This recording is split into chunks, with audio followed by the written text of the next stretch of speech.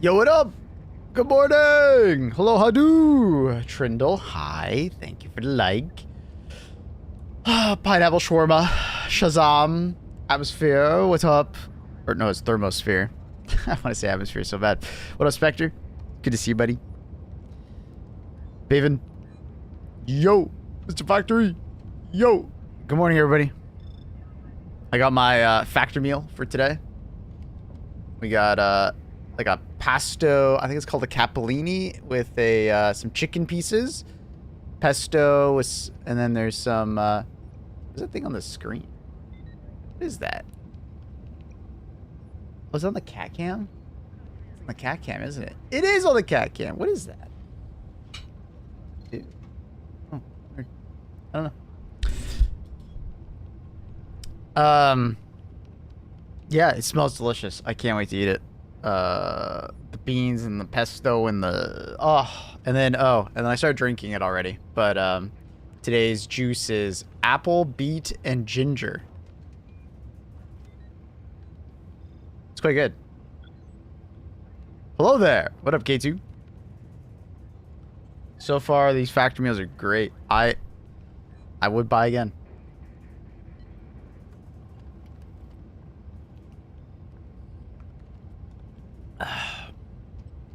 Thoughts, juice? Today's juice or yesterday's juice?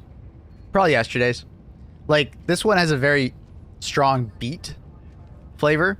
So if you don't like beets a lot, this one, because it's like, it's apple juice, beet juice, and then ginger juice, I guess. That's what it says on the back. The other one was pineapple. And the pineapple and I think it was basil went super well together. So yeah. I think yesterday's was a little bit better than this one. This one's pretty good though. Tomorrow's, I guess, is like orange and carrot. And then there's one other thing in there. Rasputin.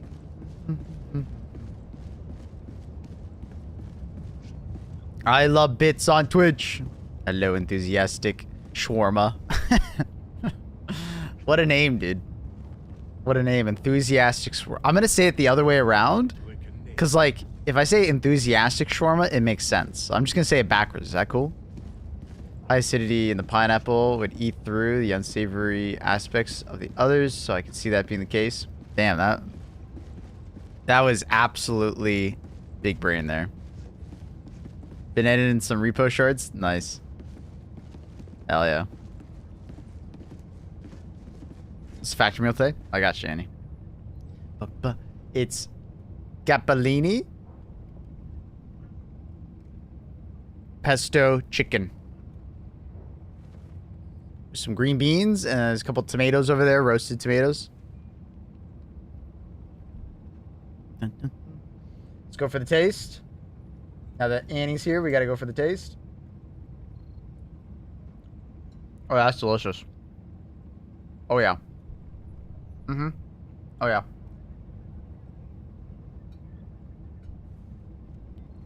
Mm. Mm.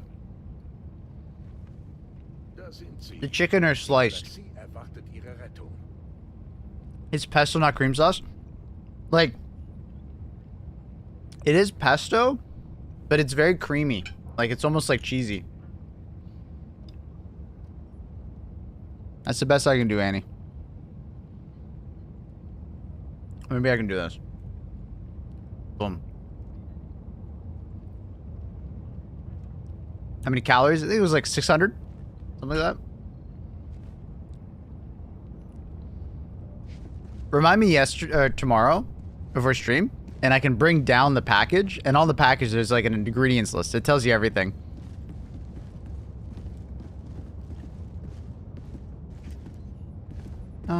Yeah.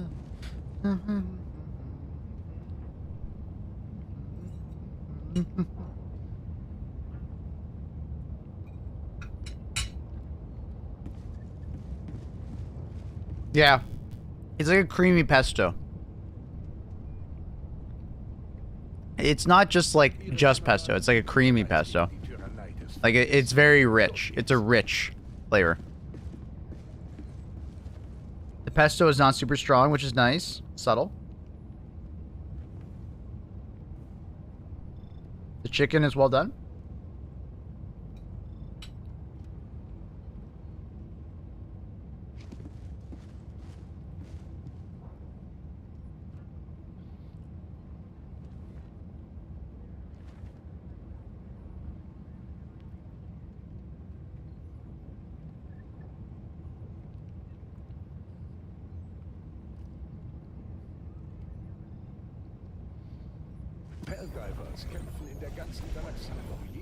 How's the war going? Esker? Okay, not doing too bad. 1 day, 12 hours. Are we predicted to win that? That's gonna be close, huh? That's gotta be close.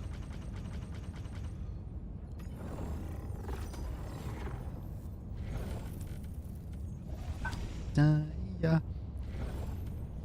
Another planet is being attacked. Dude, the automatons are just yoinking planets over here.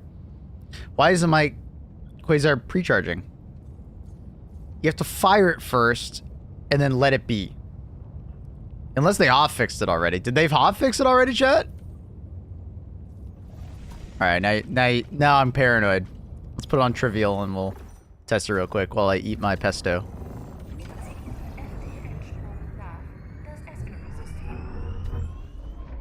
No, it's still doing it? Alright. Let's do a demonstration.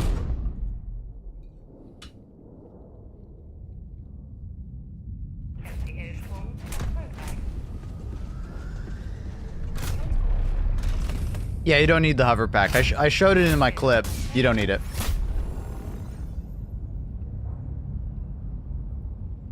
You can try making it from scratch, and you'd make a far better one, obviously.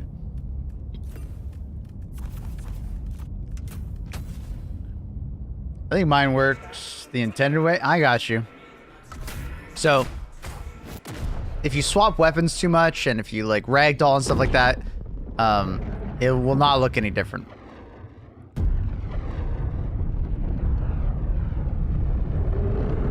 I don't really like pesto. Oh, I love pesto. I actually really like pesto. Pesto's great. I never had a creamy pesto before, so this is awesome. Ooh, that's cool. No! We live, right? Nice. Played Repo yesterday. Absolutely hilarious. I'm not surprised. Alright, so you fire the weapon. Then take your hands off the weapon. Alright, you can go shoot. You know, you can go run around, fire your fucking whatever. You know, just have a great time. Patience. Huh? Now, can you hold the Quasar out? Yes. So you can just like walk around with it. The problem comes is that once it starts pre-charging, you can't swap away from it. Right? So you got to be like sitting here with it. Right? Right? But if I swap to my primary and swap back, I break it. And then I have to fire a shot again to start the loop.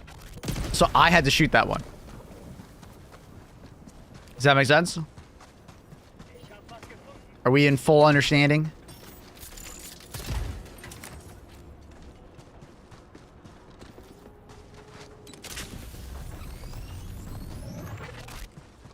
So it's like they inverted how the Quasar is supposed to work somehow, and maybe a random sign. I mean, it has something to do with the that patch note that said fix some heat-based weapons not firing or something like that. Energy-based weapons not firing. I believe it has something to do with that patch. I had never run into any of that issue. I forget what was the exact wording of it. Let's find it. I'm actually curious what the wording on it was.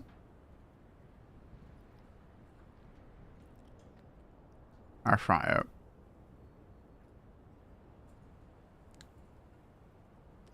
This one.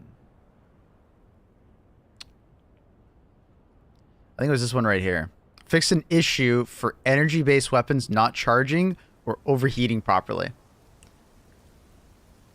That's the only thing I can think of that would, like, cause this to happen. So. Oh boy, it acidic. So, Yeah. Only 2 weapons I really use with the heat mechanic are the Talon. Yeah. And they fixed the Talon. They kind of made it a little bit better, which is cool. It's still not addressing one of the things I had, was I felt like it should be a little more accurate. I was surprised that the Talon was not more accurate, but it is what it is. It's a bit messy today. A bit messy.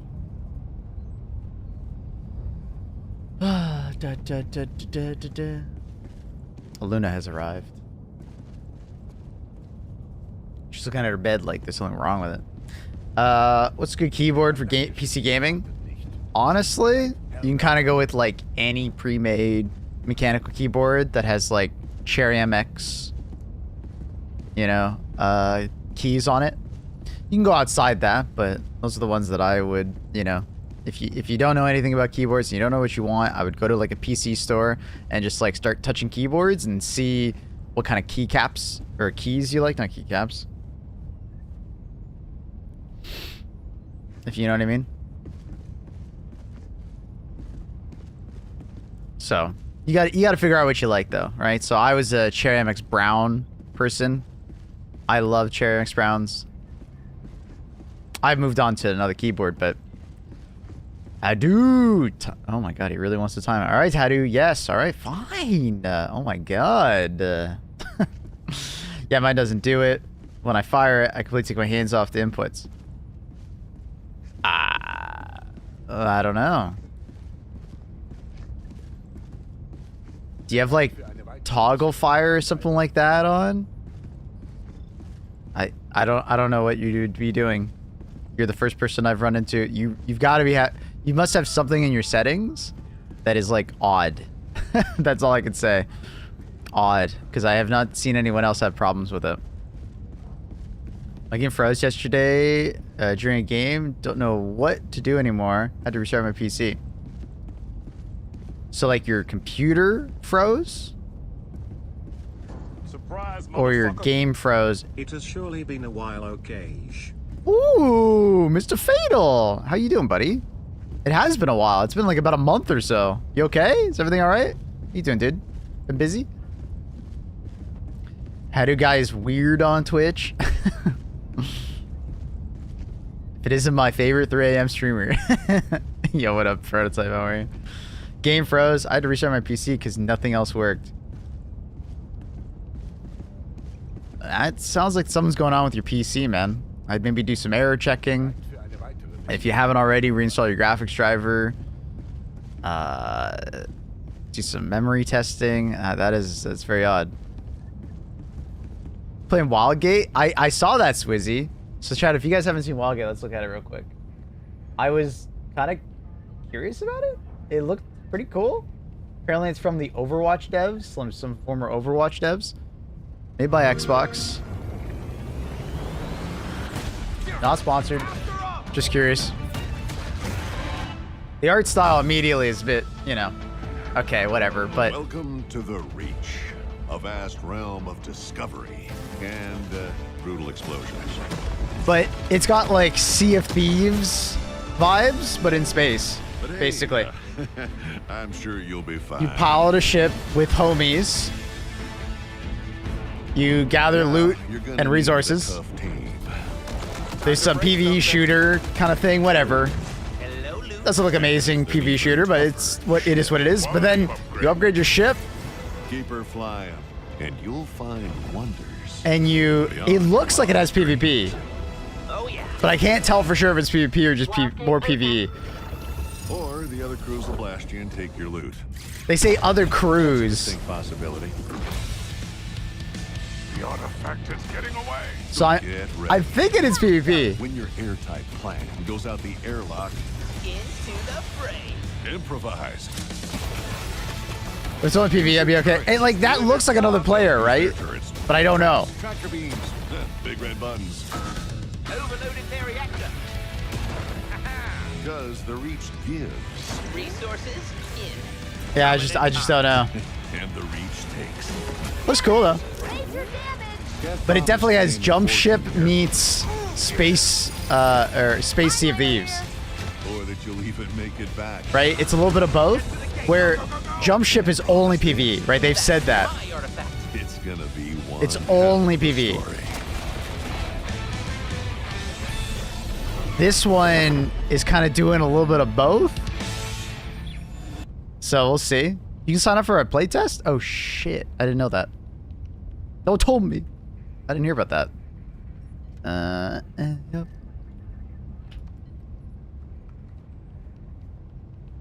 Where's this playtest? Link. Ooh. Sign up to join the community playtest. Yep. Sign up to playtest. Sign up for playtest. Chat. Wait, you can go negative months? That's funny. Chat, look away. Dude, there's... okay, I'm actually gonna take that one. Alright, don't look, chat. Actually, I'll just put in my business email. That's fine. I'll put my business email. Oh, you go.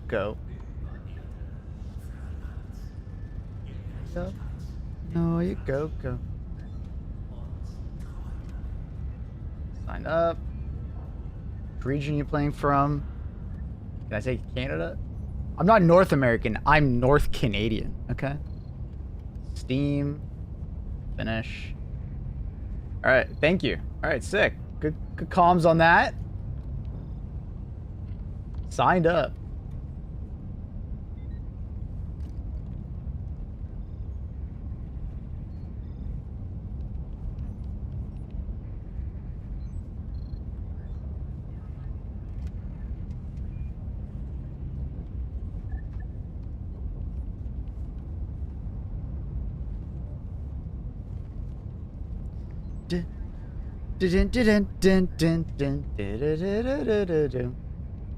That's cool. That's cool. All right, we're signed up. I'd play that, especially if it's an open test, so I can stream it. How old is Luna? 3 years old. She's 3.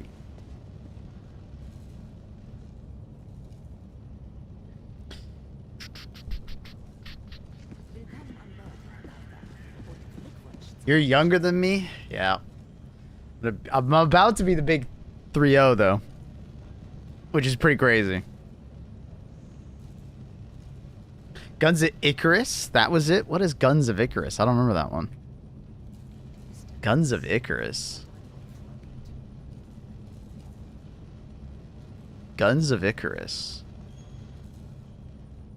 I don't remember that game. I'm assuming Icarus Alliance? Oh, I see what you're talking about here, dude. Is this story trailer? I want gameplay. Show me gameplay. Steam, you're being very slow. Yep. I see what you're talking about. I never played this game. I didn't even know it existed. Well, you know what? I think I saw this game once before. I never played it, though.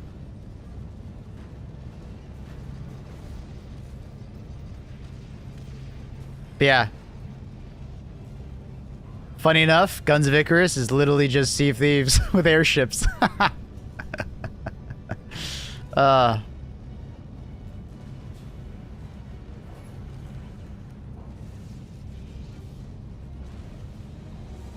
cool. That's cool. Steampunk, Sea of Thieves. No PvE elements, it was just PvP. Yeah. We got so many games that are in the same genre. It's kind of interesting. I'm surprised that they're all lining up next to each other.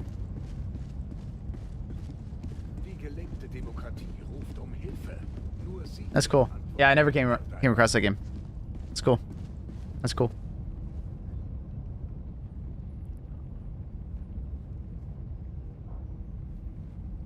I got you, Trindle.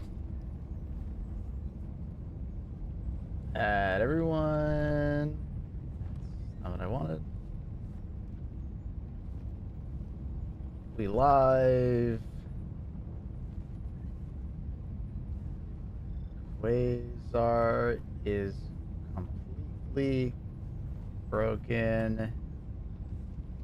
Joy before they patch it.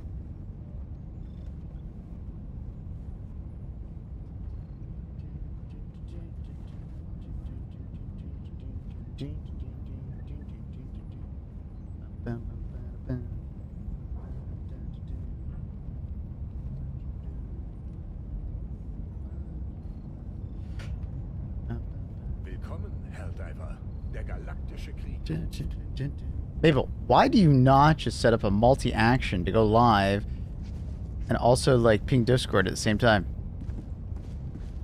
Because I've had problems in the past where like the stream is like fluttering in like connectivity and just spams the Discord, or I want to say something special for the announcement specifically. Yeah. So I don't mind doing it myself. It's on Superstar? Got you.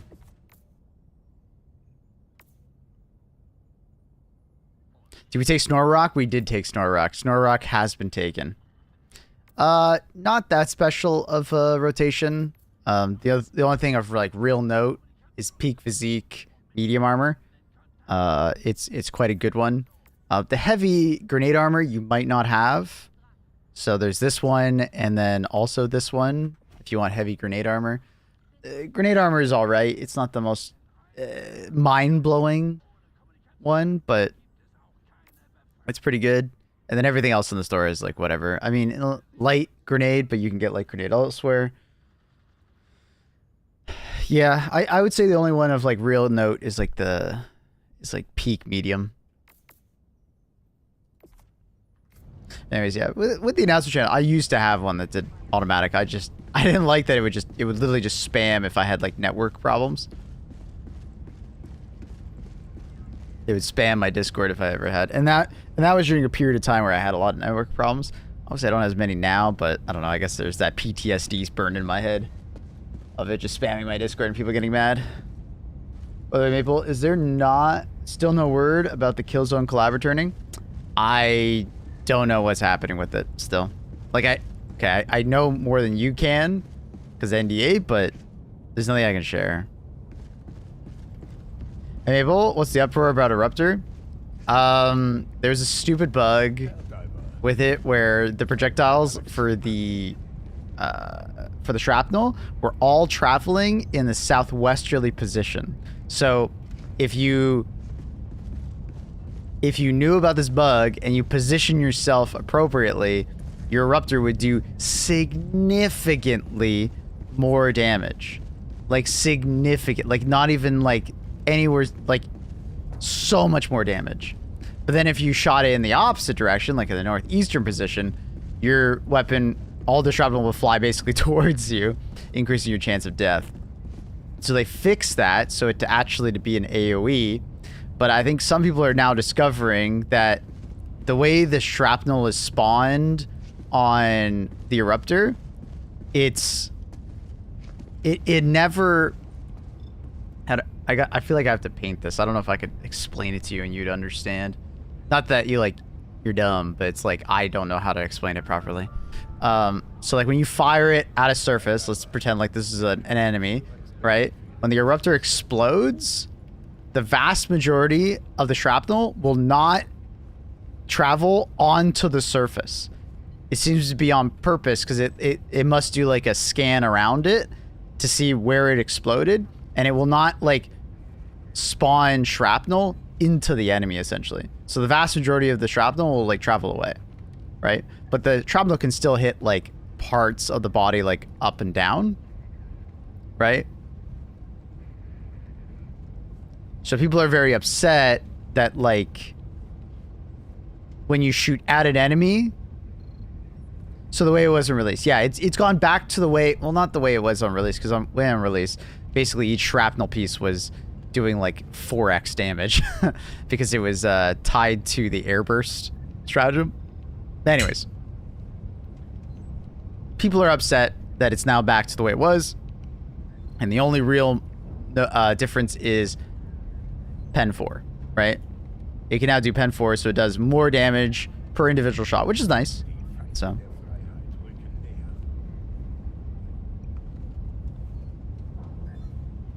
So. I think it needs 360 shrapnel. It does already do that with a small sector that doesn't hit directly back at the player, like at the frag round. Work in real life. You don't want shrapnel coming back at the shooter. Yeah, I don't know. I mean, maybe they want some shrapnel coming back at the player because it's like kind of part of the identity of Helldiver. It's the same reason why the laser guard dog doesn't stop shooting when you're in the way. I don't know if that's on purpose or not. I'm not sure. I personally think the Eruptor is great still. I think people are freaking the fuck out because they were exploiting a bug and now the bug is fixed. It doesn't feel as good, but I mean the shrapnel's still good. It's just, yeah. Yeah. I mean, I will still be saying that, like, I think the Eruptor should not be, like, heavily required to use Predator. I think at the moment, it feels too necessary to have to wear Peak Physique when using the Eruptor. And I don't like that. I'm hoping, because I've given the feedback, I hope that they at least bring the Eruptor to, like, Dominator levels of like drag. Like it could be more, but like it just has way too much right now. It feels terrible. If you don't bring P Physique, I hate it. It feels terrible. So like there are people that can use it without their armor, but man, it does not feel good. It feels like I'm fighting the weapon, and that's not a good one.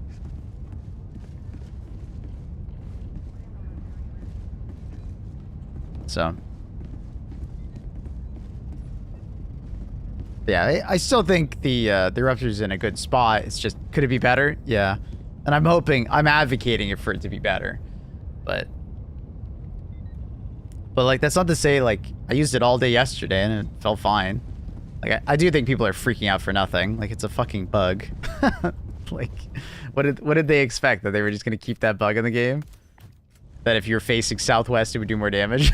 Like I don't know. Helldivers are weird, man. Any amount of power they get, if it ever gets fixed or changed, they just, even if it's like not, it doesn't make sense that they would keep it. They get freaking pissed.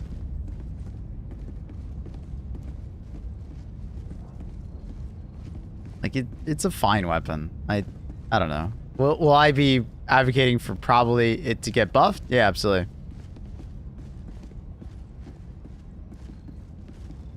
Helldiver, der Überzerstörer ist bereit für ihre nächste Mission. How does Eruptor shrapnel work?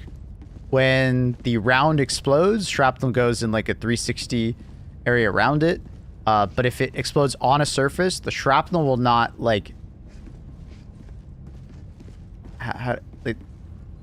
the shrapnel will not just like spawn inside the enemy, essentially, right? So it's for the use case of like you would shoot like under an enemy and then it would explode, you know, up.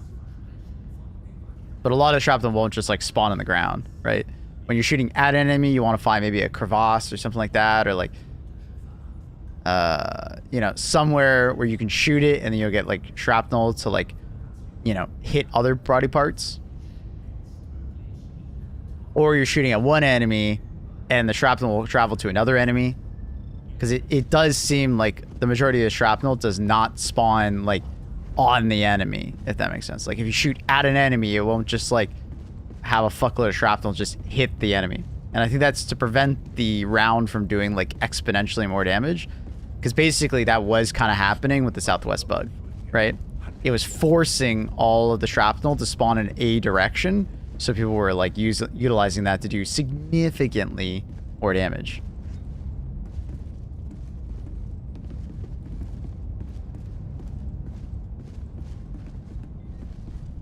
And now people are very upset that that's been fixed, but it's like, of course it was going to be fixed.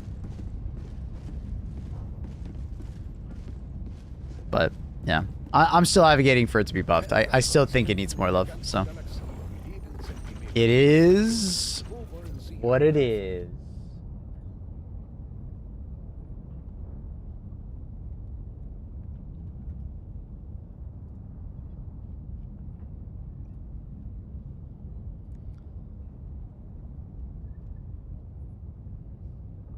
Not said, I just wish guns felt better.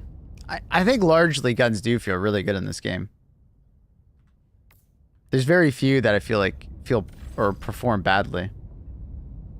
Some need more aim than others, but I think that's okay. So the projectile itself doesn't have AP4. So the projectile itself has AP4. None of the shrapnel has AP4. The explosion doesn't have AP4. Everything else outside of the main projectile has AP3. It's medium pen.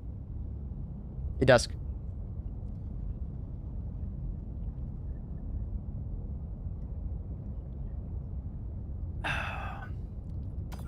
Is peak physique the same on light, medium, heavy? Yeah, the perk is the perk. The perk doesn't change. The only thing that changes between those armors is armor rating.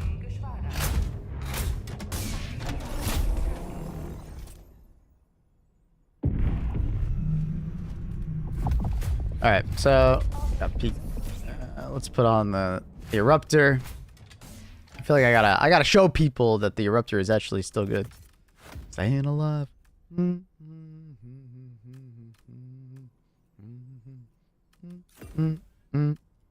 Staying alive, staying alive.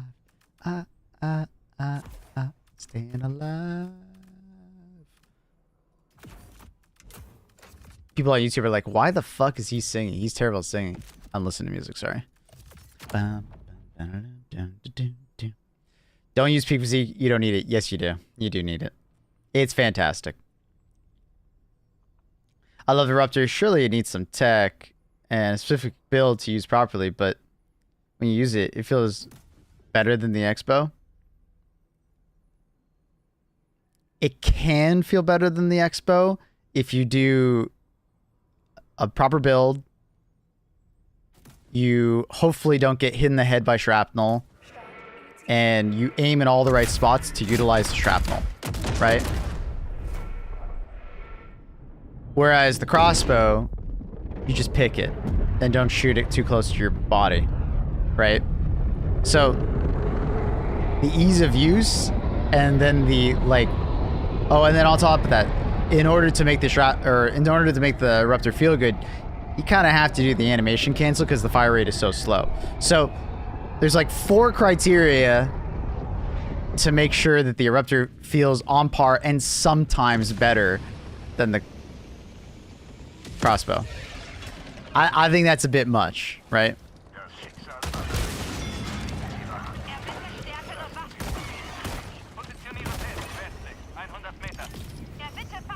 Ew, double requisition slips literally couldn't have been worse. It's kind of impressive.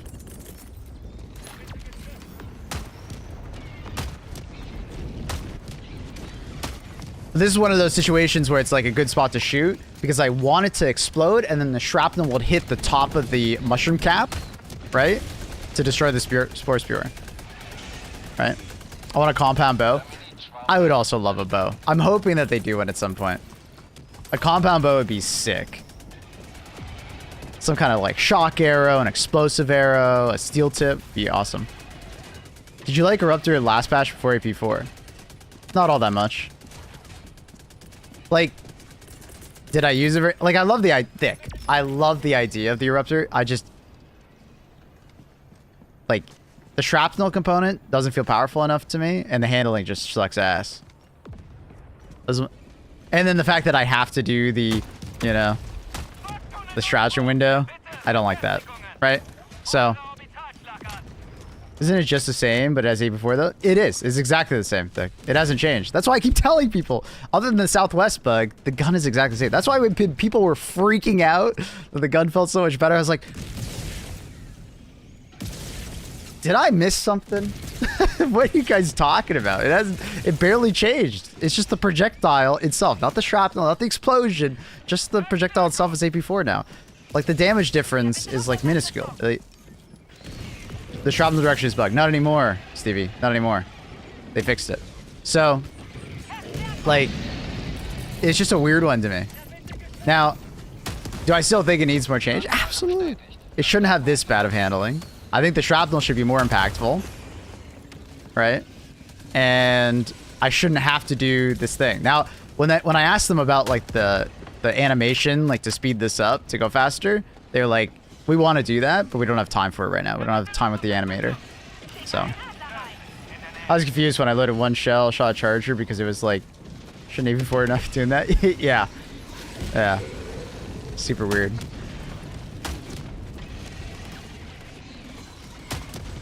I don't think the Eruptor is bad in its current state, but there is like criteria, like we just listed out. There's 4 criteria to make it like good. Peak physique is a big one. Animation canceling is a big one. Knowing where to shoot and where not to shoot is a big one, because you will get more or less damage with it depending on where you shoot.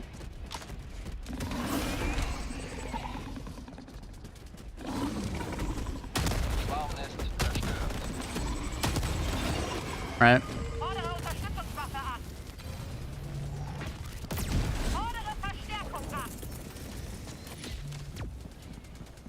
Or just missing something. I think it's just missing like more impactful shrapnel and a faster fire rate. I think that's my big one. I don't use peak physique because I like how it feels bulky. I don't like using it without it. It feels really bad to me.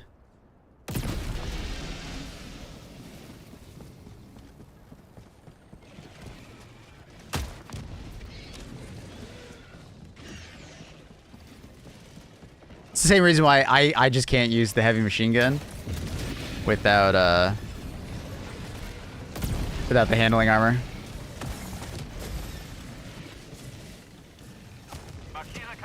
Animation cancel shouldn't be a criteria. I know. Oh, I agree. When I asked them to like, obviously I want the animation cancel not be a thing. I think it's like I like animation cancels in games when they're like that much impactful. You know what I mean? They're like a reload cancel in a video game. Totally fine, right? I don't think anyone would bat an eye if you like slightly reload faster. Like the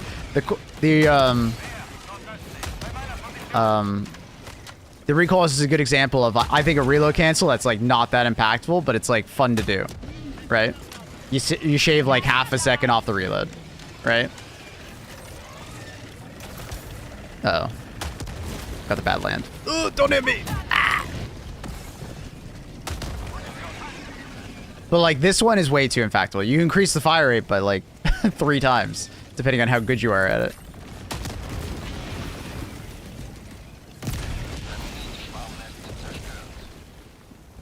Right? I don't mind animation cancel. It just can't be this impactful. So, but I asked them, I was like, hey, can we just like increase the fire rate? Because it wouldn't be such a big deal if like, let's say the Eruptor just went to like a faster firing version as it currently does. They don't touch the damage. They just make it faster fire. And then they give it like a bigger magazine and like a little bit extra ammunition. So it goes, I guess, more in parity with like crossbow. Right? Fuck. Did a 360 on me.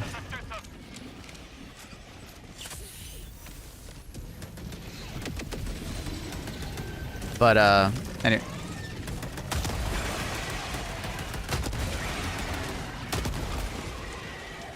They kind of need to pick a direction, though. They need to either make it more impactful per shot and slow the fire rate, or go to faster fire rate.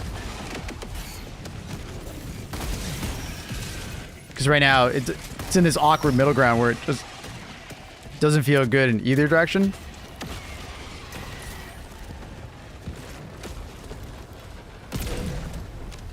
Was that not the spot? I think I was a little too low. A little bit higher.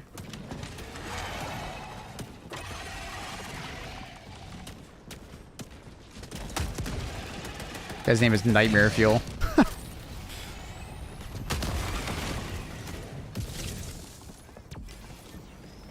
New jetpack? Yeah. It's hoverback. It's great. Highly recommend.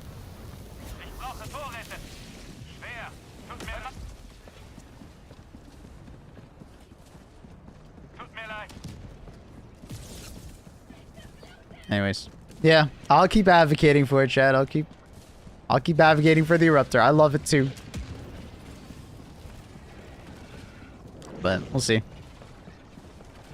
Maple using exploits, shake my head. I feel so bad for the bugs because I'm exploiting.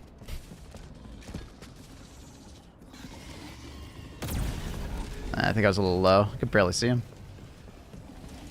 Quasar bug feels amazing. Enjoy it while it lasts. Because it's OP. The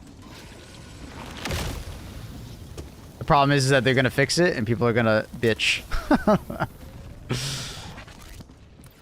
I've seen the future. I've looked into my crystal ball. Reddit will be angry. That's the question.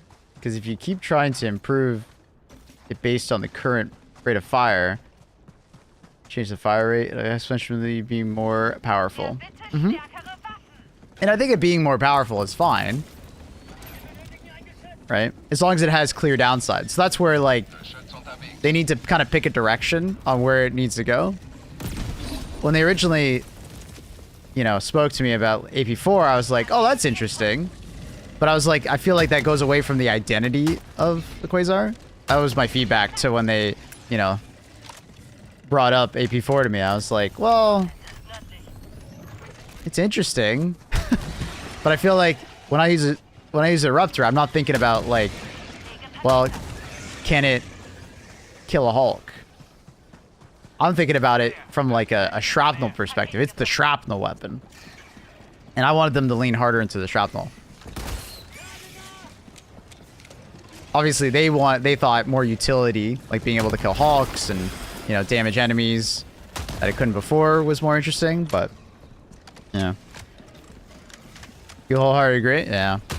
I advocated for it. I gave him a proper, like, multi-paragraph response on, like, I think going in the direction of more explosive, either making it more consistent and going explosive damage, but I felt like going explosive damage would make it too much like the crossbow, so I was like, all right, if you want to keep it distant from the crossbow, you go for more shrapnel.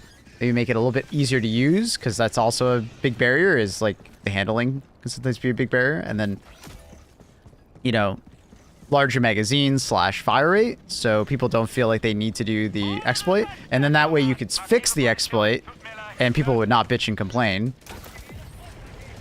So, I don't know. We'll see. It's a hotly debated weapon because it's had a very turbulent existence. The fantasy is a travel. I agree. Yeah. And that's where I think they should lean into. So if they want to keep the handling the way it is, if they want to keep the fire rate the way it is, fix the thing. Like, I've seen you say it before, Thick, and I agree. Just buff the shrapnel basically to what it was at launch. It doesn't have to be exactly 1-to-1, but, like, it needs to be buffed up, right? Then you can fix the fire rate, like, bug, so that it's not brokenly overpowered. Like, because the last thing we need is, you know, to go back to the original damage, and then all of a sudden the fire rate is still crazy OP. Dude,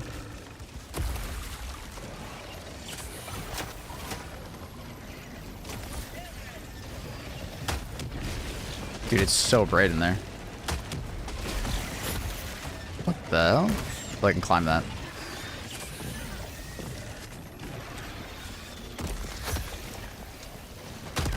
Oh, the shrapnel! Oh, I'm out of ammo. Oh, thought I had like 2 more rounds.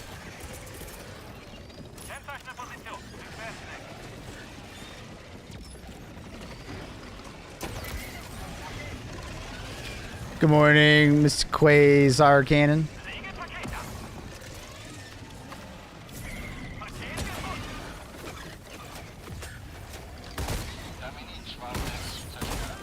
So, yeah. A couple different ways they can go in. I wonder which one they will choose.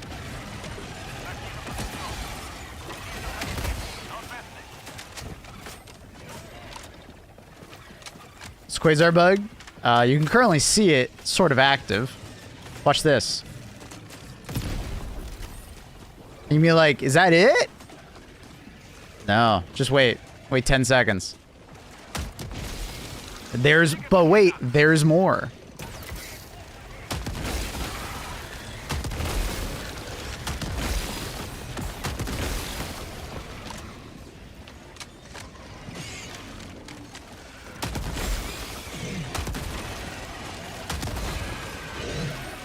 Oh.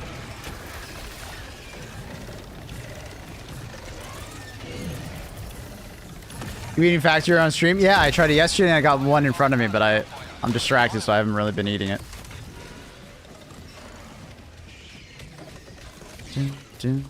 Recharge! Jetpack! Recharge! Recharge! Alright, we're good.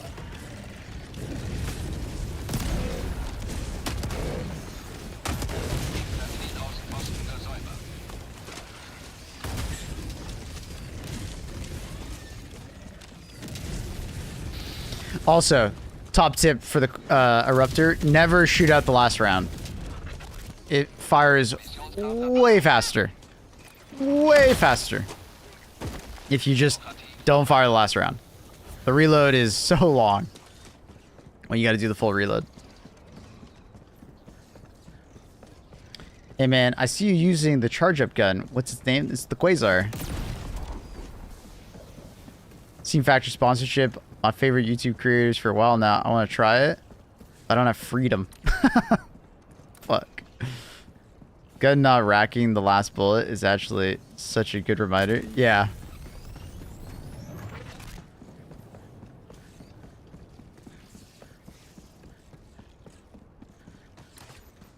Yeah.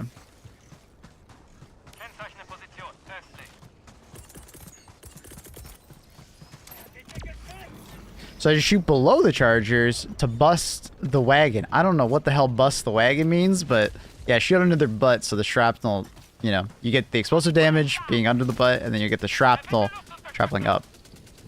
You ever played Overwatch? It's kind of like Hanzo's, like, scatter arrow.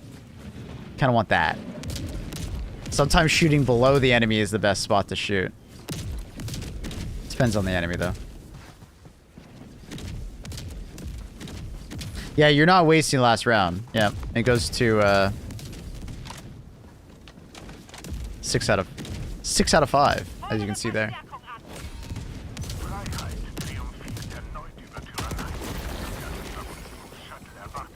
The god rays, dude. Godly rays.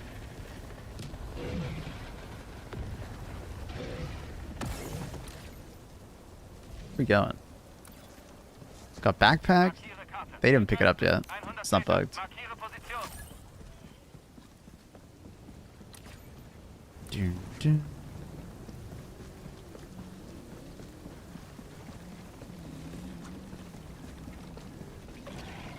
This planet is like one of the only two where I'm like, dude, I feel like they need to improve the vision a little bit on this planet.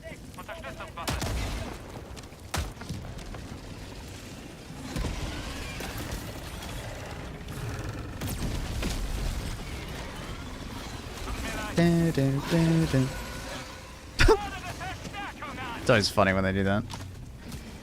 You play in German, why? It's my German heritage, I guess. Nah, I just have it's a channel point redeem on Twitch. I missed? No, I got him. Channel point redeem. You can spend channel points to swap the language. I just tend to have a lot of Deutsch speaking viewers that seem to like the German.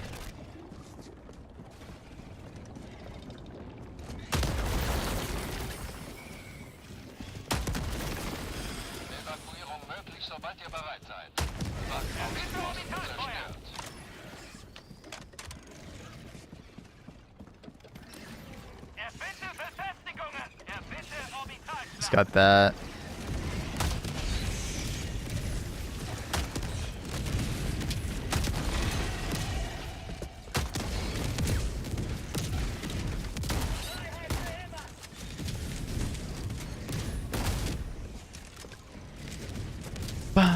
But yeah, today is pesto pasta with chicken. It's like a creamy pesto, and it's like some string beans. It's great.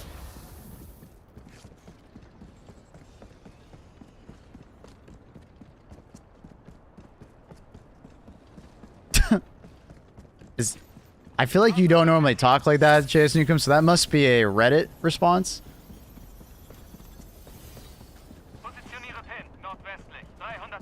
That must be a Reddit. That's gotta be.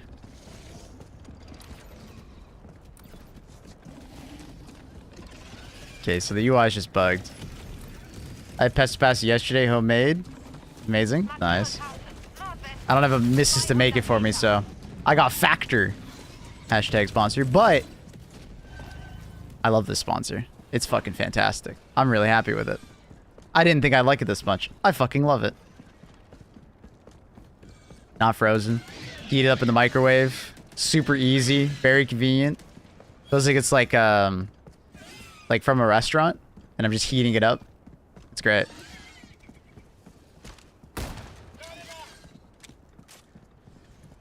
Deliver it to you. The convenience is off the hook. Try the pesto salmon. I have the pesto salmon. I have not tried it yet. I have it though. We'll be trying it maybe later this week. I didn't feel like salmon today, so I went for the pesto chicken. I don't think Factory exists in it. Yeah, I'm not sure where it exists and where it doesn't. Technically, this promotional thing is mostly for the US. But there is Factor in Canada. Just under a different name. Slightly different name. Let's deal with the Quasar. It is auto-loading and holding the charge on your back. It's busted. If you want to see me like explain it fully, that's my short Quasar.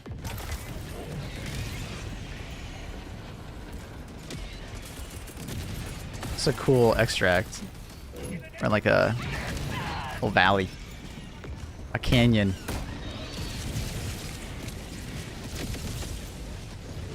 Did you know that if you have Amazon Prime subscription... Okay. Dude, Trindle, you're an absolute paid viewer. Thanks, man. It's very kind.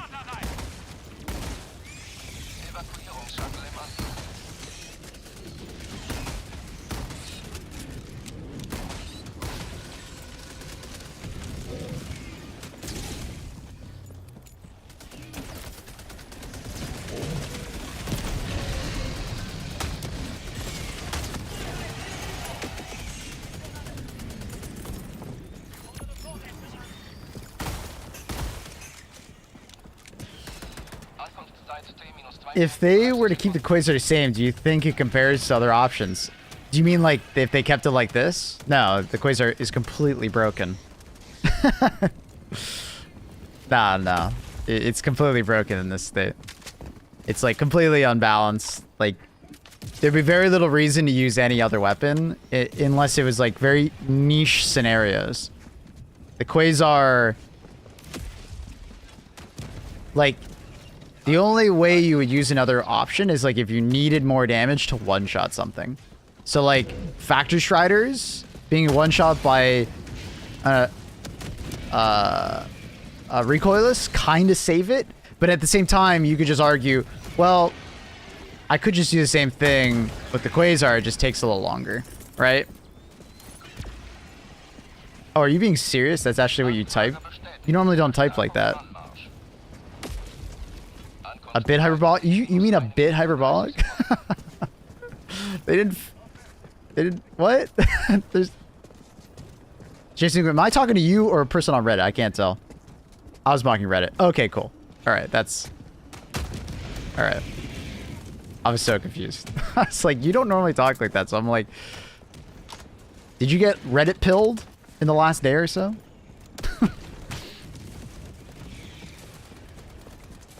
When are we gonna get the Factory Strider on bugs? I don't know. But like, if let's say the devs wanted to add a mode to the Quasar that did this, they'd probably have to do some crazy stuff. They'd have to like increase the cooldown rate on the Quasar by quite a bit.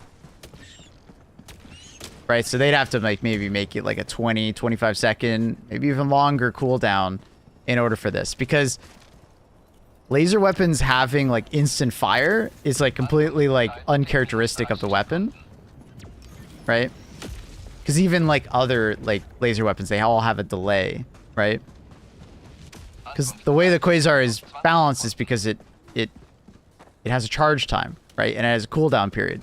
That's what makes it balanced. But if you remove one of the biggest ones, which is the charge time, which is not that long. Makes it pretty fucking OP. Hier ist Pelikan 1. Ich kann die Evakuierungszone sehen. Pelikan 1 macht sich zur Landung bereit. I agree with the Reddit complainers on the shrapnel. I don't think Arrowhead understood what the root cause was. So, what are the Reddit complainers saying then, Jason Newcomb?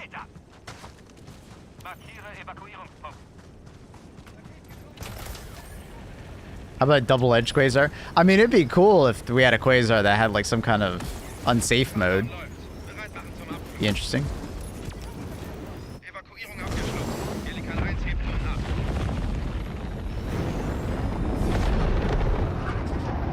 ab. Good question, Arrowhead. Where's the Quasar armor? I don't know. I wish I could tell you.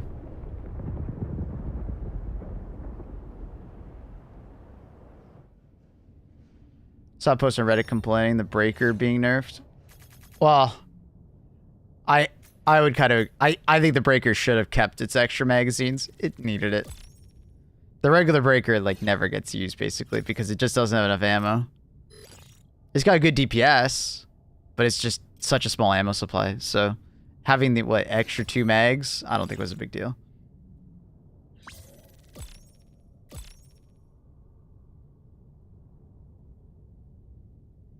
Double-edged Quasar should like blow you back in the backdraft of I have thought about like an anti-tank weapon that had like crazy recoil that every time you shoot it you ragdoll. I'm surprised they haven't done that yet with a ragdoll system like they do. Every time you shoot it, you get knocked off your feet, so you have to fire it prone or else you just get knocked on your feet. Like you can't even do it crouched. You have to do it prone. Maybe you could do it crouched if you had like heavy armor on or something.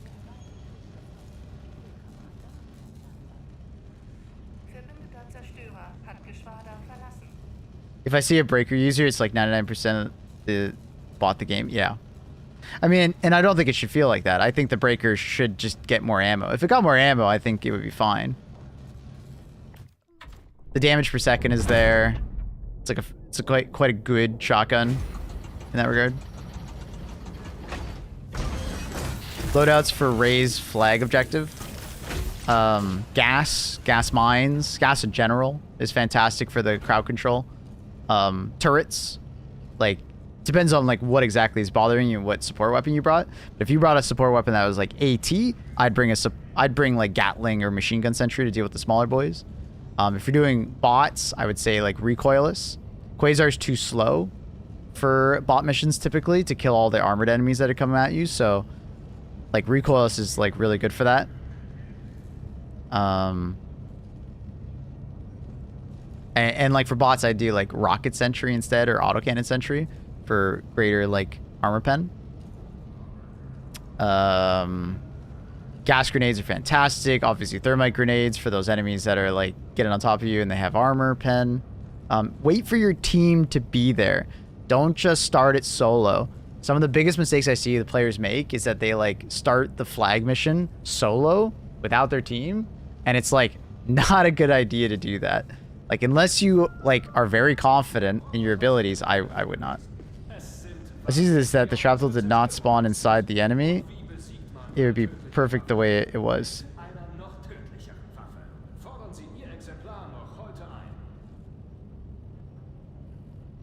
Okay, I'm gonna extrapolate. I don't actually know exactly what you meant by that, but what I think you mean is like this is a top-down view of you shooting the eruptor. You fire it and it just fires like in a shotgun spread. Is that what you're saying?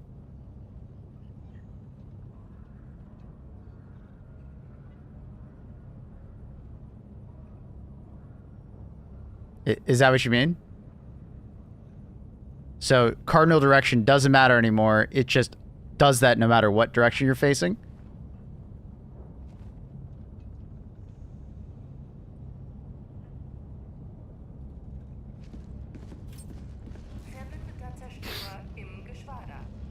I'll eat my pesto pasta while you talk.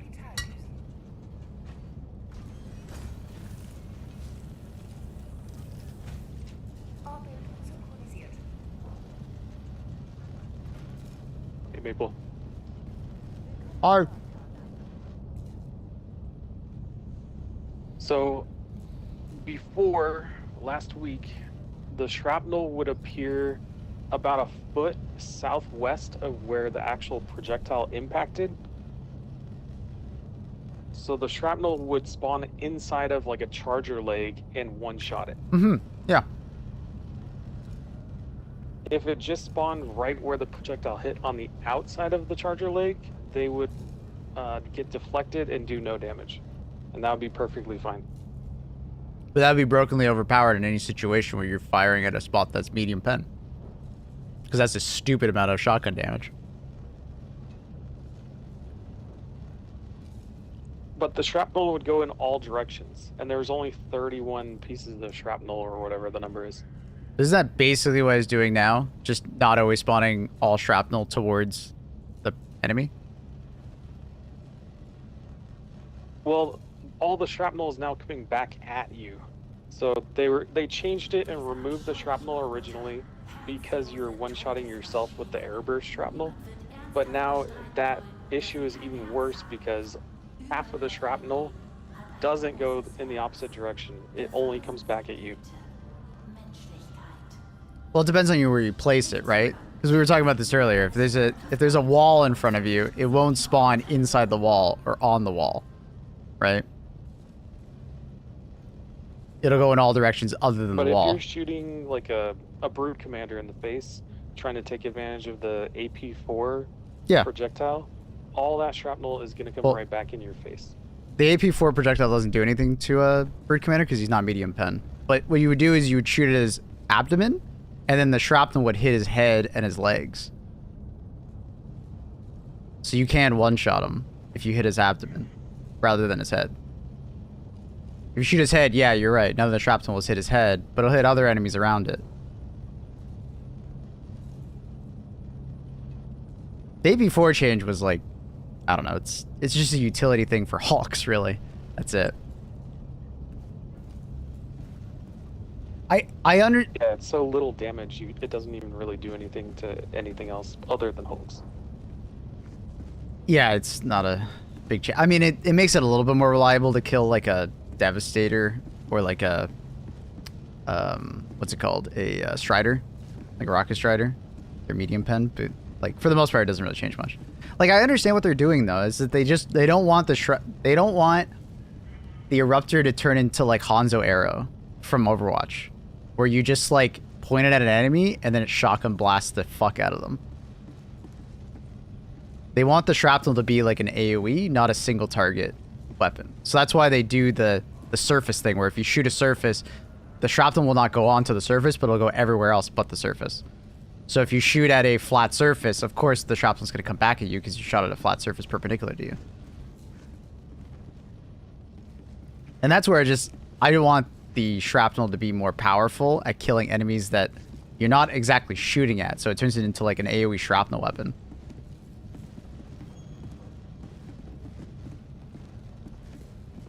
You know?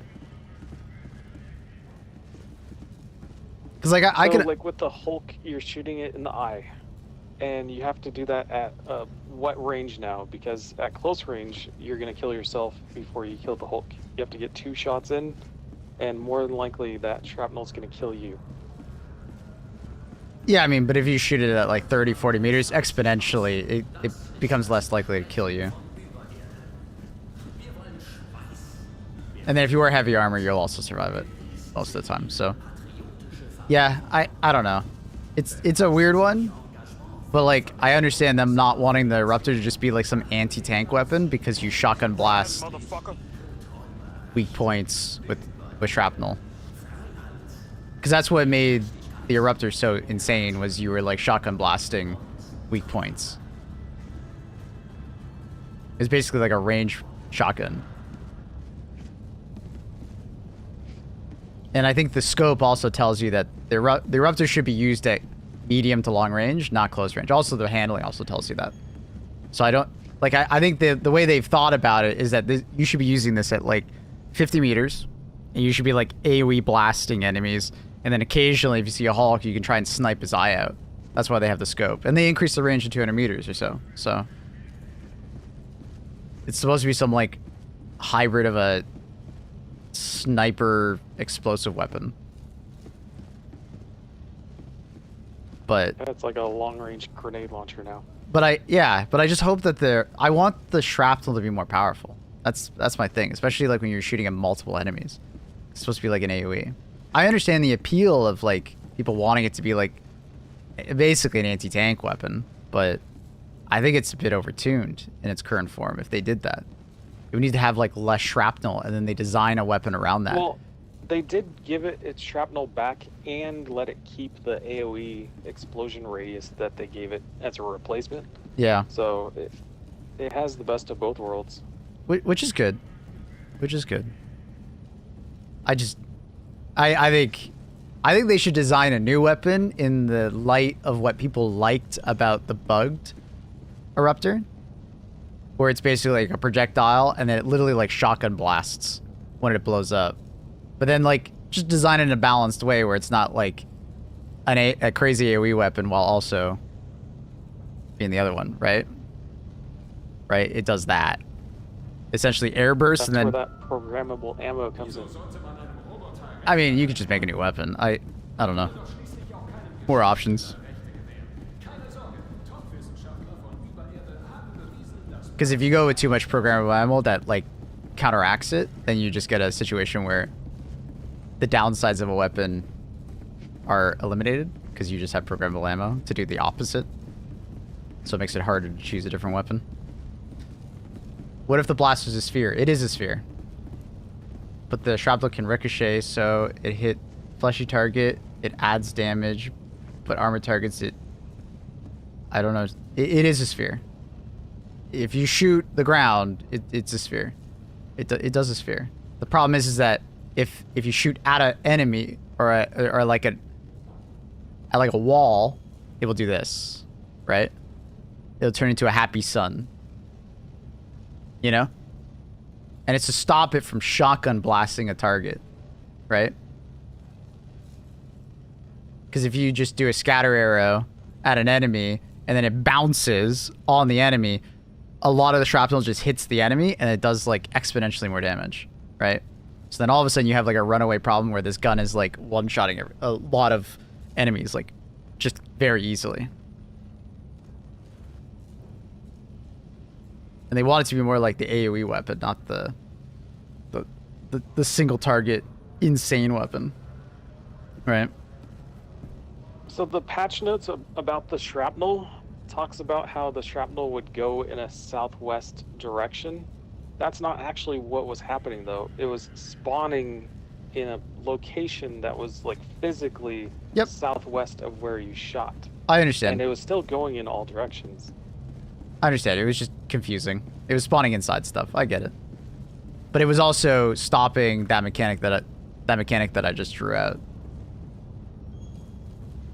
Which is what kind of balanced the weapon from one-shotting shit. I'll have to test if it's good at killing the medium and larger non-AP4 bugs.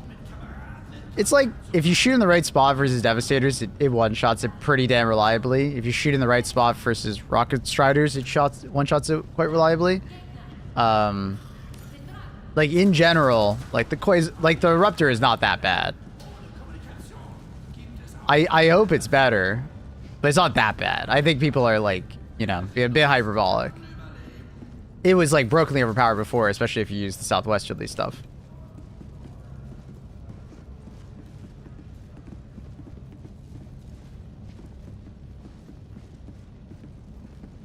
Can't they just make it a proximity detonated so a bit goes in and a bit goes around? They'd have to make it pretty, like, far, so it's not just shotgunning. Yeah, Southwest Eruptor was stronger than Launch Eruptor. Because Launch Eruptor, you could one-shot a charger's butt, but it was not easy. You had to do, like, some proper fucking trigonometry and, like, make sure the butt of the charger was close to the ground and then, like, shoot underneath the ground and then... Because, like, you wanted to avoid this from happening because you couldn't just shoot at the charger's butt, right? That was what stopped it from one-shotting a charger's butt. So you had to shoot somewhere else, usually the ground, underneath it, so then it would shotgun up, right? And I think that's okay because at least you have to do some trigonometry to like get that to happen, right? Because you couldn't just shoot straight at the butt.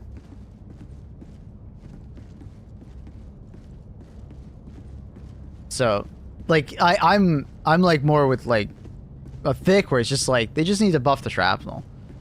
I think a lot of people would just be quite happy if they just buff the shrapnel up closer to it launches. Maybe you don't go all the way to launch, but like you just go closer to launch, you know, and then eventually fix the fire rate exploit.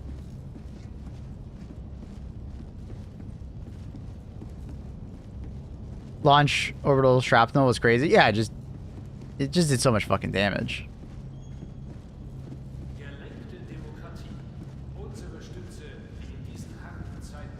Buff shrapnel and all teammates will hate me. And they should revert the AP4. No, the AP4 is fine. It can stay. It's niche. It's a niche little thing on the weapon.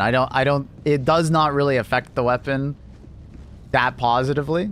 The weapon largely feels very similar. But the fire rate exploit is so satisfying. Well, what they would do is they would buff up the fire rate, so like make the racking of the shot in between every shot faster, so you wouldn't miss it that much, right? Does that make sense, Blondie?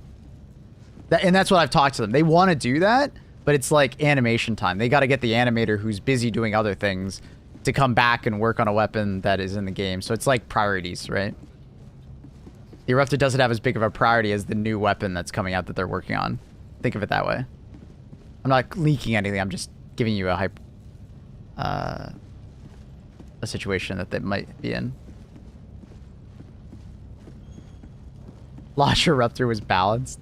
I think now it's way more balanced than it was back then. I mean, back then we had no other weapons that were like doing that same thing. No other weapons that could blow up a bug hole. Like, it was disgusting compared to everything else. But now that everything's been like buffed up a lot, it's a lot closer. So Launch Eruptor would actually fit in pretty well amongst everything.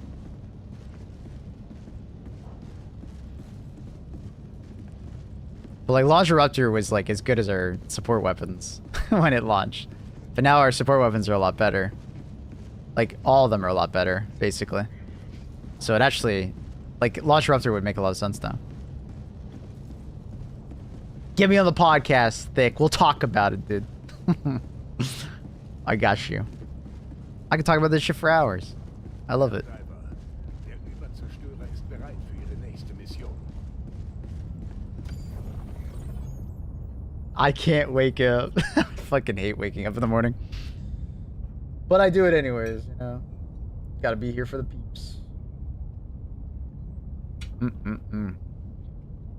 Which factor meal have you tried so far, bud? Tried two. I forget which ones they were. One was like chicken and green beans with red peppers. Okay. It was all right. It had potatoes and leeks, like mashed potatoes. Ooh. I haven't tried that one. I had the chili bowl yesterday. I was a big fan. The chili bowl with like, I think it was sweet potato and corn salad. I was very much enjoying that. I think Launch Eruptor only got like 12 kills when a small bots, hundreds of pouncers, warriors.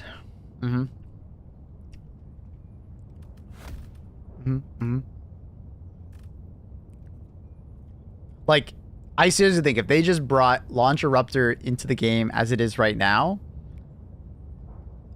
it would be probably the best overall primary weapon. If you did some caveats, right? Obviously, like the fire rate thing and armor, peak physique, and you knew where to shoot, it would probably be the best weapon.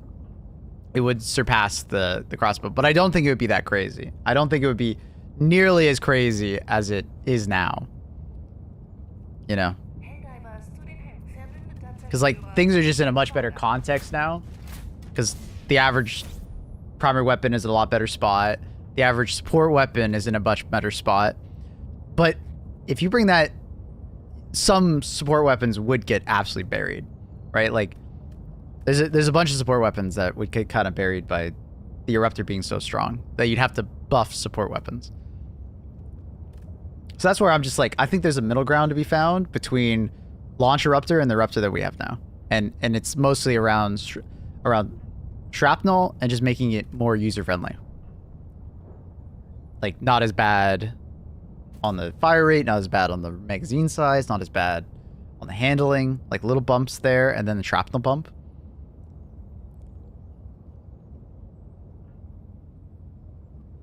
There's also the first nerf when they nerfed the explosion radius and was, like, noticeably killing stuff like groups, small bots less. It was still great. Mm-hmm. Because, like, I would remove the explosive damage almost and just give me the, like, more shrapnel. I would, like, pivot away from the explosive damage. The explosive damage is nice because it, like, gives more reliability. But I think it's... You're still stepping on the toes of the crossbow, and I would rather it just be in a completely different class.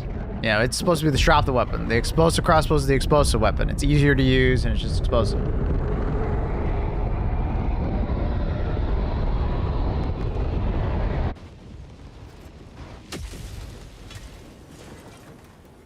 So, yeah, they just gotta keep tuning it. Gotta find that sweet spot. With that being said, I seriously don't think that the Eruptor is that bad in its current state. It's just not S tier where we want it to be.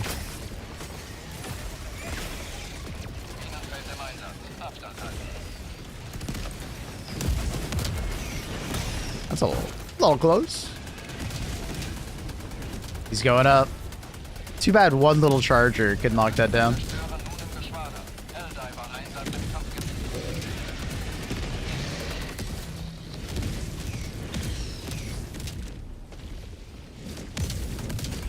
Eruptor should be really dangerous for your teammates, and that's why I remember it anyways. I mean, it probably should be. I think it's kind of fair that it's dangerous to you and your teammates, right? Like, people are always saying, like, but it could kill you, but it's like, I don't think it's like, it's still got a giant-ass scope on it. I don't think it's intended to be used in close range. But if you can, it's just, you're risking it, right? Is a normal railgun worth up locking for a new player? It's good, especially if you got a good hand and you're good at, like, charging it up, because there's an unsafe mode on it. It is quite good. What are you playing against? It's particularly good against bots. It has its moments versus bugs. Not an amazing killer of chargers, but it can do it. It's really good against, like, bird commanders, spewers if you have good aim, aiming at their head, and ball titans. You can 3-tap them or 2-tap them if you're an absolute god. Yeah, it doesn't have a great sight. Raptor was only dangerous for my teammates because they shot the literal warrior 2 feet from me.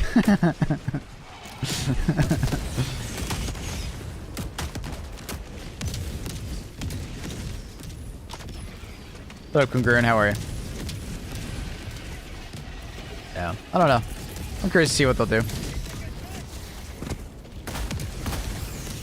The impression I got, though, is that they're not going to do any, like, more, like, big balance sweeps in the next little bit. I think they want to see where things lie. But you never know. That's just the impression I got.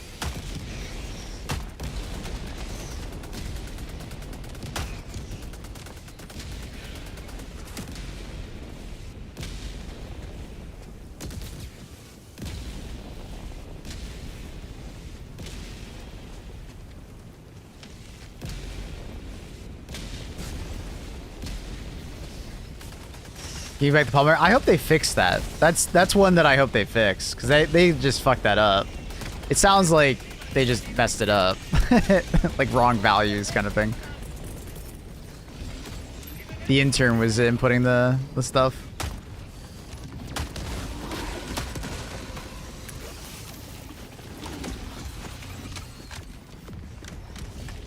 So basically, Maple, you want it to be an airburst weapon. No, I never said that once. I want it to be a fragmentation sniper.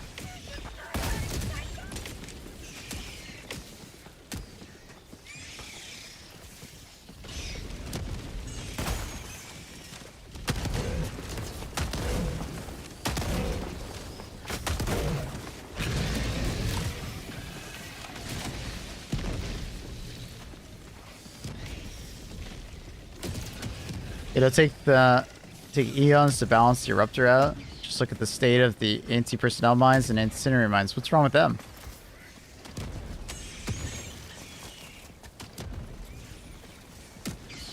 Anti-personnel and sin mines would be balanced by detonate mines. I do love the combo that people do is where they throw that in sin mines or anti-personnel mines and they throw like a cluster on top of them. I love that strategy. I think they're very fun. So no proximity det? No, I wouldn't do proximity det. If anything, proximity det would ruin the weapon because you wouldn't be able to accurately place the shot. Because the proximity det would get in your way.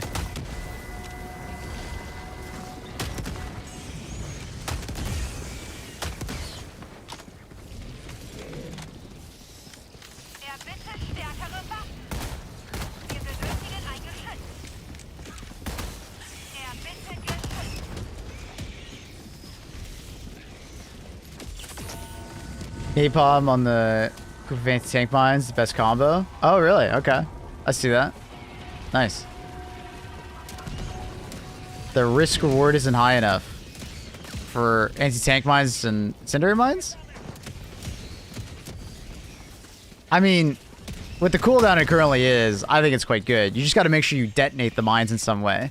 Like what me and Thick are talking about. Because the problem with anti-personnel and incendiary mines is that they're incredibly deadly to your teammates. Right? And they're very well hidden. So you don't, if you don't detonate them or use them up, the risk is not worth it, I agree. But like anti-personnel and incendiary mines are good, it's just...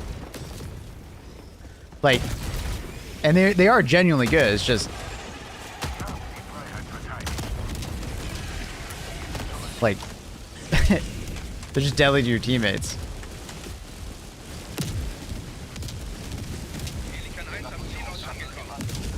Yo, Glazing Asian.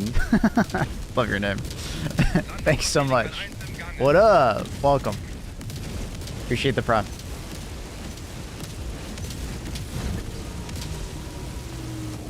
You can quick play in this game, Green.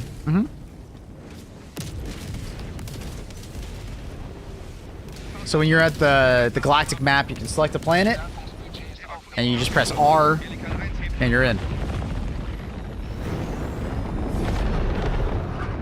Good looks. No, you're good looking.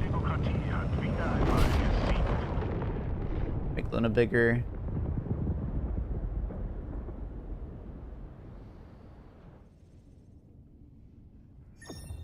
Oh.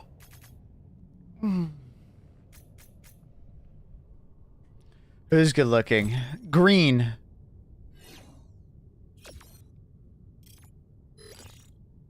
No, you're breathtaking.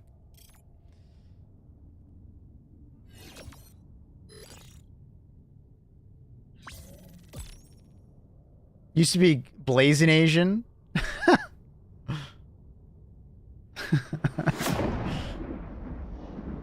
Here, read this, please. My friend drama. All right. Did you send me something I need to read?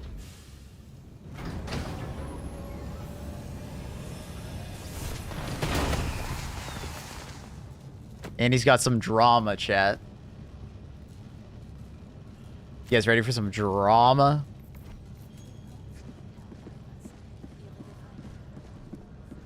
There still needs to be a buff to incendiary mines and personnel mines. They still set each other off very often, and is lame on bots. If it's on flat ground, they won't. But if the ground is not flat, it will, and that will always happen. It happens with AT mines. It happens with gas mines. I don't think they can stop that necessarily, and that's okay.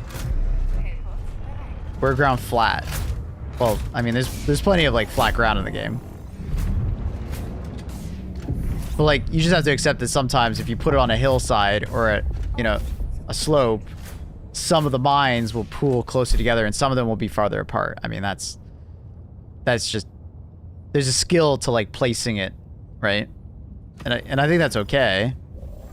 Because it can come into your favor. Sometimes you want all the mines to be clustered together, right? In a pass or something like that, so do lots of damage to like larger enemies. Because like anti-personnel mines, for instance, can kill a charger if you get enough near the butt.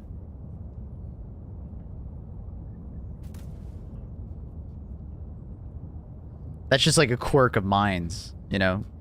I'm sure you've seen it where they're all plastered on a wall, right? That's just how that kind of works. I don't think they'll ever not blow each other up, because that's just a mechanic in the game. Just like with turrets, placement is very important. Finding a good spot. So just haphazardly throwing mines out, same kind of situation.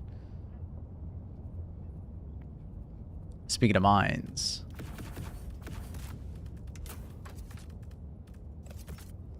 Bindees. Actually, no. We're not gonna take the anti-tank. We're just gonna take Quasar. That way I'm not completely useless. Send. Financially, you want me to contribute, and I have been contributing more than I think I should have.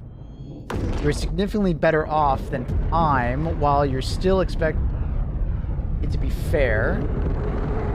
You never get me presents and think travel TGT is considered a gift. I do not agree, but I choose to compromise and chip in a lot every time. You think helping on chores or staying home is more valuable than presents, but from what I see, you just don't spend effort or a single penny on me unless you spend it to TGT, the travel. Travel together. Oh, okay. They just don't want to type out together. Yeah, it's such a long word. Crazy long word. I agree. I would never type that. What do you think? Context, Annie. This is one of those left turn. You know what I mean?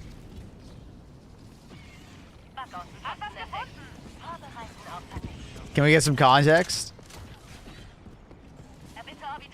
My friend's girlfriend.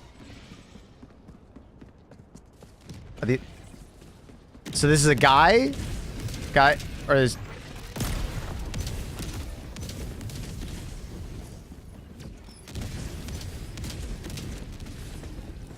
I agree, but a bad turret placement will do nothing. A bad mine placement will cost you reinforcements. A bad turret placement will cause you reinforcements as well. I beg to differ on that one. Yeah, my guy friend. Okay. So she's basically demanding money be spent on her, right? Is that what I'm getting with this drama? Annie? Would you say that is a fair assessment?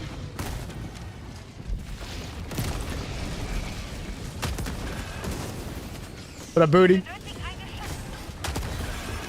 Because if that's the case, and if she's just basically demanding, you know, more money be spent on her, like gift-wise, that's a no-go.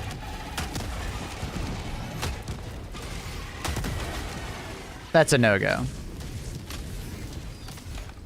That's yeah. That's well, you know, you got to be earning some money for yourself, or, you know, compromising, right?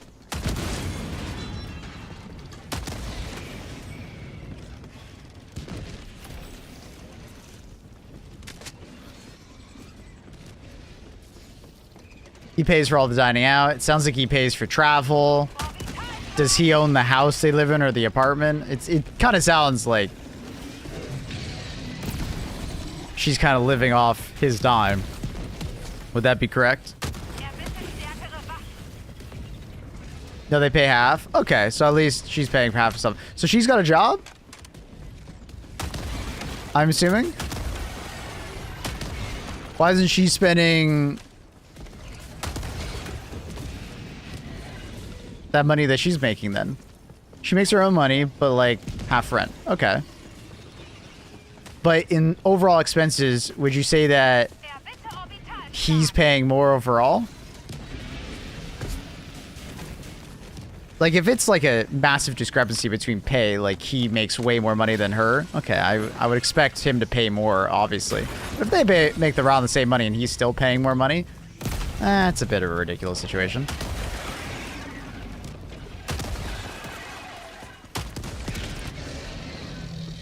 Rupture is nerfed again? I don't know what that means. That's a loaded question. The eruptor is fixed. Yes. But nerfed? Did you just get off Reddit? It's a bit of a loaded one right there.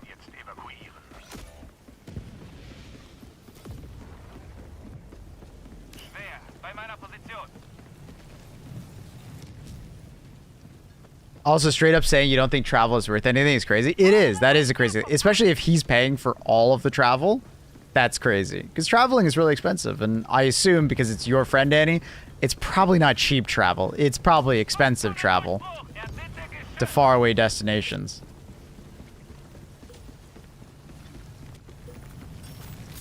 This poll will be a little bit biased because I think the vast majority of this poll will be men. Good night, Thick. Thanks for coming by and talking with me about it. I would love to talk about it in the future, buddy. I could talk to you for hours, bud.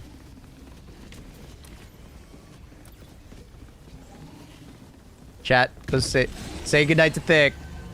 Go subscribe to him. He's great. Good night, Thick.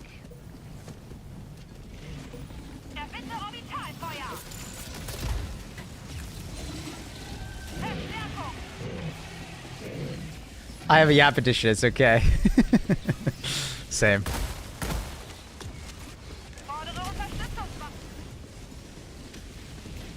Someone's dead body is here. Whose dead body is this? What's a yoink? That's mine. Okay, okay. I haven't even thrown any mines yet. I haven't felt like I needed it. Where's this bug breach over there?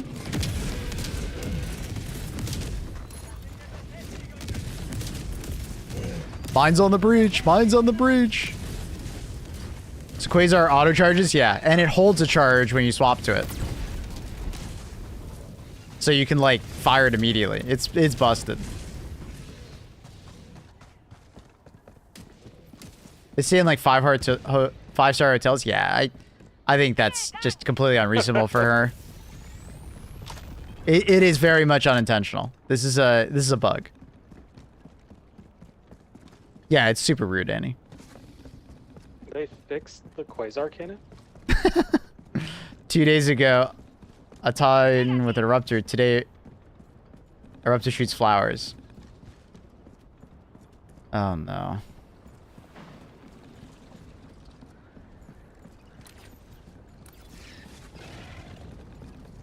These are some very potent flowers.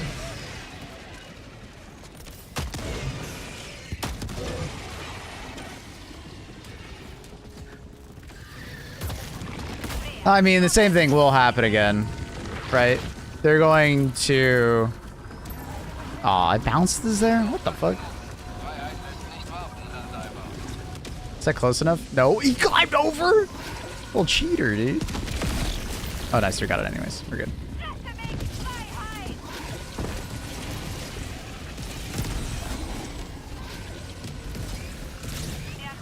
Eruptor drama? Yeah, I'm not gonna get baited into it. Take it to Reddit. I recommend talking about it there.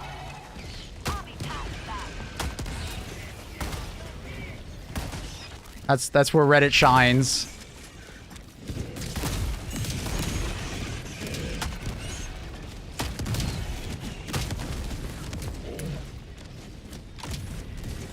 What's the new Eruptor drama? I'd rather not get into it because even me explaining it will just cause a lot of people to want to talk about it.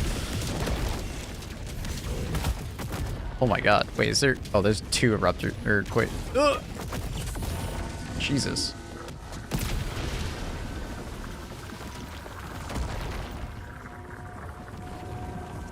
Yeah, just don't, yeah. Yeah. Should I take my transgressions against mines to Reddit as well? No, you're fine. I can understand where you're coming from, but, you know, I got some counterpoints.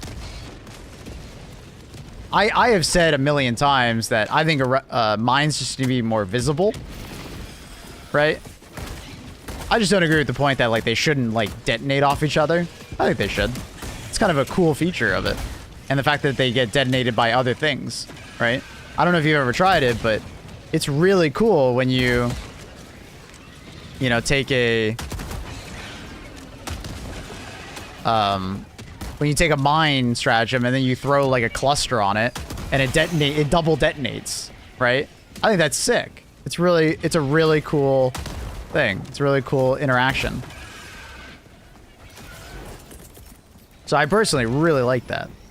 So I think like stopping them from detonating each other would suck. And you would essentially have to stop them from detonating to solve the issue that you have with it, right? Because at the end of the day, ground isn't flat, and there are surfaces and stuff that sometimes the mines are going to stick to.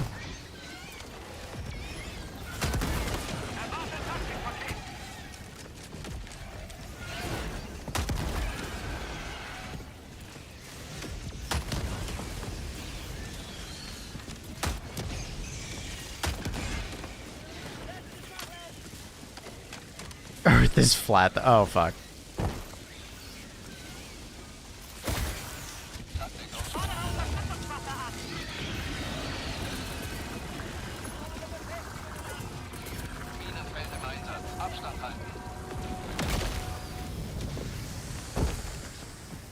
Is this game like COD Zombies, or is it like hard to learn? Bug? I think they're all the bugs home. Oh, no, we missed one. It was 13 out of 14. We can go back in.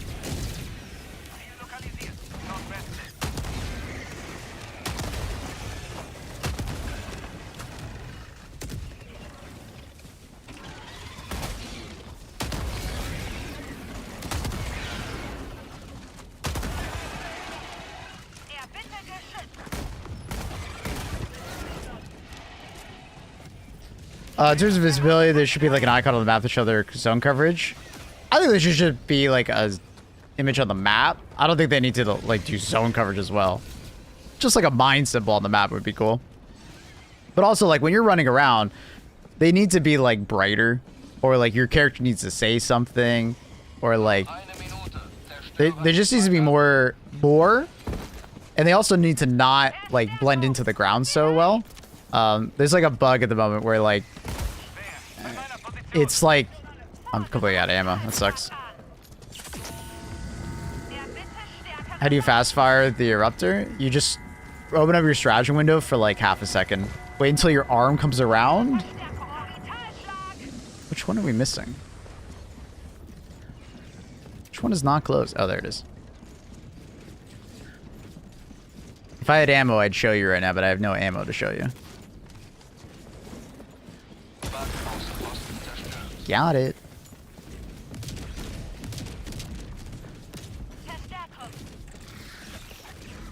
Like a 50 centimeter red. I think there should be like some kind of like beam coming up, maybe. You know? Because like a lot of the times mines can get into the ground on like deep snow or deep sand missions, and you're just walking through a minefield and you have no fucking idea. And like it's kind of silly and funny, but at the same time like it can be really frustrating. Mines do phase into the ground an awful lot. And so I think like if you had a mine where it's like, let's say if I had to draw it, it's kind of like, you know, the typical mine, right? It's got like the spikes, but then there's like a light that protrudes upwards, like a couple centimeters, you know, upwards. And then obviously you have like the red lights on top of it, right?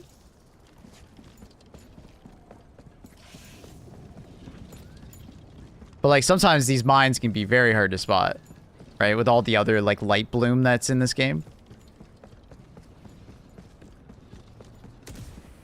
So.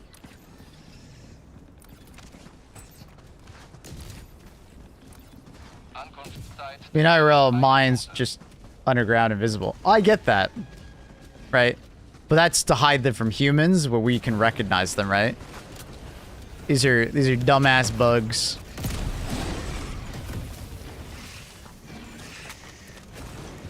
God, I'm just completely out of ammo. I just can't do anything.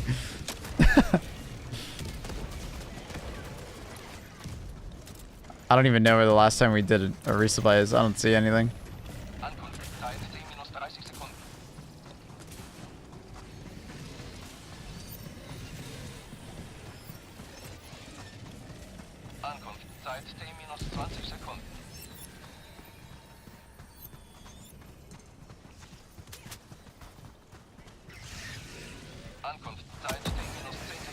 Damn, J-Snook, that is a hot take.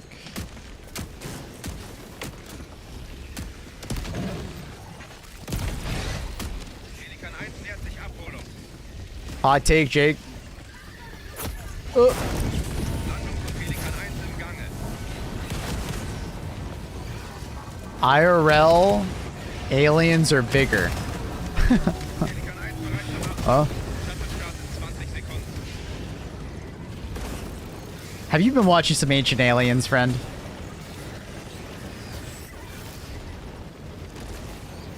Do anti-tanks still explode when you run over them with a crossbow?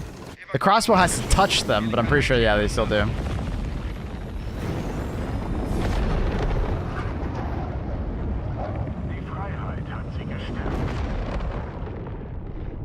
I'm an alien. Not entirely true. Size doesn't matter, guys, okay? I heard that.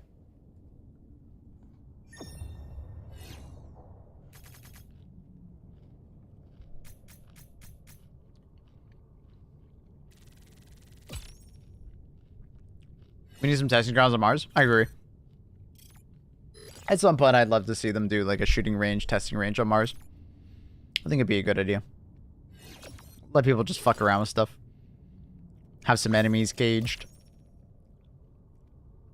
Maybe they have like a captivity hive or something like that that you can mess with. That'd be a good idea.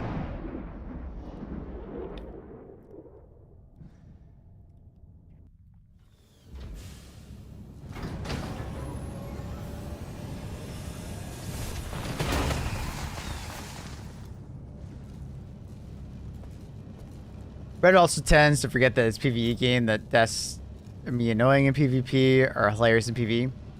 There's that wears away over time, Quasi. Right?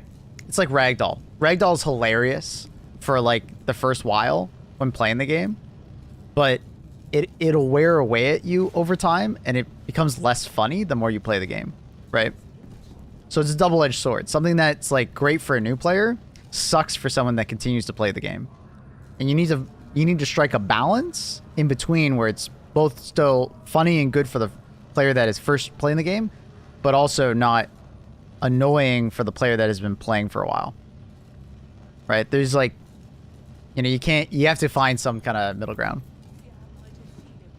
Like, I'm not asking for mines to be like like giant red arrows from like from YouTube, right, pointing at them. I'm just saying they need to be more visible in like those weird situations where they blend into the ground or they literally sink into the ground, because that happens.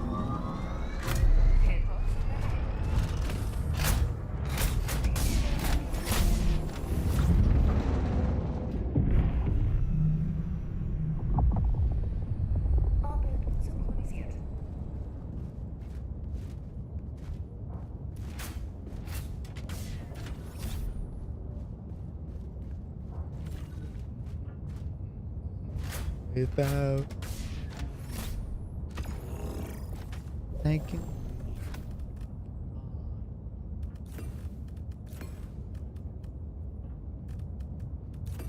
Shout.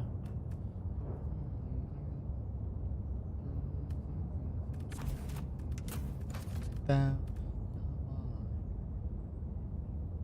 talking to you. I don't know. We should have thermites. I was like, should I not bring thermites? Nah, I should bring thermites.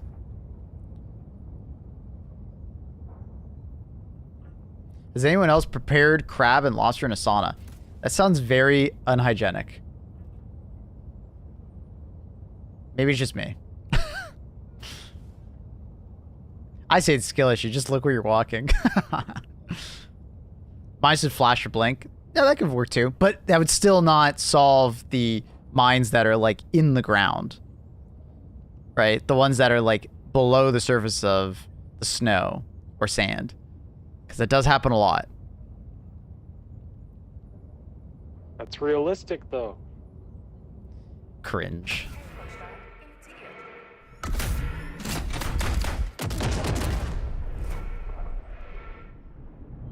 Thought should be done for Twitch, but I'm scared they missed something. I have also thought of like another idea, and you make it a ship upgrade that when you're in the radius of mines, they deactivate. right? Surprise, motherfucker. And that might be too far, right? I have thought about that one. It has come to my mind that you have like an upgraded ship. Aw, you didn't have to do that, Mr. Nukem. That's very kind, dude. Thank you so much. Okay, I'll ask for a refund.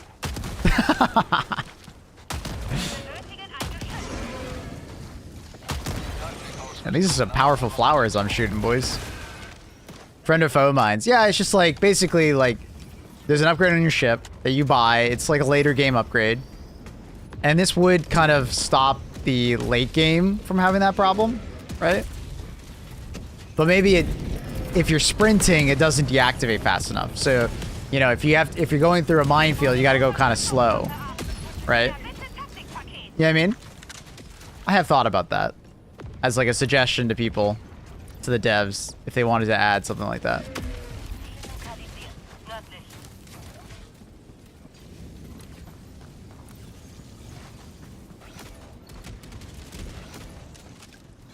My bad. Bro hates me. I just wish they would change them quicker. It'll happen over time, buddy. At the end of the day, it'll happen over time. There's many things for them to change, many things to do. And, you know, I would not be surprised in the future they come back to mines and they do some more changes. They're not a massive team, so it'll take time. They're working on a lot of stuff, you know. So I'm sure we'll see more changes in the future. And I will keep conveying stuff that I'd like to see towards them. They actively like feedback. They look at Reddit, they look at Discord, they ask us as content creators, like they're actively like wanting to make the game better, right? So it'll come around.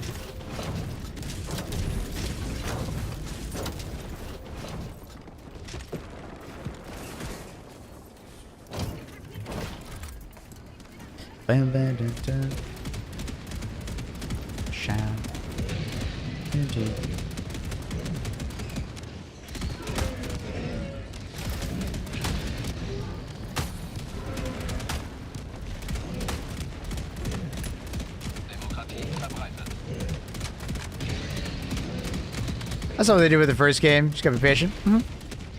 I think that, like, just like how the game almost seems unrecognizable to how it was when we first got it to now, I think we're gonna be saying the same thing in a year's time.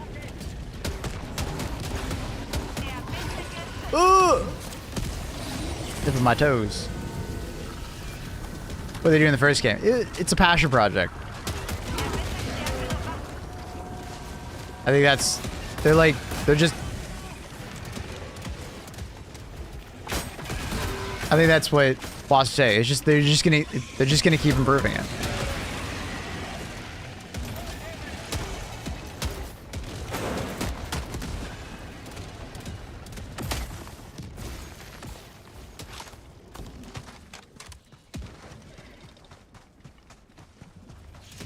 So how do you do the restoration thing?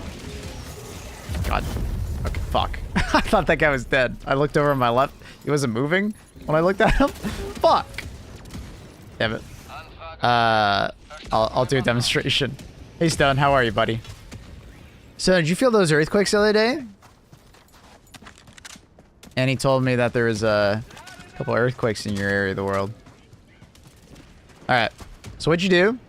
Shoot. Open your strategy window. Shoot. Open the strategy window, shoot, and then you can do it. You can kind of like keep doing it. You can do it faster and faster, right? Now, if you go too fast, it'll be a net slower situation. So if you do it too fast, careful. But as long as you're like pretty good at like managing it and like finding that like sweet spot timing, you can fire it very fast.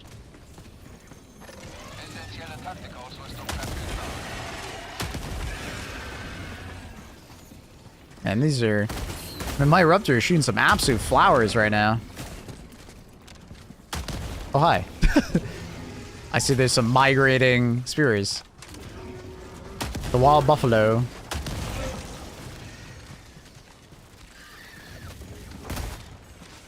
Yeah, he's going too fast. Yeah, if you go too fast, it will stop you from being able to do it. Doesn't look useless. I'm kind of just joshing on that person that came in and said the absolute Reddit take.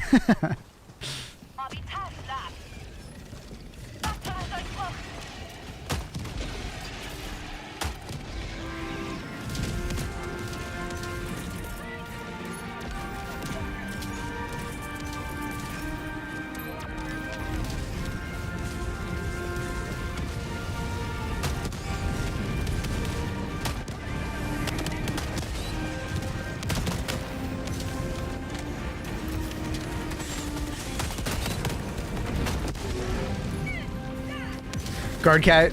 I would love that. Give me the guard cat. Let me name it. What would the guard cat do? We've talked about this kind of before. I think the guard cat should probably like collect things for you.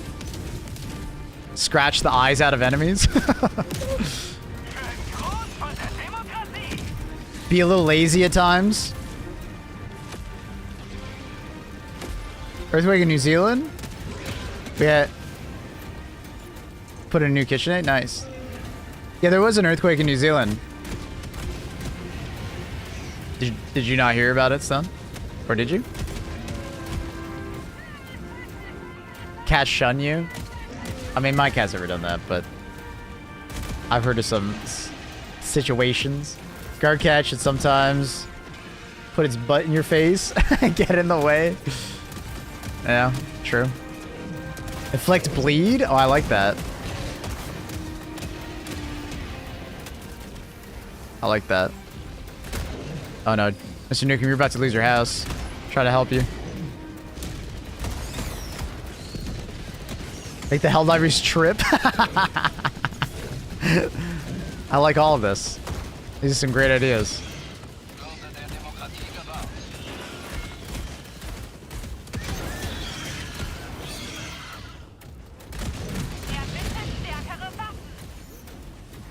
I'm gonna head towards the big nest.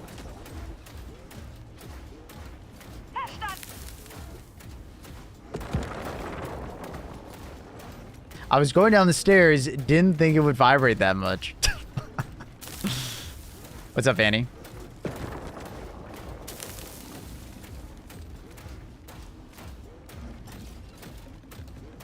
You okay?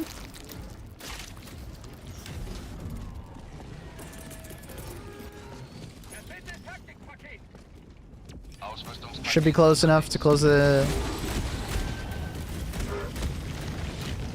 Hopefully? No, it's not. Fuck! Oh! Alright. Maybe it'll come down and land on it? Oh my god. Oh my god.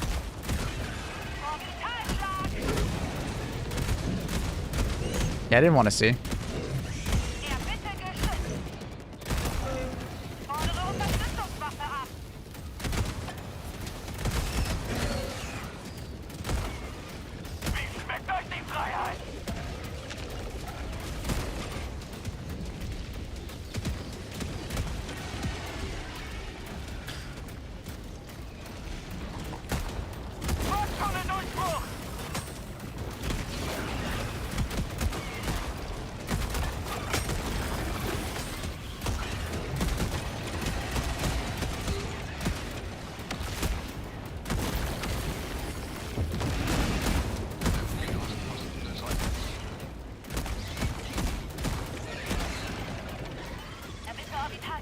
Beauty.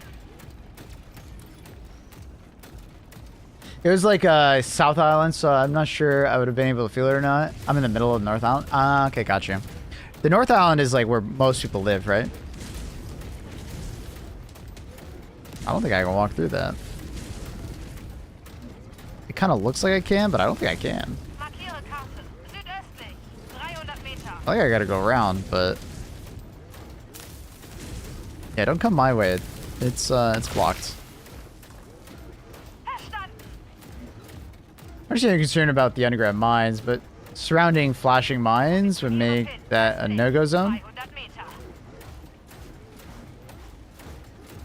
It depends on the situation. I think as long as, like, you can see a couple mines that are flashing, I agree, Stevie, that would probably be enough. Just the problem is that sometimes you'll throw them in, and it'll be like a lot of snow, and it's deep enough that like all the mines will be basically covered, so you'll just walk into a mines field and not have any idea, and then you gotta go get your shit back, and you're like, yeah, could be a nightmare. You gonna hover pack over that, Mr. Newcomb? Yep, I'm gonna Skyrim over this mountain. Good luck. I think you got that. You think about why do people hate on the mechs? I believe they're quite good and would like more. People hate on them because they want them to be better and easier to use. So like tankier and such. A lot of people kind of use mechs like they see it in like, you know, a Gundam show or something like that, and they're just like incredibly aggressive with them, and they don't really pilot them super carefully. Coming to you. What do you think I should send that message? What would I do? What would I do to me? Super credits. Like I would probably just reply with like I feel like she's just being unreasonable. You would probably I would suggest being like cordial and, you know, not like just flat out saying like you're being completely unreasonable, crazy bitch, you know. You just got to come at an angle of like, well, we both earn money and we like want to pay for our life together, and to some extent it should be equal between the two of us, right? So it's a bit unfair to expect the man to pay for all that stuff, especially in a day and age where things are supposed to be more equal, right? Right? In a relationship like that, you know, things should... Dude, what is this guy doing? I'm expecting him to walk out here, and he's just doing circles like a goofball. There he goes.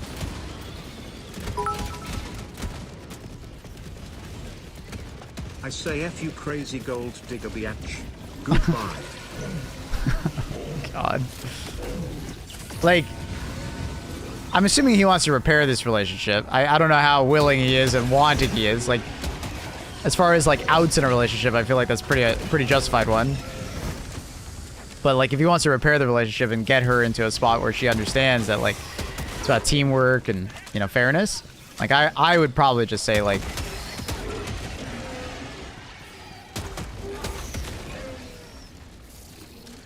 yeah, something along the lines of what I just said.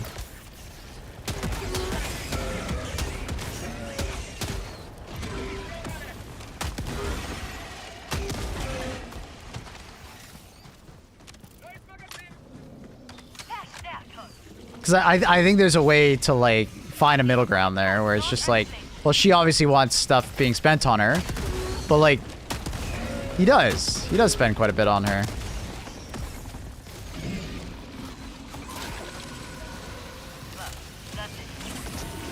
But she's just not appreciating it the same.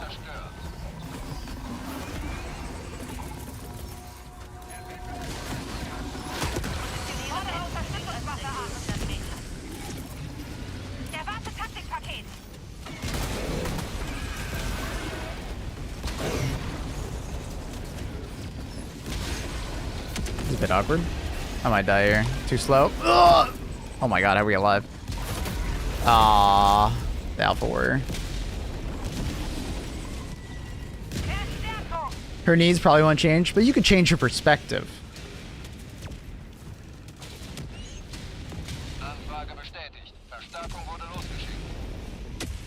A lot of the times it's like a perspective thing.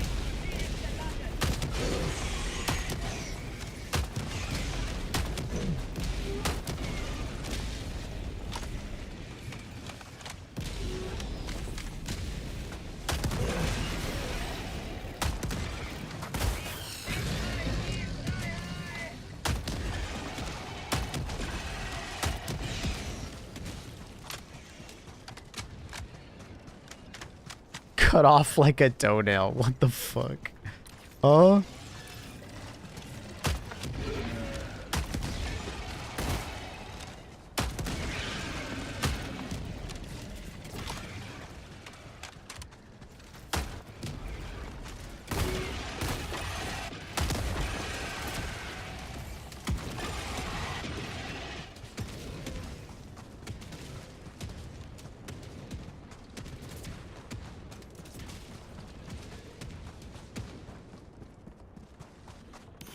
Nordwestlich, in der Nähe.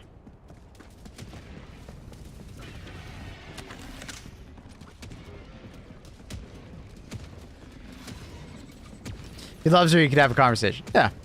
That's mostly where I'm coming from. Where, like, if he loves her, I think there's some compromise to be had and, like, perspectives to be gained from the situation for her and from him. You know? They're in a relationship, equal amounts of, like, gifts and stuff like that. Trying to be equal is, I think, fairly important and fair. Obviously, if one person makes vastly more money than the other, it won't be completely equal. One person will have more means.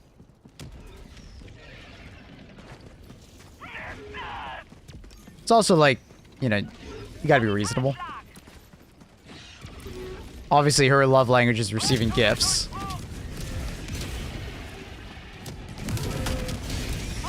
But it's not like he's not trying to satisfy that interaction, right? That love language.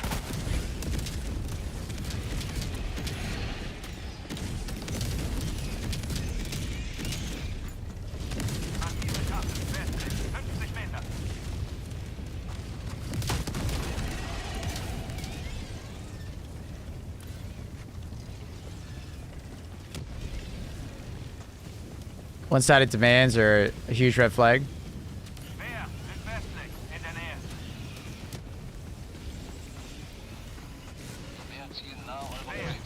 Don't make a decision off your emotions. You gotta make sure you're looking at a reality that actually fits the physical world. Not one that is built in your head.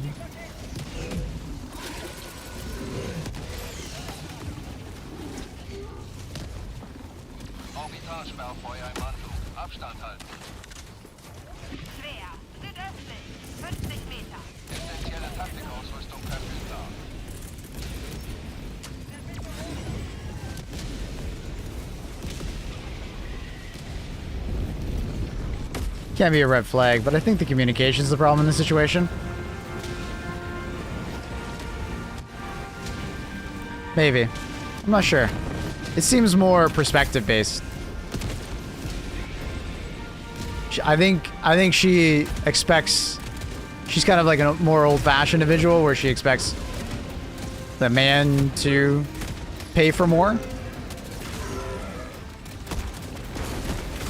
That's the impression I'm getting from that text from her. Like, they're not even married, right? They're just boyfriend, girlfriend. And she's expecting quite a bit of monetary, like, gifts and stuff like that.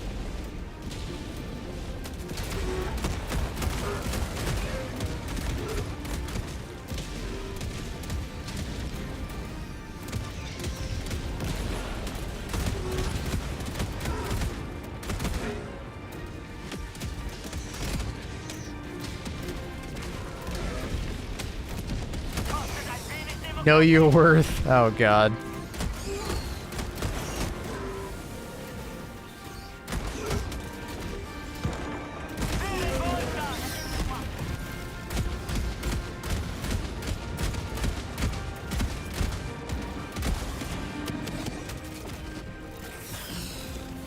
You telling them won't help him?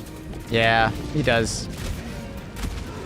If you tell him, like Congruent's saying, he's probably going to be very resistant to it.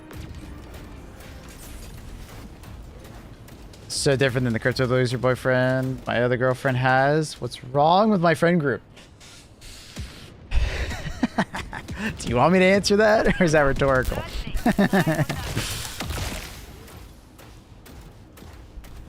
Is that a rhetorical question?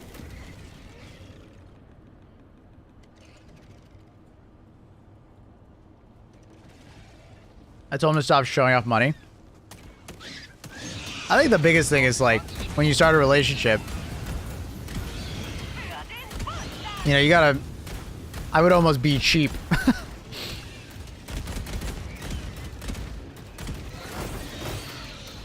You know, not like overtly super cheap, but like, you know, hold back a little, right? You don't need to spoil this person with tons of gifts, because then they will grow accustomed to it, and then when you stop it, they'll just claim you're love bombing them, or you love bomb them, right? You gave them all these gifts and presents and stuff like that, and then you know, turned off the faucet, and then there'll be like a reaction. And it's kind of his fault too for creating that expectation, right?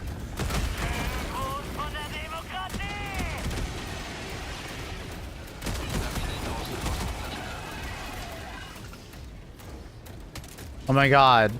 Like how you are with me? You didn't tell me you didn't shower your girls? Wait, what? Oh my god, like how you are with me. You didn't tell me you don't shower your girl. What is that statement? Shower. Huh? Am I running a brothel all of a sudden?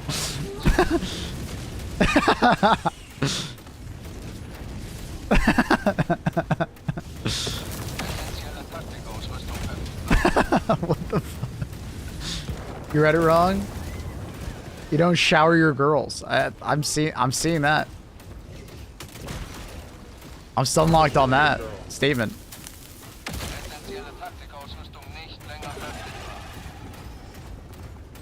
You don't shower your girlfriends? No, I don't shower my girlfriends.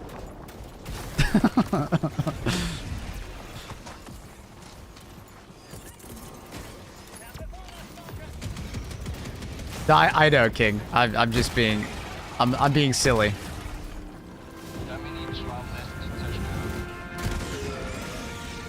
I'm being silly, King. What up, Albert?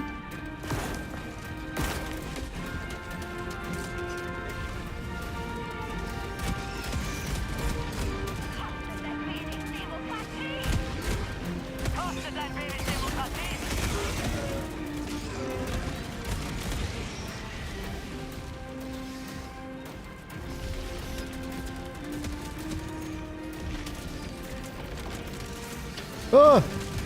Click, click, click, click, click, click.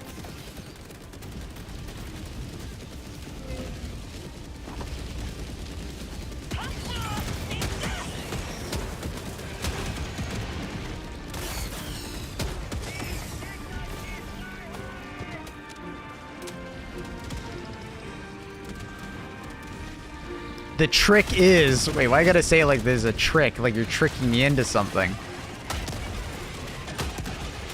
Huh?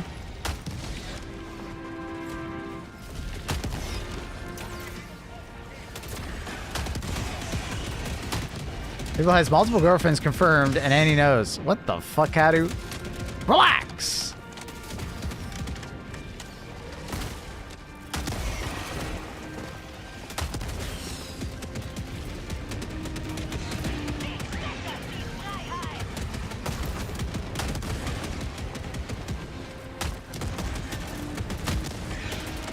You're fine, King. You're fine. Sometimes I'm a silly guy.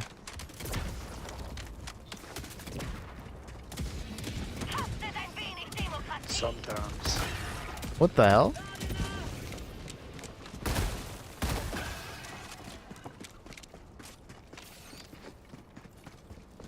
This convo is getting depressing for single people. Fuck. Well, if anything, don't find yourself a significant other. Easy clap. You're great by yourself. You'll find the right person. They'll come to you. Live your life, King. What is the weapon? Which one? Stay on the Sigma grind set. Send Andrew Tate all your money.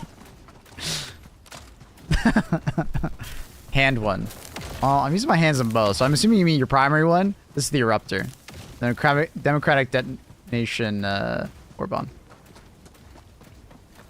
If you find them, yeah, shower them. Yeah, make sure you shower your ladies, okay? Not with gifts, just shower them. Yeah. Yeah, as Annie has said. Hygiene is important. True, yeah.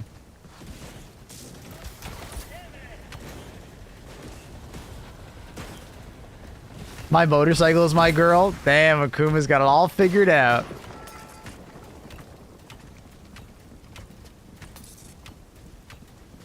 How do we equal patrol diver? Yep. Mm-hmm. Yep.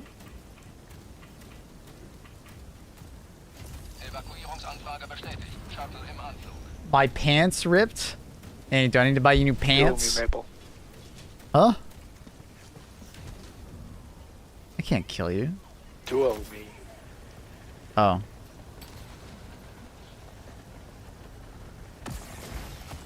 Yeah, through the countdown. Oh, I thought we were doing the when he lands. Fire. It's kind of hard for him to miss the bushwhacker. Ugh!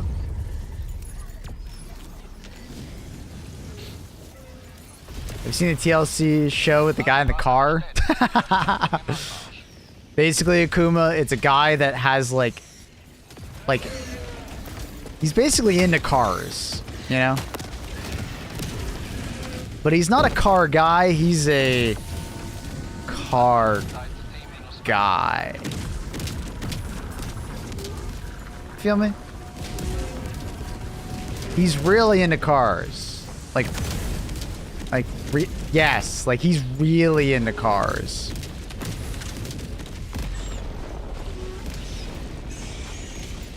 So I think that's what Annie is joking about.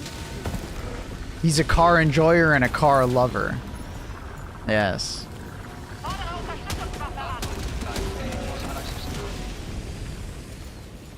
So when you said, my bike is my girl,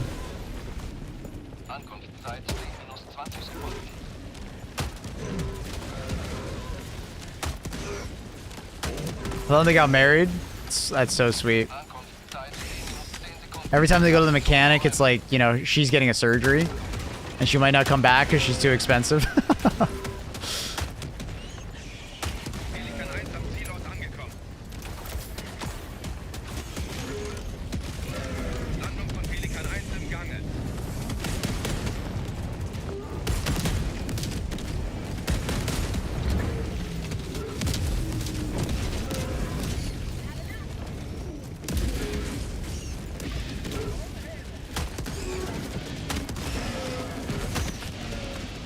Thanks, Trendall. Countdown läuft. Bereit machen zum Abflug.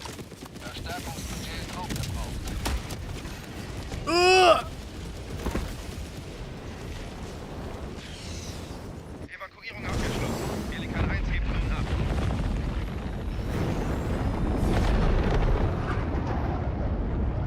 Sie haben auf dem langen Weg zur Freiheit ein weiteres Etappenziel erreicht.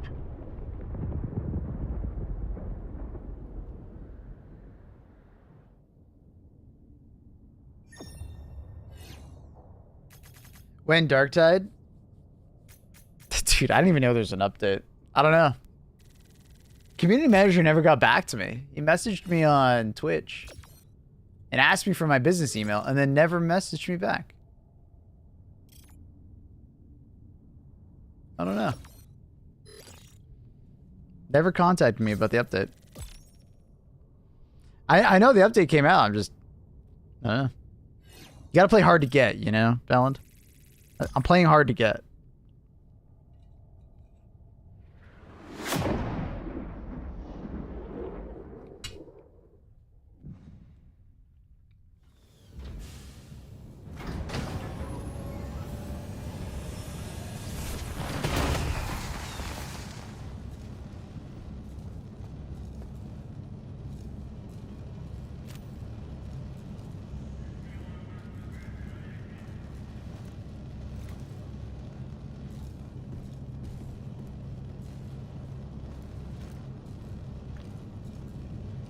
I played hard to get with Pips, but instead I showed him poop fires.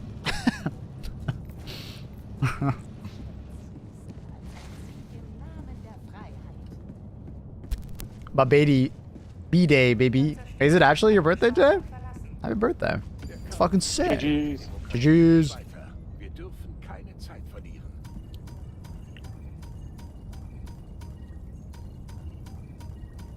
Let's do little bots. Zerstörer hat Geschwader verlassen.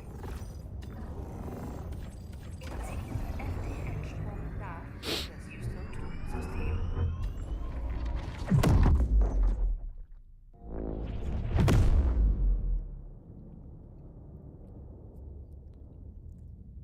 FTL-Sprung erfolgreich. Yeah, but I'm off work at 5. Damn. Hellpots bereit. You watched Invincible? I watched the first couple episodes. Didn't really track with me. I'm still burnt out on superhero films. Are you enjoying the latest season? I've heard good things.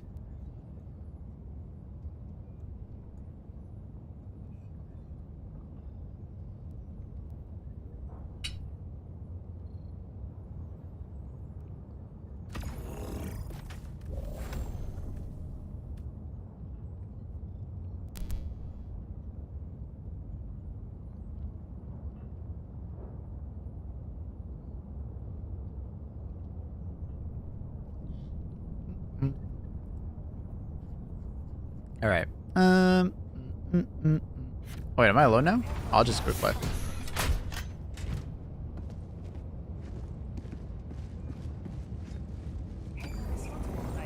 You're scared to watch it? I've heard good things about the show, though.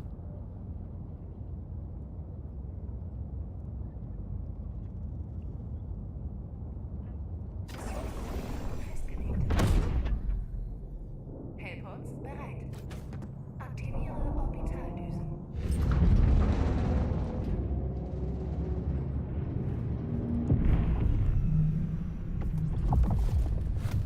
Orbit synchronisiert.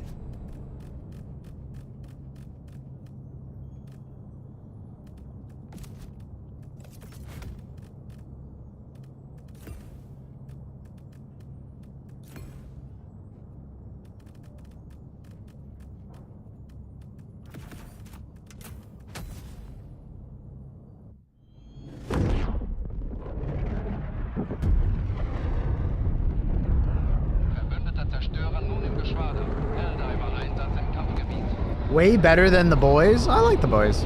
I haven't watched the last 2 seasons, though.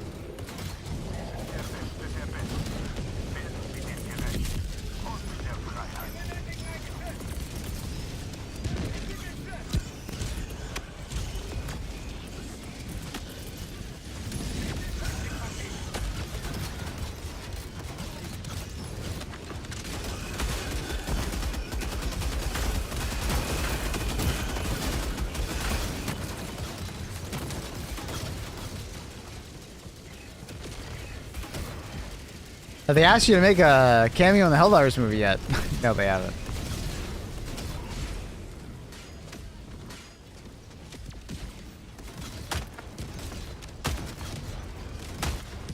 Still waiting for my opportunity. Oh my god. Yeah, Luna, not Maple. True.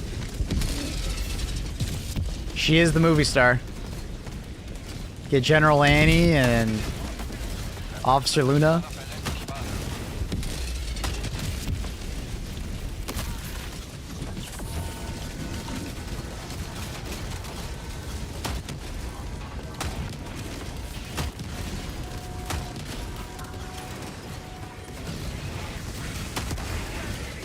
Uh-oh. I don't want to be here.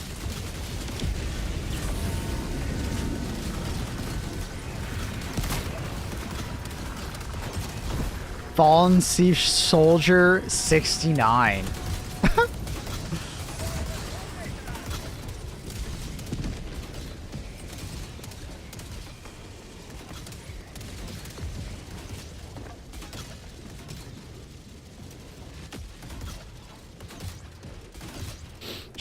Just being driven around by Annie and then she's sudden left turn. Those are the best.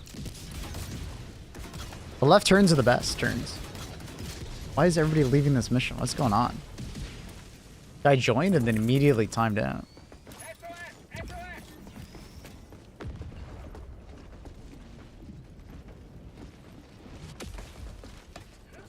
Weird.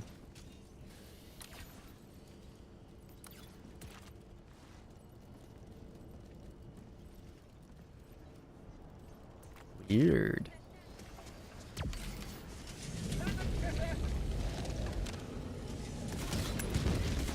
I forgot to reload. Oop. What's right turn? I don't know, because we always turn left.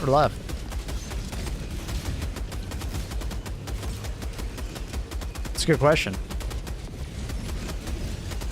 Did I get the... I think I got him.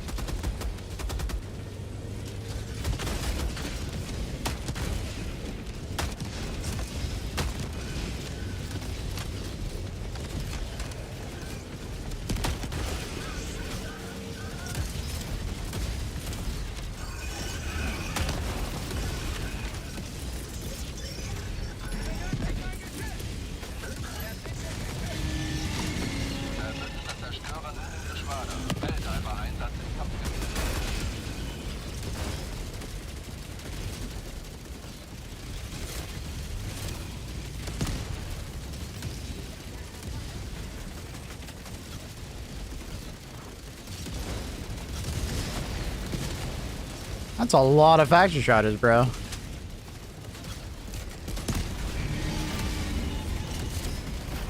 Oh my god, he turned.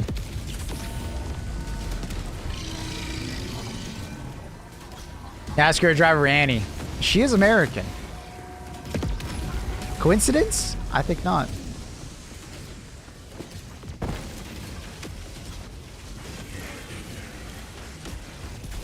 Also ignore as well. I don't ignore anything you say. Do I miss some stuff? Yeah. Hard to keep up with everything. Bye, Salty. Have a good day at work.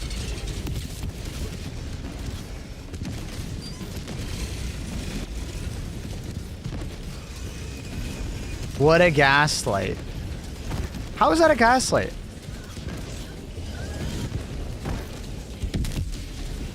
A gaslight is, you know, making people feel like they're crazy. That's not a gaslight. Can you call it an excuse? Sure. It's not a gaslight. You guys are literally like redefining what gaslight means just to call me gaslighter.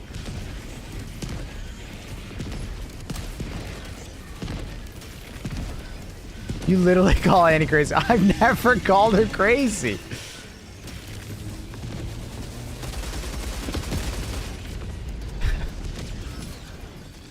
Now I'm being gaslit. I'm being gaslit. He's biting like a shark. I am taking the bait, aren't I?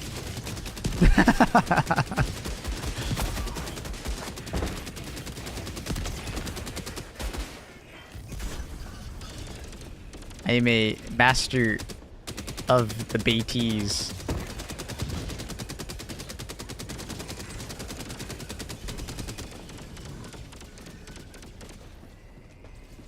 You say we do.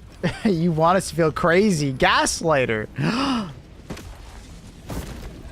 Gaslighter by association? I hate being the lobby leader and having all the smoke, man. One day they'll change that.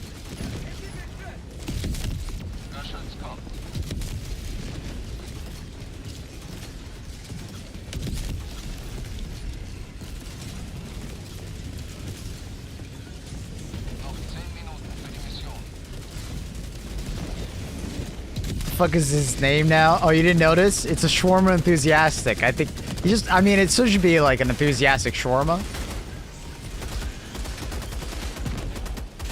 But he was feeling a bit spicy that day.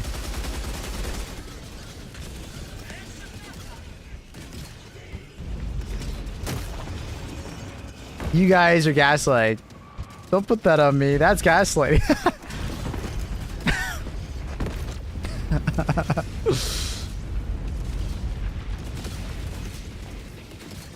Just call him enthusiastic shawarma. It makes more sense.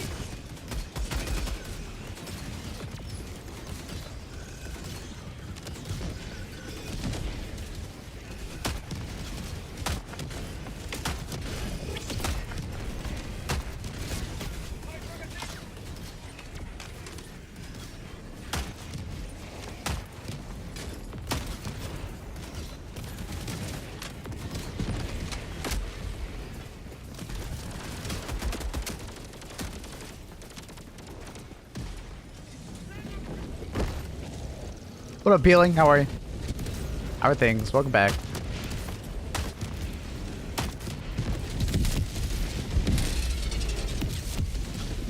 Yeah, all he can do right now is change the capitalization of his name. He has to wait 60 days before he can change it. So he will be Enthusiastic Shawarma for the next 60 days. He's the most enthusiastic shawarmas there is.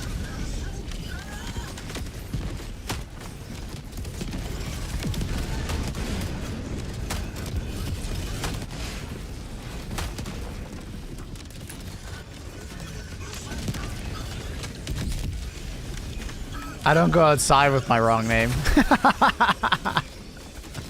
Good point.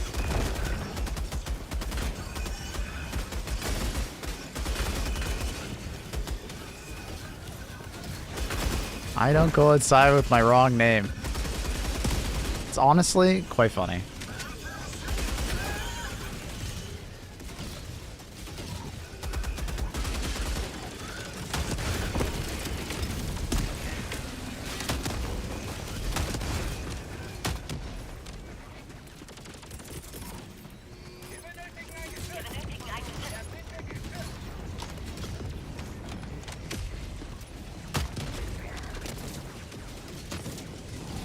Oh, fuck. God damn it. My mortars killed me.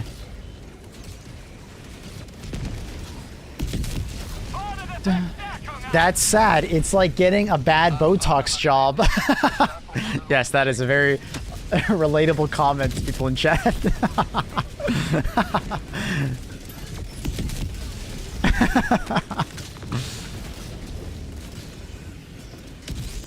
The most relatable comment of today. It's like getting a bad Botox job.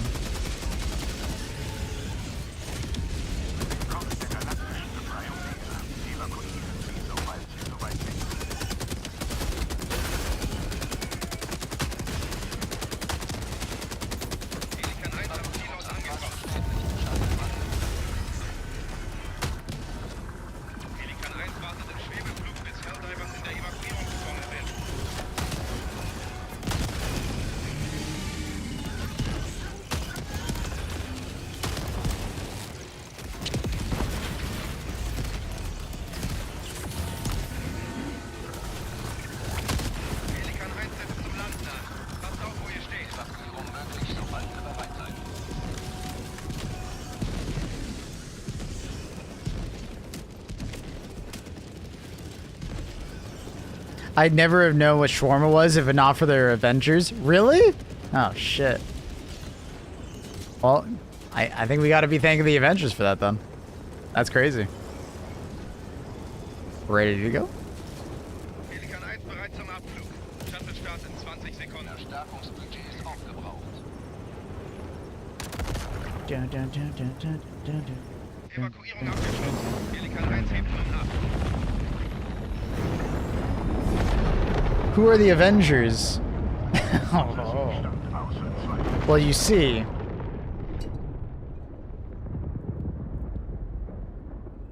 They're dead.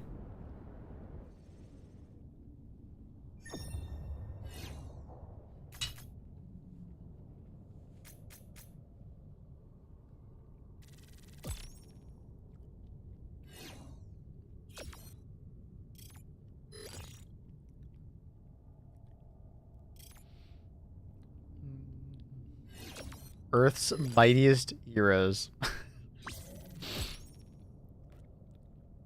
I live in rural Missouri. We don't have that fancy stuff. Fair. That's fair. That's fair. That's fair. That makes sense.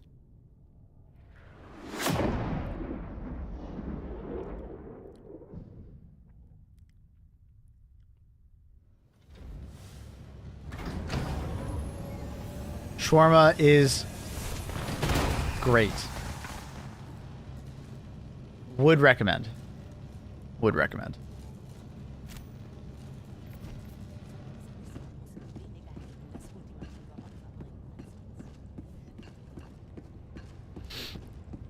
Hello, Cat and Helldiver. What up, crap?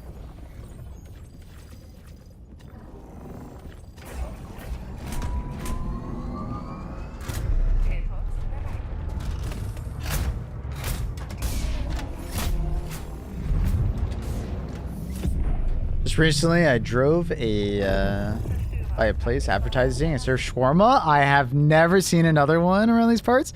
Ooh, fatal. You're about to be a shawarma enjoyer. I hope it's good shawarma. I hope it's good shawarma. Because there is bad shawarma out there. That is a thing. That does happen. It does happen. You know, you can get some, like, dried, plasticky, like, shawarma, and it's just like, ugh. But you want it juicy and moist, flavorful. Good amount of, like, tahini on some good pita or laffa or something like that. Mmm. Mmm. Most delivery shawarma. I would not get it delivered. I think it's better when you can eat it there. It can get pretty soggy pretty fast, depending on what they put on it. I can get it every corner? Hell yeah.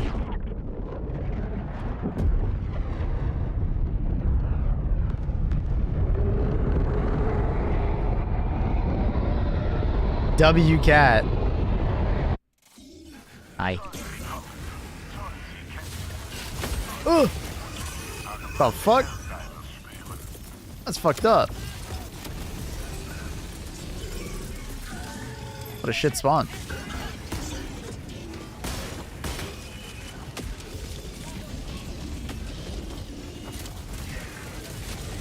Oh my god, wait, there's so many Hawks that have spawned immediately. That's so fucked up.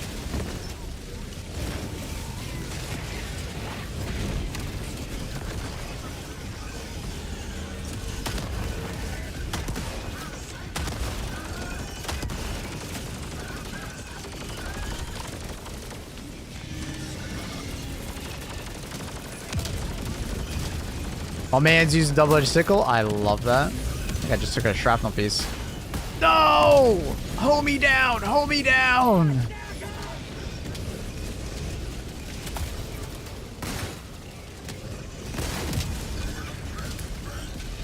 Did I not finish that reload? Uh oh. Oh, I'm so fucked. Not fucked? Not fucked. Let's go. Did they do something to the Bushwhacker while I was gone? Or are you like running it because... I'm just running it more. Something different. It did get a little bit of a buff because they added the new armor, which like really helps it. It's like really good. But no, they didn't buff it. They did like 2 patches ago though. They gave him more reload speed, which arguably is like the downside of using the weapon. But it's like a very good weapon overall.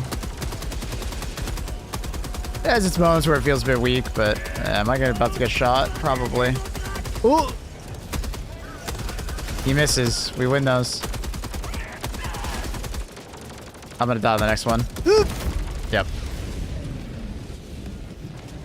Found a place, although I need to drive a bit, but as like Arabic shawarma, shawarma roll, or shawarma plate, any advice on the expert? I think Arabic shawarma.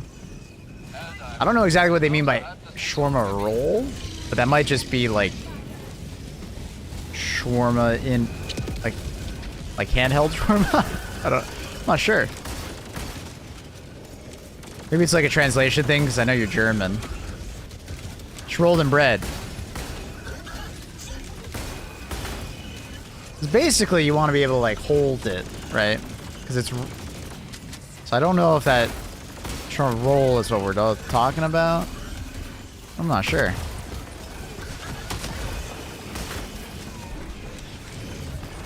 Uh-oh.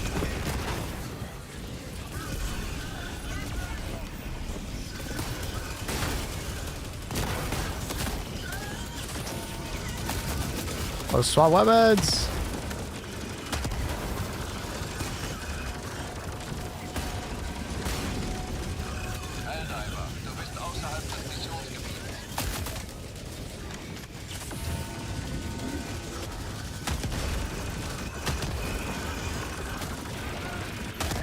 Ugh.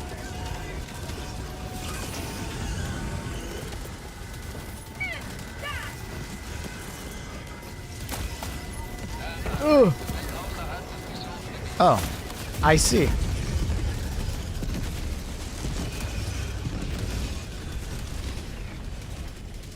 Doner kebab? Yeah. Doner kebab is really good. And it's like an alternative, right? Donar. However you want to pronounce it. Uh-oh.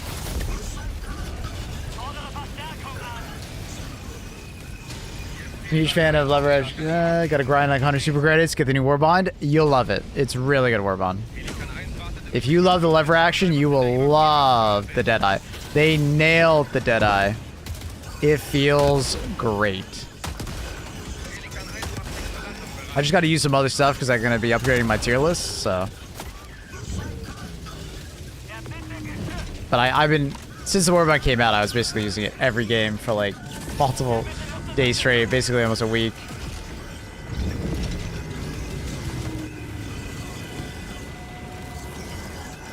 Myself in the face with Ball Titan with a Quasar Titan hurled into the air. This streamer I was diving with by a hair's breadth and the corpse crashed into me. Pancake. Love that. Some funny moments. Love some funny moments.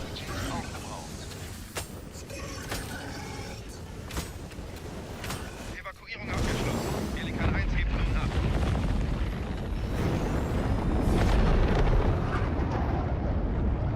Sie haben auf dem langen Weg zur Freiheit ein weiteres Etappenziel erreicht. Doner kebab is like a good alternative to shawarma. It's similar but different.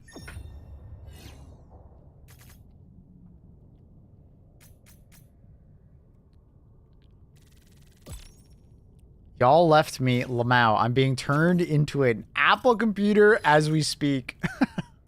Dude, what a fate worse than death. Be turned into an Apple computer to be used by an older individual.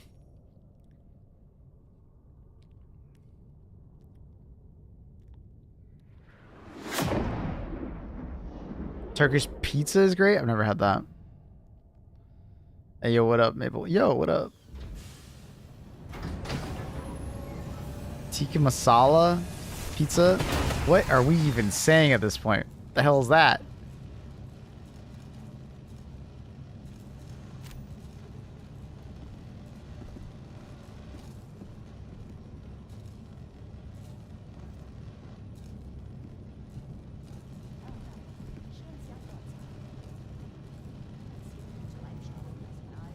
Would you mind if I ask my opinion about White Wolf armor? Sure, but I don't even know what White Wolf armor is.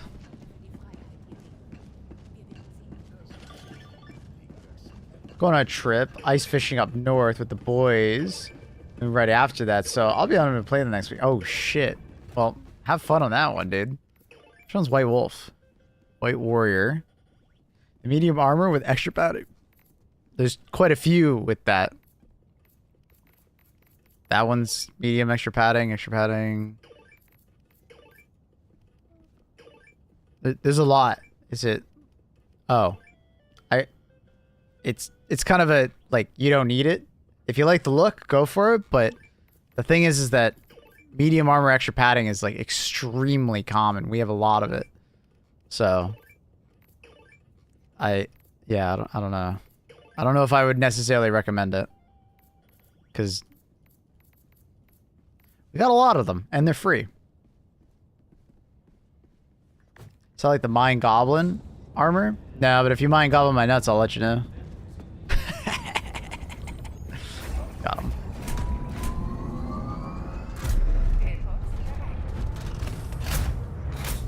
But efficiency-wise, is it a good buy? No, the opposite. It is probably the most inefficient buy you could ever make on Helldivers. Because like I just said, you get a bunch of armor that is just like it for free when you start the game. Just look at your medium armor. You have quite a few medium armor extra padded already. You're already covered. Yeah, the armor you start the game with is medium extra padding, I'm fairly certain.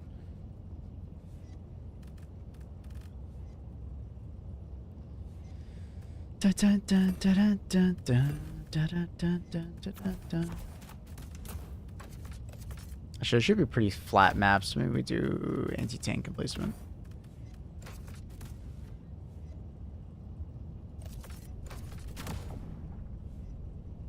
Wish they brought back the UN armors so I can cosplay as a useless. The UN armor? Was that a thing in the first game or something? I've never heard of it. Or are you just trying to make a joke about the UN being useless? Could be either one. I'm not sure.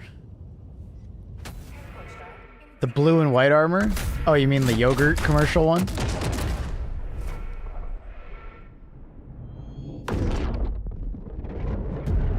Yeah, starter armor is medium padded. That's what I thought. Okay, thank you.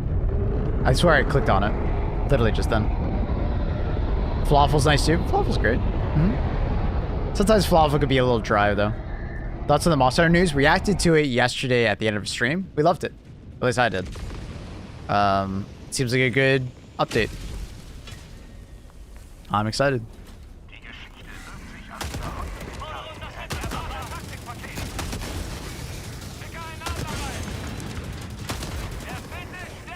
That guy didn't die? How? How did you not die, sir? Oh, I see.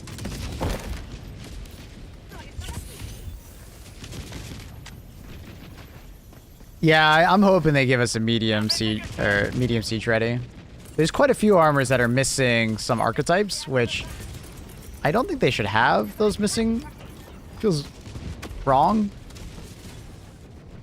They have missing ones? Of course the fucking thing happens there. Out of all the places.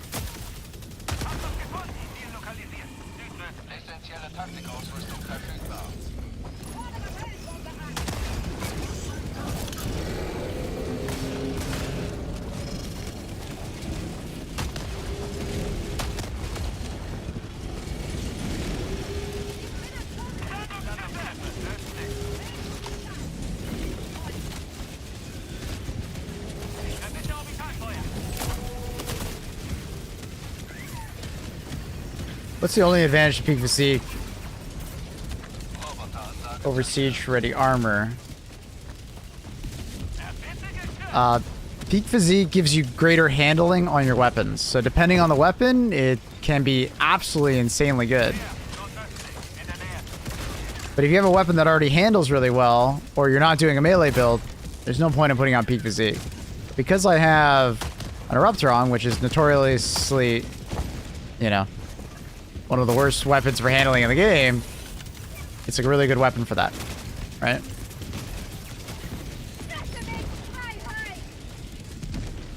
Thanks, Tread Doll.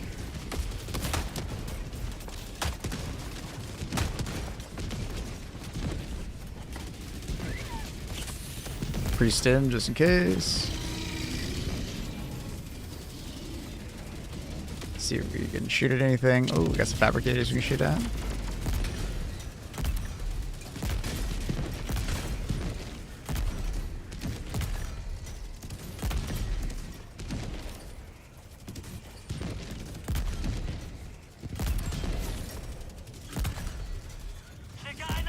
Too high.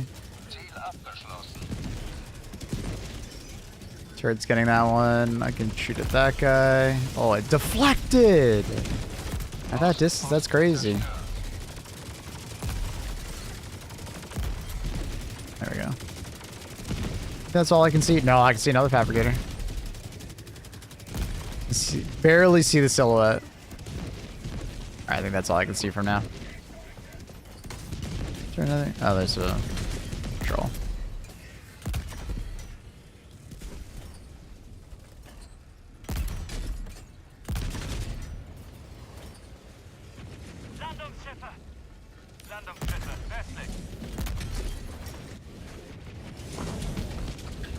Siege Ready is fantastic because it works really. It's like probably one of the best overall armors at the moment, just because it buffs your primary weapon. It does affect your secondary weapon as well, giving it more ammo. And it also affects your support weapon, which is fantastic. If it's not a weapon that already has a backpack that stores ammo, so like for like grenade launcher, it affects it. The primary weapon gains all three or two benefits, like the reload speed and the ammo. The secondary weapon only gains the ammo, and the support weapon only gains the ammo. It does not affect the reload speed of them.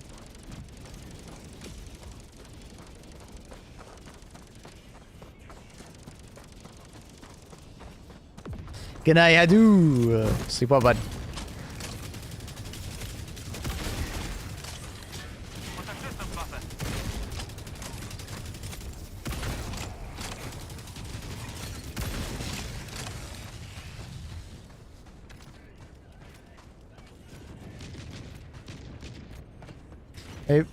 Maplewood, Arrowhead ever talk about... Do I ever talk to Arrowhead about making non-meme melee weapons? Well, I think melee weapons will largely always be a meme. They'd have to change how Helldivers can interact with melee damage. Other than the shock weapons, melee weapons largely don't really make sense in a game like this because we're so squishy. So it's hard to make a melee weapon in a game where you're an incredibly squishy individual and you need to fight things that have significantly more HP than you. And that can just one-shot you with their melee. So it's like really hard to do. They would need to... It's not about the melee weapon, it's about like changing how you interact with the melee system. Close shield is amazing for melee builds. It's good for some. Right? It's good for, like, the spear, but the spear is already good. And even then, it doesn't have that much HP, so it's not particularly amazing in, like, long durations. You're actually better off taking the energy shield than the actual ballistic shield in the long run. Okay. Okay. Let's just walk back.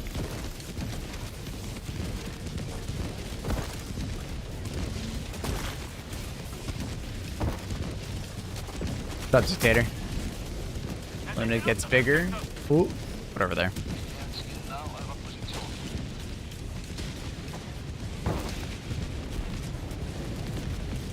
It's just not a melee-based game, so they kind of need to like redo how like you interact with melee, or give us more things to help us interact with it. We basically had to get armored so we could do 100% more to make melee builds even feasible, right? So they'd have to do other things like that, you know, to decrease melee damage incoming. Because that's the biggest problem, right? It's hard to make a melee weapon that doesn't just absolutely get shit on. Did anyone find any problems for the graphical problems, like black lines suddenly drawing across and you kill robots? Are you talking about like the texture stretching? Or are you talking about like something that's like you literally get a black line on your screen?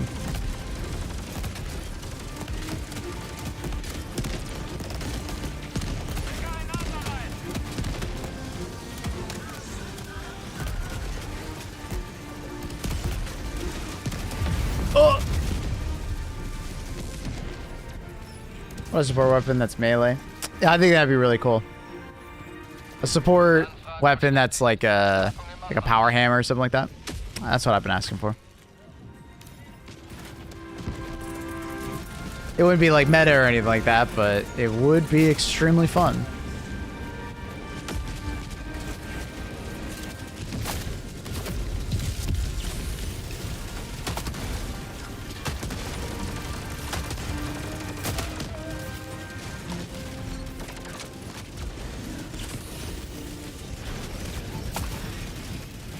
A horse stratagem. It's kind of bad. We're getting overrun here.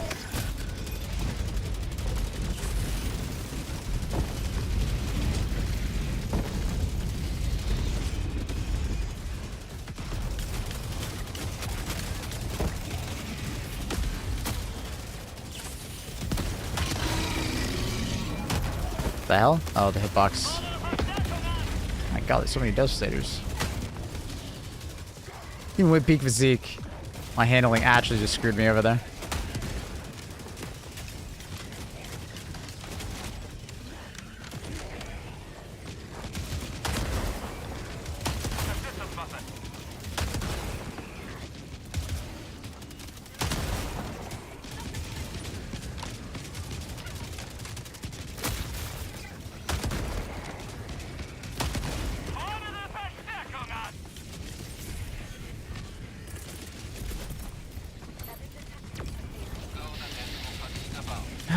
Ba, ba, ba, ba, ba.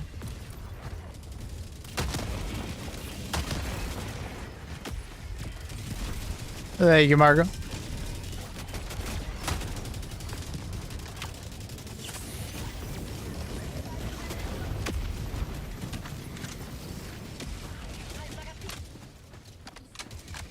Why is Rupture so hard to balance? Because shrapnel is a pretty crazy mechanic. Because it can absolutely scale like nuts if all the shrapnel hits something.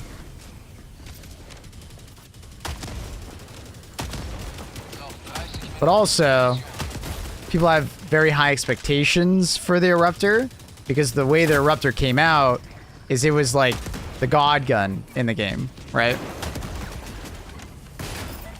It came out in a period where a lot of our weapons were a lot worse on average, and it came out in about the same power as like a support weapon. So people have this like very like high expectation on it to be good, right? Now, it's not to say that it's a bad weapon now. It's easily A tier just because of it being effective if you, like, you know, use it in the right context, aim in the right spot, use good ammo or armor. So it's definitely, like, not a bad weapon right now. It's a good weapon. It's just people have this expectation that's better. What if it's just, like, frag grenade, no shrapnel? Well, then the problem with that is that it's... What's the point of using that over the crossbow, right? The crossbow is just a better version of that then. And also, a frag grenade does have shrapnel. Fun fact. Delayed detonation would make it worse. I'm not sure what that would do to it. But anyways, it's basically like the shrapnel is supposed to be like the important part of it, but it's hard to balance shrapnel to make sure it's not like going crazy and not being like super OP. And obviously the weapon has to have some downsides, right? Because shrapnel can be extremely powerful. But they're having trouble finding that like mid-ground between shrapnel being too good and shrapnel being like, yeah. And then you have the crossbow, which is like a very reliable explosive weapon, so it's hard to balance off that because it's not alone in the AoE primary section. Already hit the button.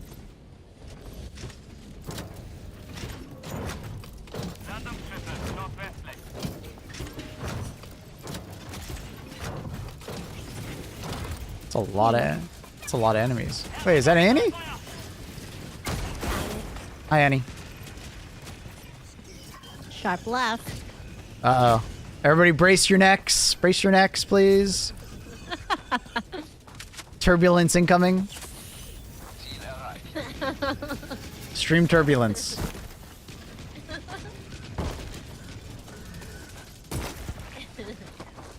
I just wish it was more consistent. Use the crossbow. Right? Like, shrapnel at the end of the day will not feel consistent ever because that's it's like counterintuitive to shrapnel. Right? It's an inconsistent mechanic by design. When something blows up, fragmentations go in all directions afterwards. Right?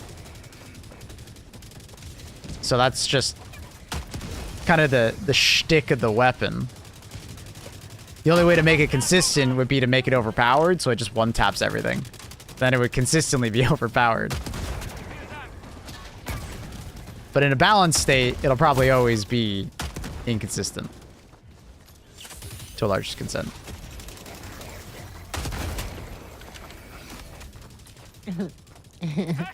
Hi. Hi. Good. How are you? I don't know. Laughing at all this stuff. I don't even want to. There's a lot of it. You know what my friend's doing now? What? He was? What? He's waiting until she falls asleep before going to bed. So he doesn't have to talk to her? Yeah. They just sit in silence, and he sits in a separate room. Wow. Yikes. And then she finally went in to yell at him to come to bed. Oh my god.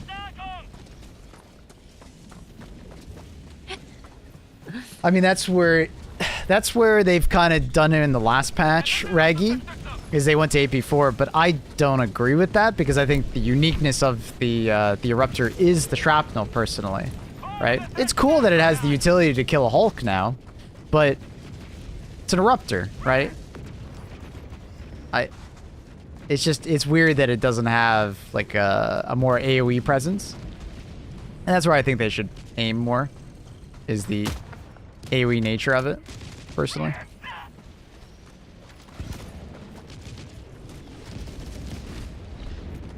Is the jar still a good weapon? Oh yeah. Oh yeah. Top tier on bots for sure still. A great weapon to use on Illuminant. And then on bugs, it can feel a little unwieldy at times, so I'd probably recommend, like, if you are going to bring it on bots, I'd probably bring Peak Physique, or, like, make sure you have, like, a Stalwart or something like that, and then you pull out the Dominator to deal with, like, Spewers or things of that nature.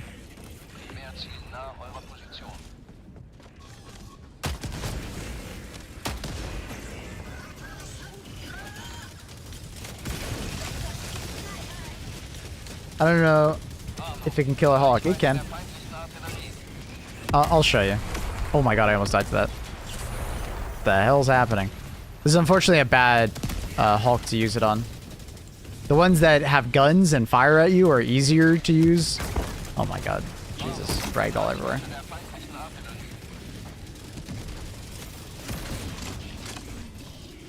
Doesn't actually change the gun much at all. Just baited people into trying it more. It gave it way more utility on bots, which was the big effort, right? And then also medium pen enemies will more reliably be one-shot. So like Hive Guardians, you'll more reliably one-shot now because they're medium armor. You're getting a 35% damage bump on the actual first shot, right? It can kill it in 2 shots to the eye, or if you just shoot the body in general, it'll eventually die as well. Previously in this mission, I double tapped a Hulk in the eye with the Eruptor. It's not easy to do, obviously. Gotta have some good aim. And there's a lot of fucking flinch. I forgot about the reduced damage to equal armor. Yeah, that's the thing. So you are doing more consistent damage to like Hulk, Devastators and, you know, Rocket Striders and Hive Guardians, things like that. You're doing more consistent damage, right? Which is useful. I think a lot of people saw that and, you know, kind of, I think, ran too far with it. You know? If anything, it's mostly a utility bump and a little bit of a consistency bump. Right? That's the main kind of goal of AP4.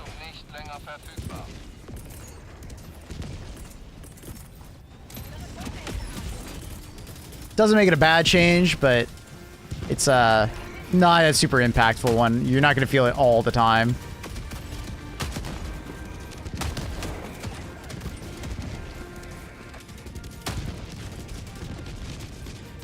For the most part, though, when you're shooting at Devastator, you want to shoot at like the midsection, like lower pelvis area, or the legs. Those are usually the best spots to shoot it.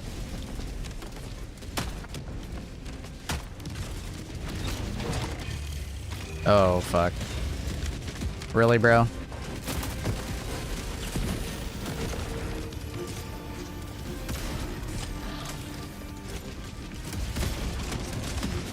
That's okay. Use it.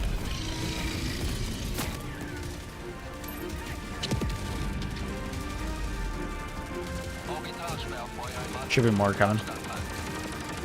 God, they fixed the Southwest bug. So many people said that it was like the best thing since the physics standpoint. Well, the reason why it was so overpowered was like the Southwest thing. It was like the bullet teleported Southwest, and then it would teleport inside the mob, and then all of the shrapnel would do damage to the mob, right? Which was like broken as fuck, like super broken.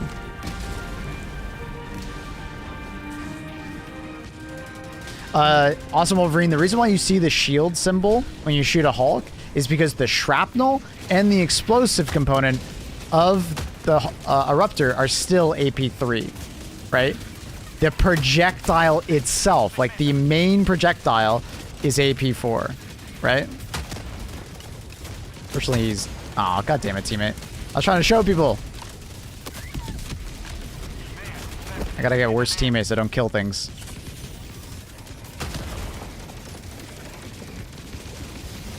He's moving too much. That'd be a hard shot.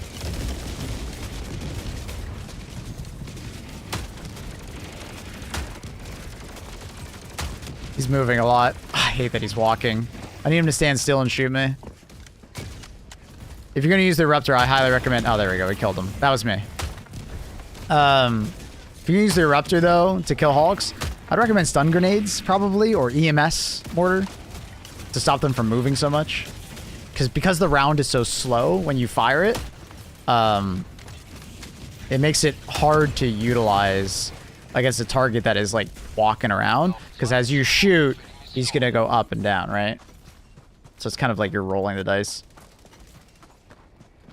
Yeah, it's more damage than a recoil. Exactly, right? So the Southwest thing was obviously bugged, right? And I don't think they should all of a sudden change the Eruptor to be some kind of like anti-tank weapon, essentially, that has fragmentation. I can see people talking about that, you know, my chat and on Reddit and stuff like that. I think that's like over-exaggerating like what needs to be done to the Eruptor. I think it's a bit too far, right?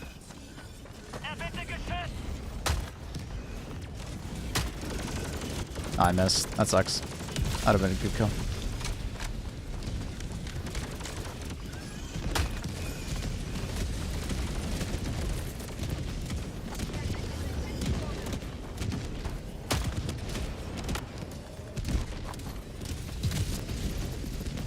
Would make it more competitive with the crossbow. No, it would completely eclipse every weapon in the game.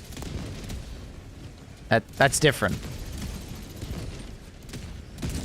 That's completely different. It would be so good compared to the crossbow. No one would use the crossbow anymore. It'd be a crossbow 2.0. Yo, what up, Buzz? Good to see you. I got my kitten on my face. She's sleepy.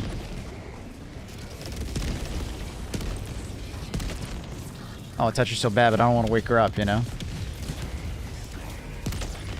How you doing, Buzz? How are you? Good morning, dude. You're up early.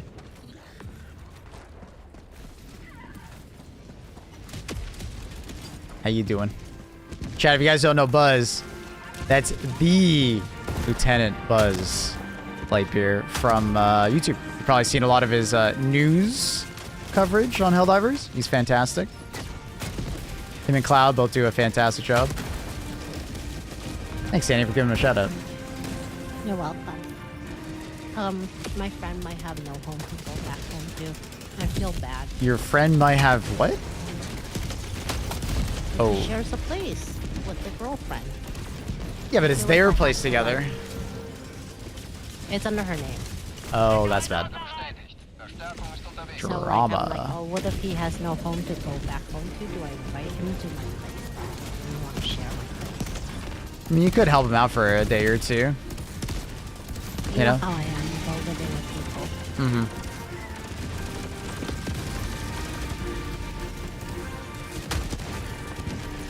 Here, let me book you a hotel. On your credit card. I think they should give the Constitution a longer bayonet. That's just more democracy.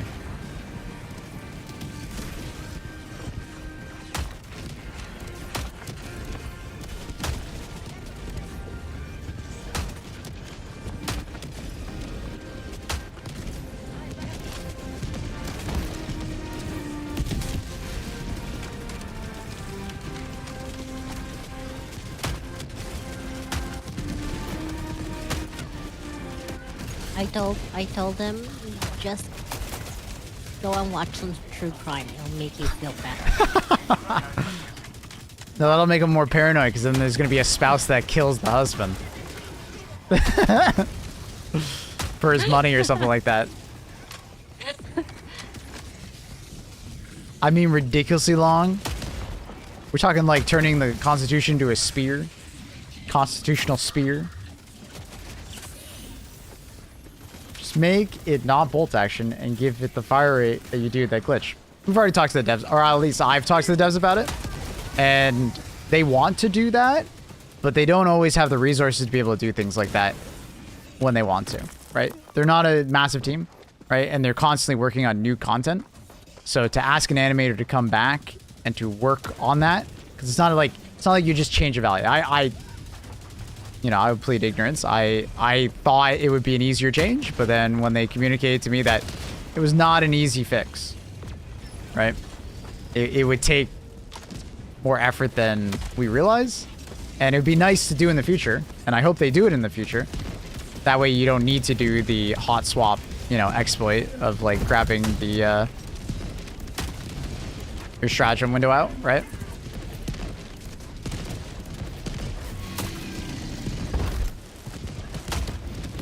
But we'll see if they do it in the future. I would love for that to happen. Fix the, hot swap exploit and then increase the fire rate. It would be better. That would be a great change. And they agree. They do agree.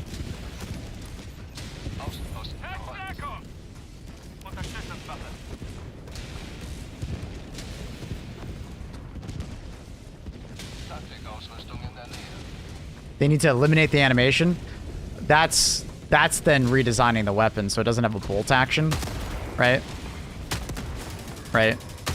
That might even be more of a change, because then you're redesigning the weapon than just speeding up the animation. Because then you have to make new animations for the weapon to function. Because they have they put a high bar on on these weapons, right? The design on them is amazing. Right? They do a really good job with them. So I don't think they would just just make it automatic. And then call it a day. No, they'd probably want to reanimate the weapon at that point. How fast do you think it should fire? I don't think it should fire as fast as I can make it fire with the exploit. But I think there's a happy medium. I think somewhat close to the crossbow would be fair.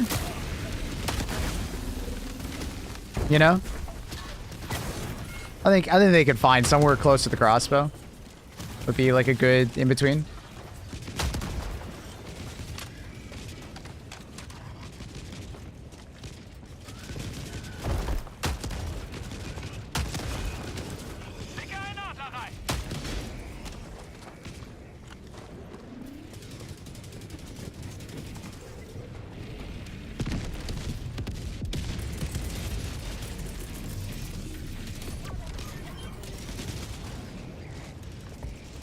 Is that a Hawkeye? Oh, that is a Hawkeye.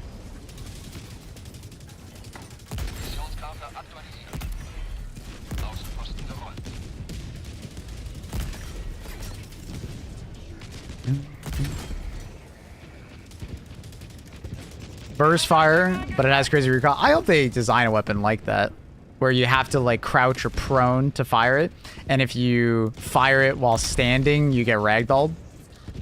And it's just it's almost like an elephant gun. You ever seen those guns that are just massive? Those massive they're almost like sniper rifles, but they were used in World War II as anti-tank. Essentially like that, but crazy recoil. Crazy recoil. I think that'd be so fun. It's kind of like a railgun, but not a railgun. Maybe it would step on the toes of a railgun too much. I'm not sure.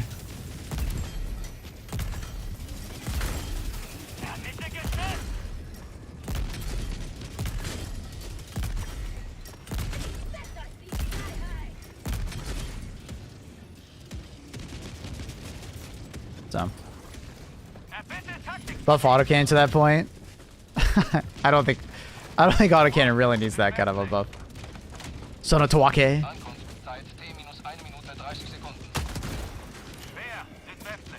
Autocannon's really good right now. Kind of like rocket jumping but backwards. Sure. Yeah, that's an interesting way to look at it. Yeah.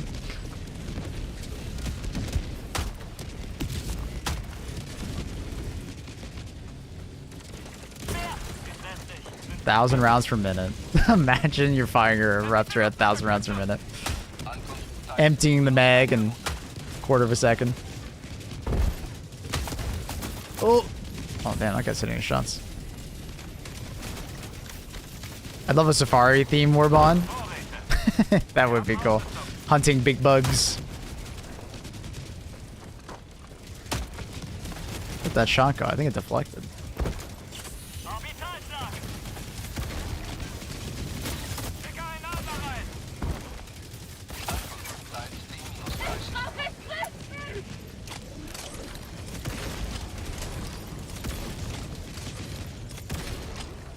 Ankunftszeit T-20 Sekunden.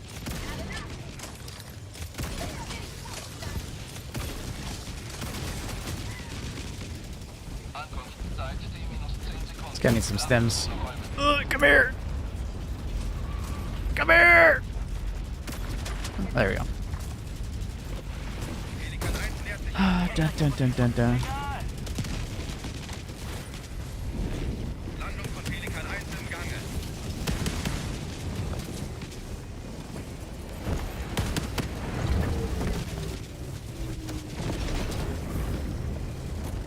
In the Warband, I should introduce trophies. I like that. Kill a certain amount of Bile Titans, you get a Bile Titan head in your ship. I like that. So you have to go hunting.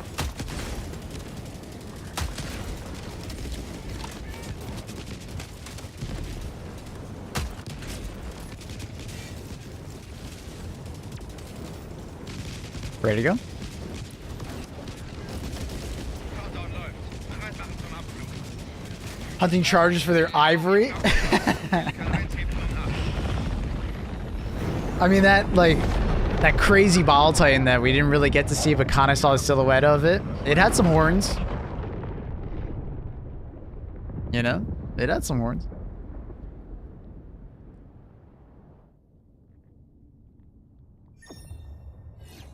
That'd be pretty cool. Surprise, motherfucker. Yo, what up? Thank you for the tier 1 sub 8 months. Welcome back. The Chima Man. Annabelle, what up? It sounded like a scary charging Bile Titan. What did it have? It had 8 legs, I think at least. Some horns. I think some frontal claws.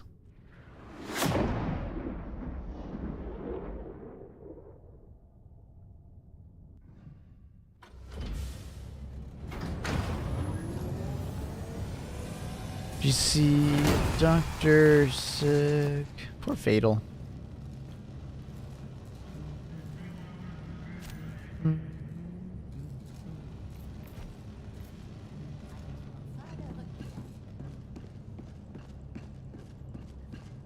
I want a Pelican 2. I want a Pelican 2 that turns into like a chopper gunner. That's what I want. Call down a laptop, use the laptop to aim the controls. The Call of Duty vibes just raging through your blood. You all of a sudden get the urge to want to down a Monster energy drink, you know? No, none of the other stuff. None of the other stuff, though.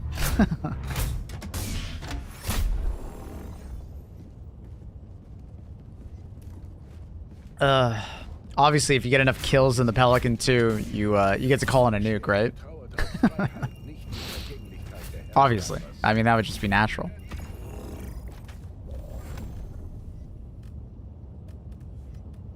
Anyways. I've always liked the Eruptor.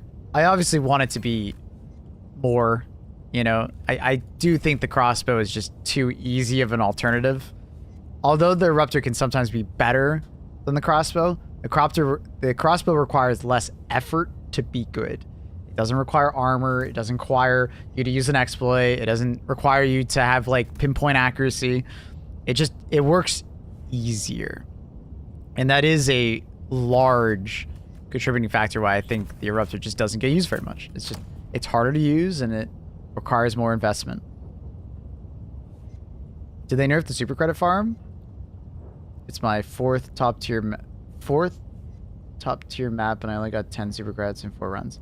I don't know what you mean by top tier. Do you mean tier 10? If you're doing super credit farming on tier 10, go do Illumina missions and just drive around in the cities. By far the best super credits while doing tier 10s. By far, not even close. Illumina missions, tier 10. Now, if you really want to just farm them like AFK, kind of, tier 3s. Tier 3s, grab some friends. Top tier maps, as in some missions have... Oh, you're talking about... That's what you mean by top tier. Gotcha. I'm assuming you're doing on level 3 missions? Now, the nature of super credits is that it's RNG, though. Yeah, I got it, right? Even in 3 missions, you know, you may get unlucky, right? But as luck goes, it will even out over time.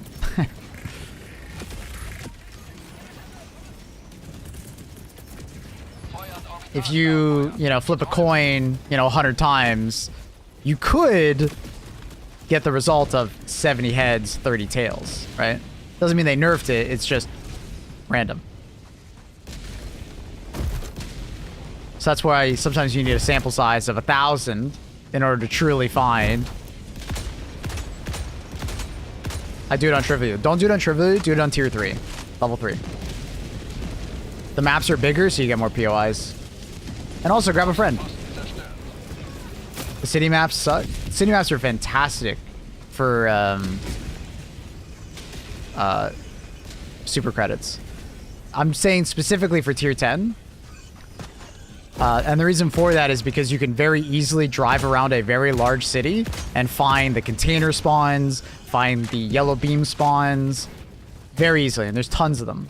So when you do Tier 10 missions, I find I get significantly more super credits when I do Illumina missions, because it's very easy to just drive around and find POIs in a city. You find crates very easily because they're like well marked, and find the yellow beams very easily because there's so many in like a small footprint.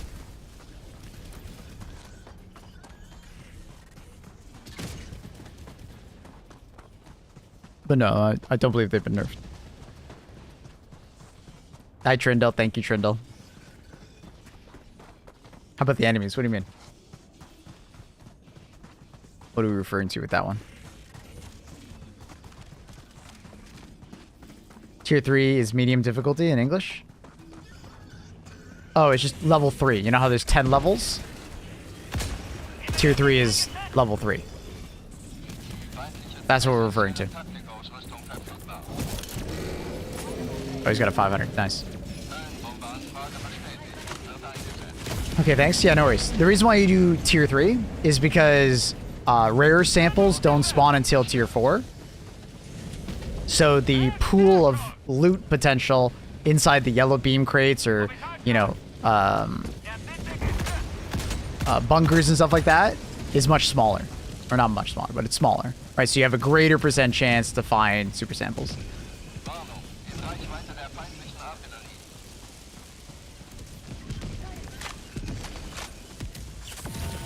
I mean, but Quasar still has the awesome feature. Yes, that does. It probably won't get fixed until like next Tuesday.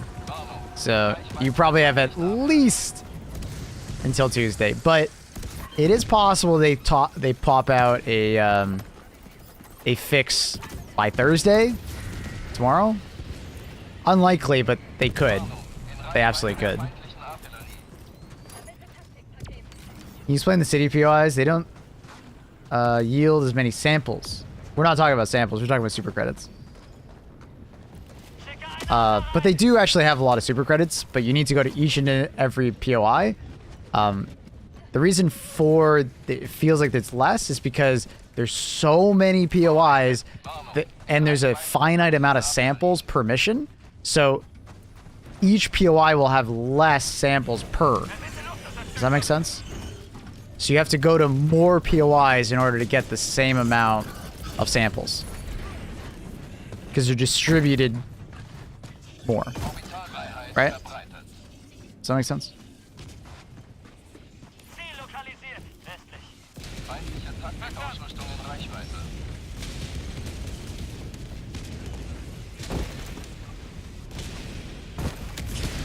Nice.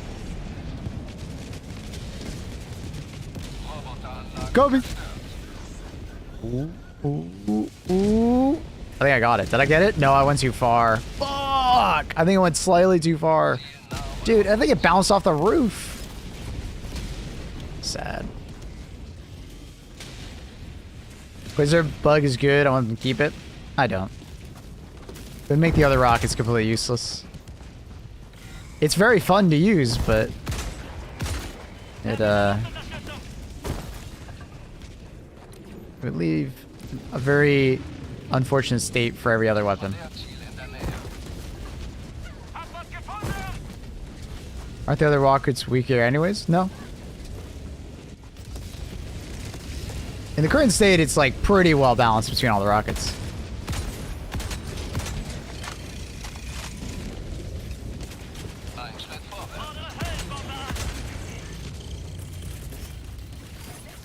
Oh shit, I didn't realize.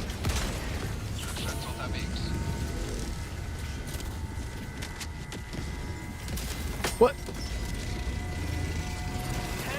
Oh. Yeah, I'm in a bad spot, bro. As far as I'm not dead yet. Like, I'm a noob still in the game. I see no reason to use a rocket launcher over Quasar. So, the recoilless does more damage. So, on certain enemies like that Factory Strider, I can one-shot it in the eye if I use the recoilless. The spear has tracking, so for some people that want to utilize it at longer range or don't have very good accuracy, the spear is very good for those people. And the spear also does, once again, double the damage of Quasar, right? So for enemies you're not one-shotting, it's fantastic for that. If you don't know where to shoot, for instance. When we're discussing EAT or Commando, those are on-demand support weapons. So if you're maybe doing a loadout with the Stalwart or Arc Thrower, you know, and you need some AT all of a sudden, do the stratagem, it drops in, and then you have AT, right? You just swap out quickly, fire it, and then swap back to your Stalwart, right? And the EAT does the same damage as the Quasar. Oh, I thought it was still necessary. So, if the Quasar stayed like this, it basically makes it like unbalanced, because the way that Quasar stays balanced, you know, because it auto reloads and it has a limited ammo, and it only has a very small cooldown for the next shot, right? One of the big downsides is that you have to charge it, right? To fire it. A couple seconds. It's not long, but you have to, you know, charge it for a couple seconds.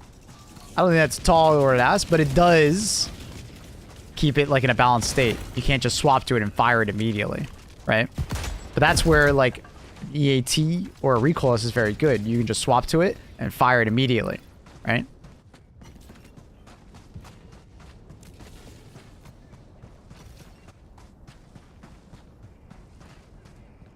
For sure, Raggy is correct, yeah. If you get the ship upgrade to make your hell pods come in faster for your weapons, it's really useful. One of those weird rocks. It's like causing my aim to get all fucked up.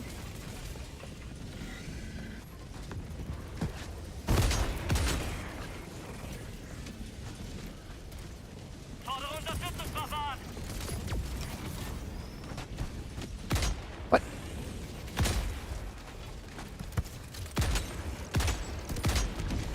What? Oh. Maybe slightly too low?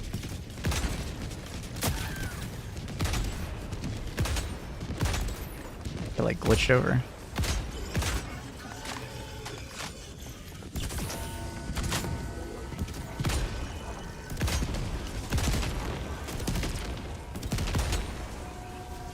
Why does Luna take up 1/4 of my crappy mobile screen? People on YouTube or on Twitch were increasing your size. We'll make her smaller for you. I gotcha. Hello, Cronus. How you feeling, buddy?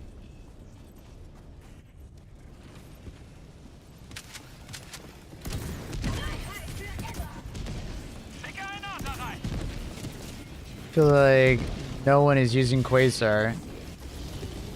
Still Biss with shield pack for a long time. That's not true. It's one of the most top picked stratagems if you look at those like stratagem picking plugins that track people's like top loadouts. People love using the Quasar. That's not the case. This buff didn't need to have people to use the Quasar. People use it all the time. It gets less usage on bots just because on bots other weapons have more of a benefit sometimes. Like we were just talking about with the thing. And the fact that you can use it with a shield is another, you know, big one. Sure. Not that many people do the Quasar plus shield backpack, though. A lot of people have gotten better at the game, so they don't require the shield. Or they just wear heavier armor, so the shield is not as necessary.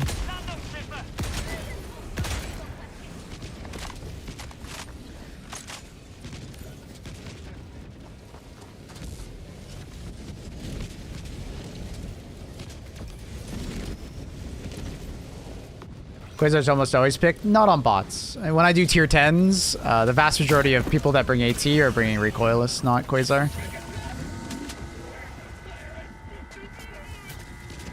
Just because Recoilless is the objectively better one on bots.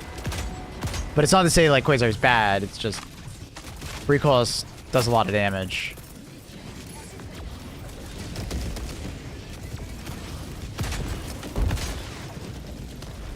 But for like bugs, the difference between a Quasar and the Recoilless is like very small. Like it's literally the only difference is that a Recoilless can one-shot a Shrieker Nest, whereas a Quasar does like 90% of the damage of its health.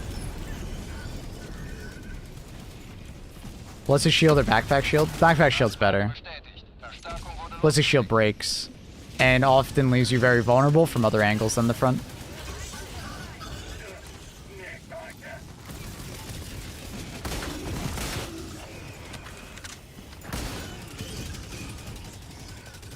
I don't have it in my backpack.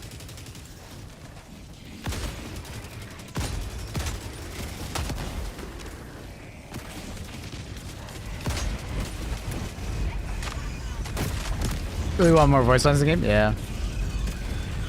Has the Fiery Sentry gotten a buff? No. Still needs some love. A bit tankier. Maybe some amount of pushback. Something like that.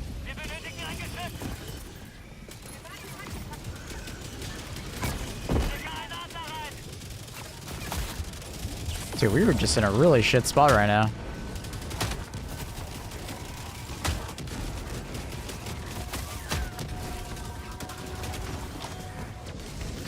We're just getting absolutely demolished by random patrols.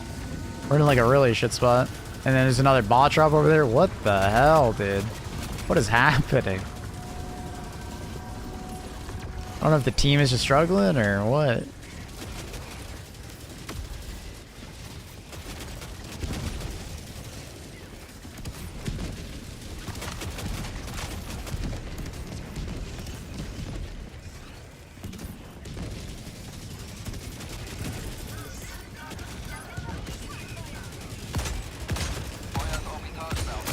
Oh, that turret never died. Dude, I hate these turrets. I had no idea it was there. Let's just walk around at this point.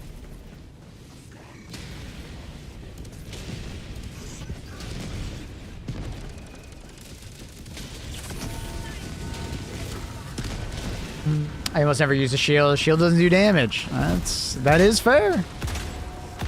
The guard dogs are in a really good state at the moment, which is another reason why people tend to not bring the shield. You can also argue that the supply backpack offers more protection than the shield actually does, because you can stim yourself a lot more. And on top of that, you get so much more ammo. So it ends up being offense is your best defense. Shield is cinema. You mean the ballistic shield or the energy shield?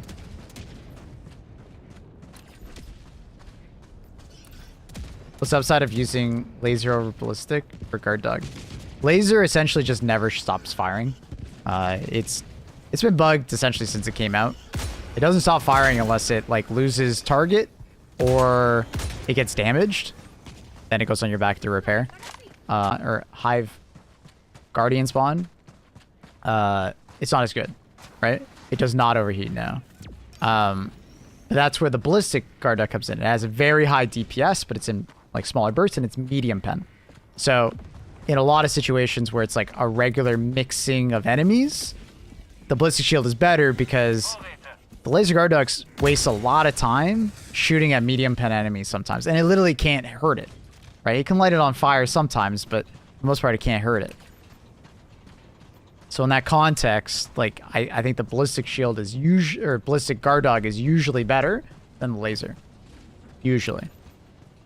But if you get the right version, like I said, like Hunter or Pouncer version, you know, and there's tons of small enemies and there's almost no medium pen enemies, like, yeah, that's where the laser guard dog shines. Versus bots, ballistic shield or ballistic guard dog all day. Versus Illuminate, I'd say ballistic guard dog because the guard dog aims for the head of enemies a lot of the time. And because the Illuminate Overseers have medium pen required helmets, the Ballistic Guard Dog like 2 taps them. I think it's like 3, but yeah, it's really OP. It can kill significantly more enemies. And obviously there is the downside of like, you know, you need ammo for the Ballistic Guard Dog, but I feel as if as long as you're like fairly good at like reliably getting the resupply, I think you're more than fine. Like I don't think you'll have trouble getting ammo for it.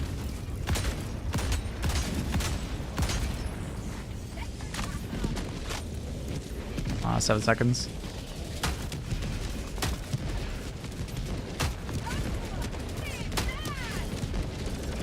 Oh.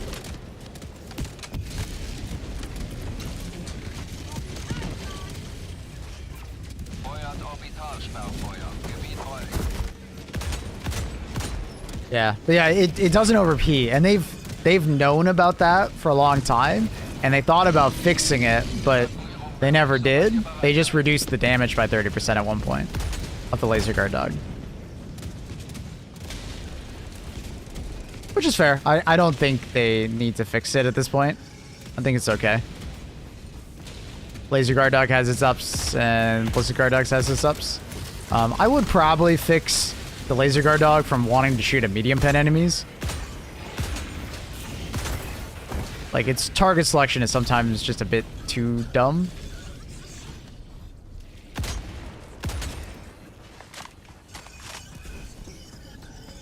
That's probably all I would change about the Laser Guard Dog, is just make it so its target priority is not medium pen enemies. They like, essentially it should ignore all medium pen targets or medium armor targets, because it just doesn't have the ability to kill it. Maybe you make it do like the last thing it shoots at is that.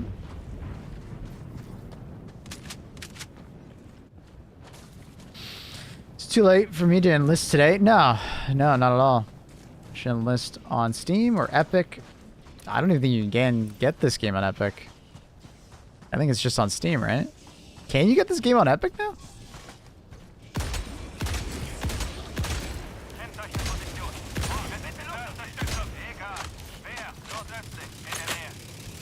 It's funny, my dad was telling me the other day that he was talking to one of his like coworkers that's like younger, and he was talking. They were talking about Helldivers, and he was like, "Oh, well, my son is a content creator for them," and you know, mentioned my name and stuff like that. And he said he never got into Helldivers because and my dad found this weird that like he joined too late, so the game left without him, and it's just like I was looking at it like what? I think it was more of the context of like his friends started playing it and stopped playing it, so then he missed out on playing it, I guess. But I'm not exactly sure if that's the case. Kind of giving him the benefit of the doubt there. Or he had the wrong idea about the game, wrong impression. I don't know. Not sure exactly, but Dad did explain to my dad, no, that's not the case. You can pick up the game at any time. There's very, very little FOMO in this game.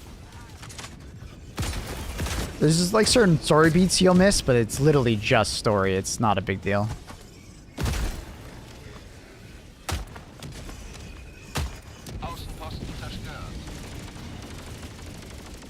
I'm afraid it's too complicated to learn HD2. I've like 9,000 hours on Warframe.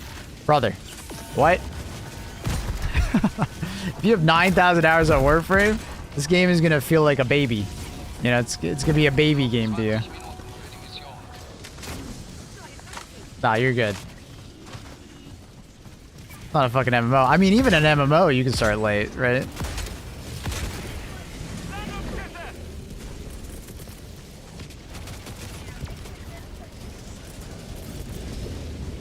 Keep running, C1, keep running!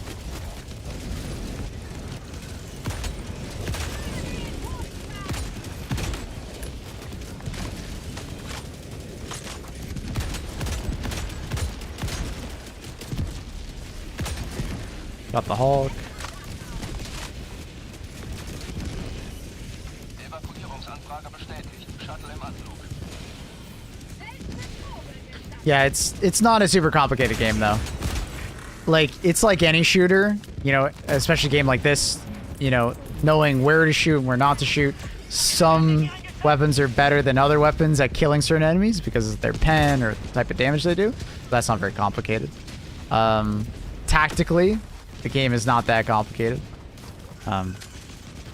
It's about mobility and moving around and stuff like that, but it's pretty basic, you know. It's not like the micro is particularly hard.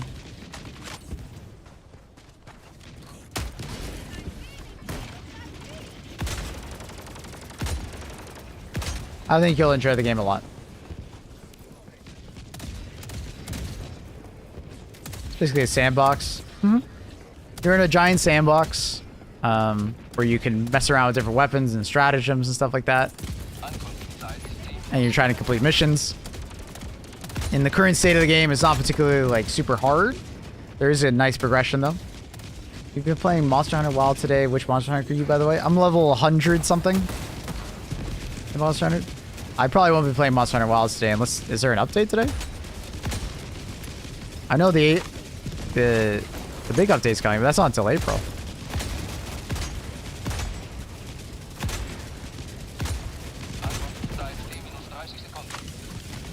It's on the 4th. Yeah. It's more like we're good.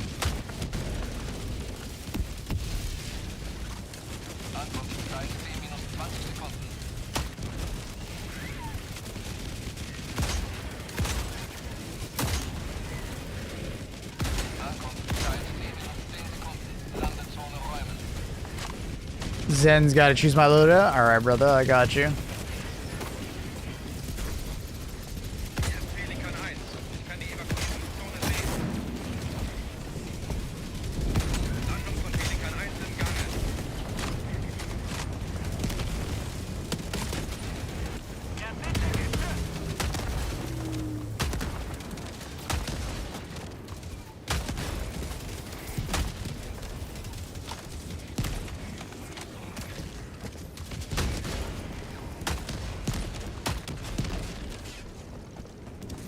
So, how does the Eruptor feel post-patch? It feels like it used to feel.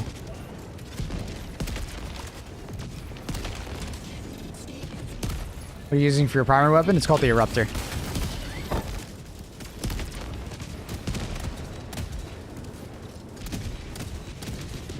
Eruptor is good. It has been good, still is good. Could it be better? Absolutely. Let's get in.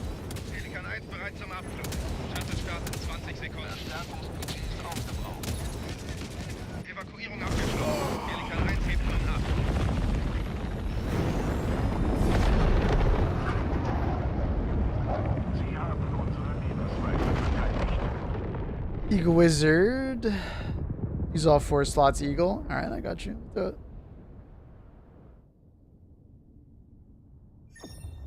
Use them like spells.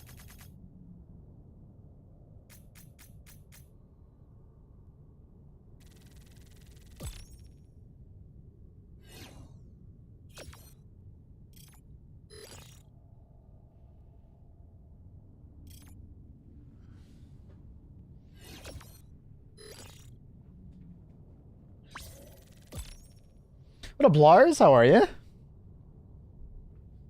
How are things?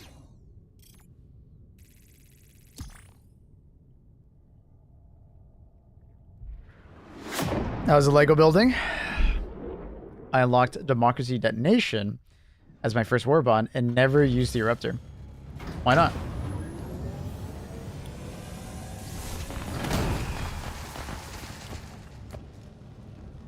It's Left 4 Dead 2 in 2025. Not exactly. It's more of like an open world sandbox version of it. Because there's plenty of Left 4 Dead like games like Space Marines 2. That's more like Left 4 Dead. They're a hallway working together as a team. This is more of like an open adventure extraction PvE game. Drop on a planet, complete tasks, extract with stuff, similar to an extraction shooter. Upgraded my rig last week. Ooh, congratulations to 5080 and 7800 X3D. Damn. I think you'll enjoy this game a lot. Especially if you can convince a friend or two to join you. You'll adore it. keep watching. See what's like. All good, working. No Lego today. Fixing network at the office. Okay. Hopefully not too many bugs in the system.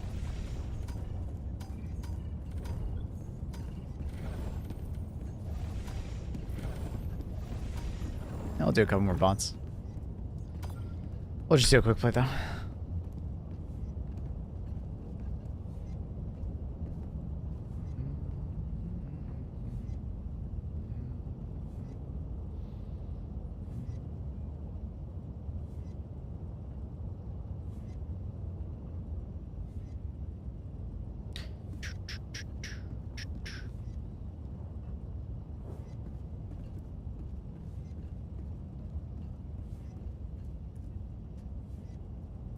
Someone say Warframe is more beginner friendly than Helldivers?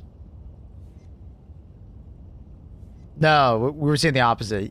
This individual came in and like they were worried about this game being too complex, and then they told me they had 9,000 hours in Warframe. At least I think I read that correctly. And I was like, no, don't worry. Like, this game is incredibly beginner friendly compared to Warframe. Warframe is not exactly the most beginner friendly game, especially if you're not used to that style of game. It can be a... Oh, that was weird.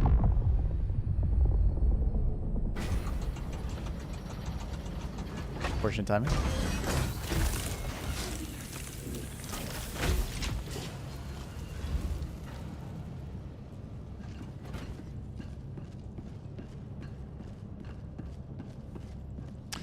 No, you're cute, Annie. No, you.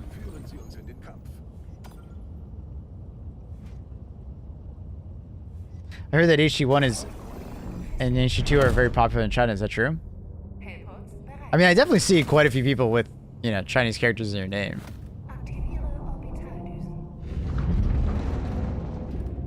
All right, what do I... Okay, I have to pick 4 eagles. 500 kg, pretty self-explanatory. I'll do Straven because we're doing bots.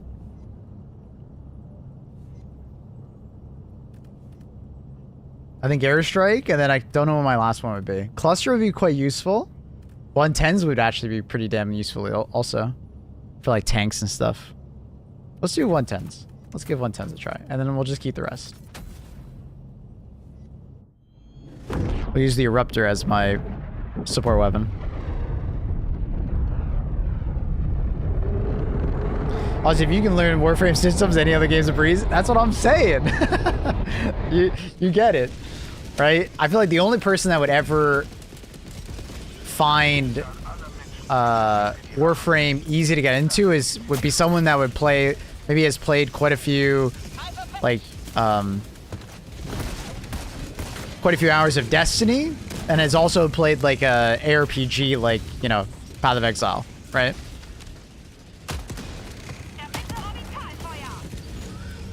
Because Warframe is very much like that amalgamation of like an ARPG meets a looter shooter. I'm Creature. We played together. Yo, GG's, buddy. Yeah, I remember the name. GG's, buddy. It was a lot of fun. We lost you there on the transition. W-Cat. Yeah, she's a good girl. You'll see her here quite often on the stream. You ever watch MMA? I used to watch it when I was younger in university. I have not gone back. It was mostly something I just did with friends.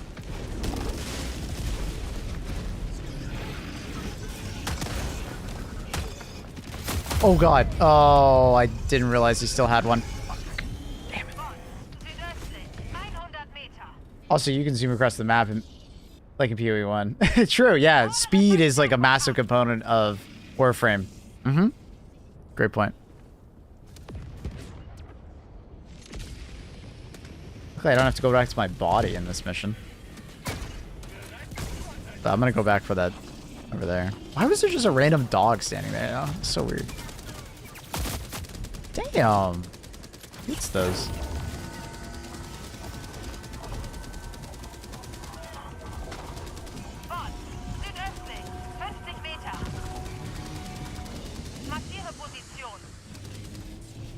anyone else say you look like a better looking version of Corey? I don't even know who that is. They're shooting T3. I'm not sure what who is that. People say I look like Andrew Santino. People say that I look like a football coach. I think it's like Barcelona FC. And Ewan McGregor. Those are like the people that people tell me that I look like him. Google him. He's an MMA fighter. Pretty good. Okay. Oh, damn.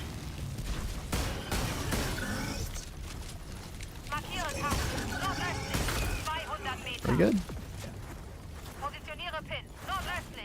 Let's Google this. I'm gonna Google it on my other monitor just in case this is a porn star. You never know. You never know. I think someone's actually mentioned that I kind of look like this guy. He's got that kind of ginger, but also kind of brown hair going on, similar to me.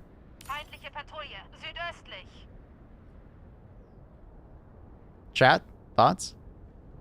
I kind of got a similar hairstyle to him. My hair is obviously a little longer. I can see where you're coming around. I'm also white. So that works.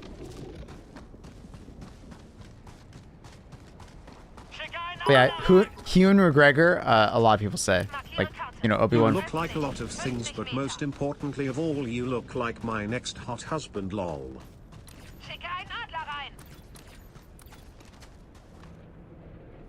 Huh? Wait, how's that not on the eye? Oh, there you go.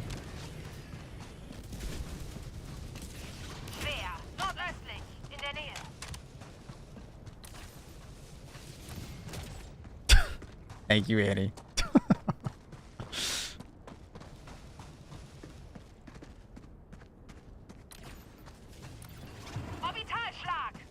Look at him brush. Oh, yeah. He's good at ignoring. I didn't ignore anything. Look like an bunnies to me. Look like an asshole to me. I mean, am I at least like a cute butt? Like, you know. Like I got some work done on my butt? Kind of asshole? Like I'm bleached? The kind Kloss like, okay, relax, panic. Chill, bro. Oh my god. Don't let Kloss let you hear that, dude. Fun fact, Kloss hit on me the first time he ever met me. Just saying. Just saying. Do you ever see him in here? Clostradamus? Right. I don't even know how to pronounce his actual name. I just call him Clostradamus. How I just call him Kloss or Clostradamus. Whatever. You see him in here. Mm-hmm. He'll never admit it, but he did.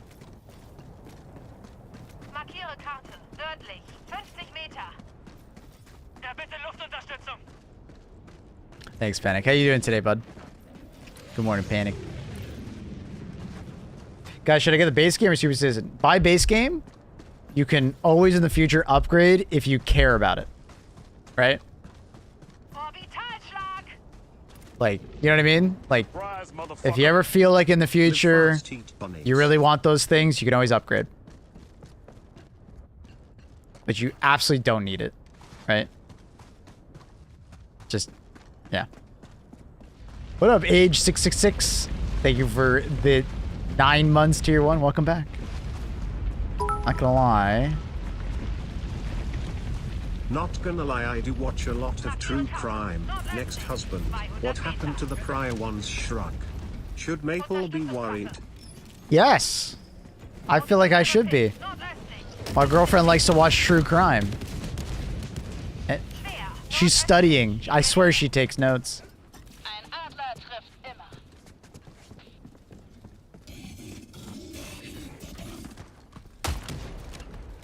Oh, did too fast.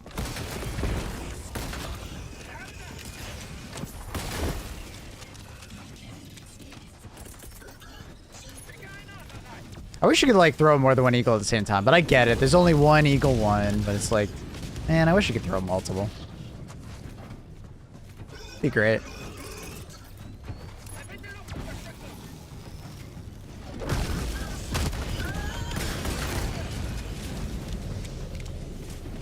There's the last one. I think if I chuck it, I can get it. Oh wait, there's two, I forgot. Let's go out the back. We'll do... Oh, that's the wrong one. Do that. Run out. Why is it Eagle 1 if there's only one? Because there's only one. 1 of 1. Eagle 1. How's it up to change? Did they mess something else up in fixing it? No. Seems... It's back to normal. Back to normal.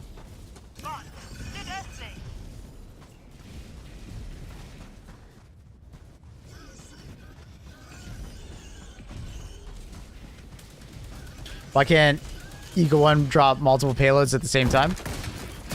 I don't know. But I mean, they kind of can. They just need to come back for another, like, pass, right?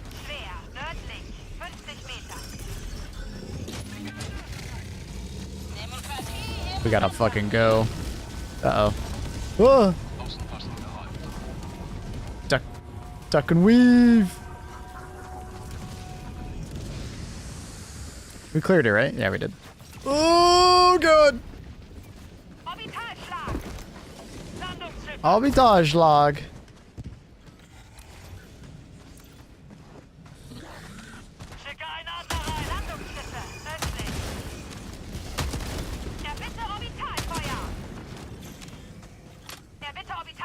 Imagine you get a stratagem that drops like one of each eagle and equips at the same time. That'd be really interesting, honestly. I've never thought about that.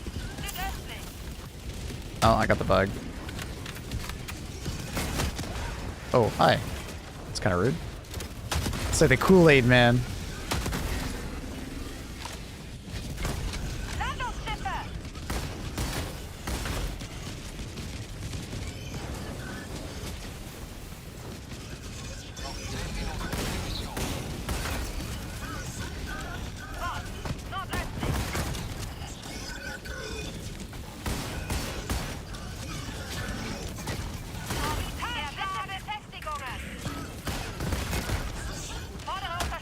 Ugh. Handling sucks.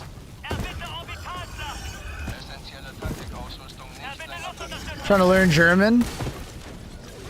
9.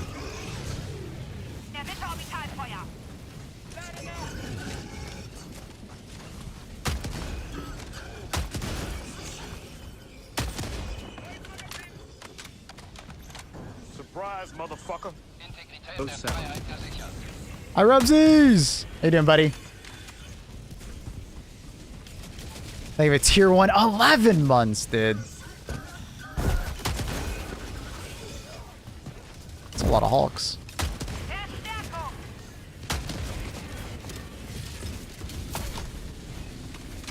Okay, you already can. Nah, I know one. I know one word. On Twitch, you can use channel points to swap the language of the game that we're currently listening to.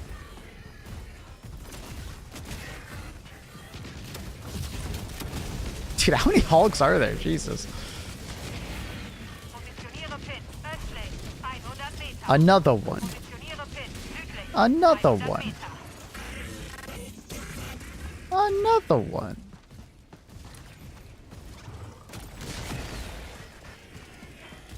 I'm fighting for my life over here.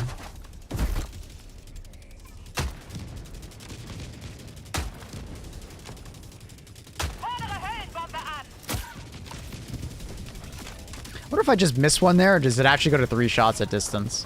I guess there could be damage drop off affecting it. No way he direct impacts me.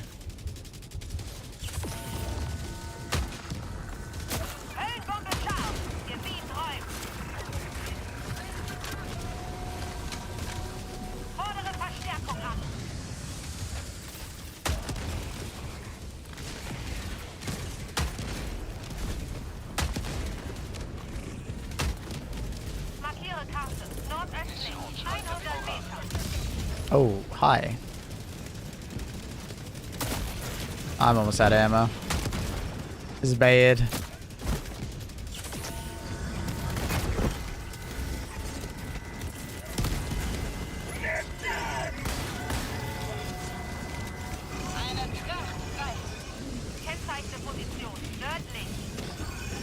I do need to reset my cooldowns. I just haven't found a good opportunity yet.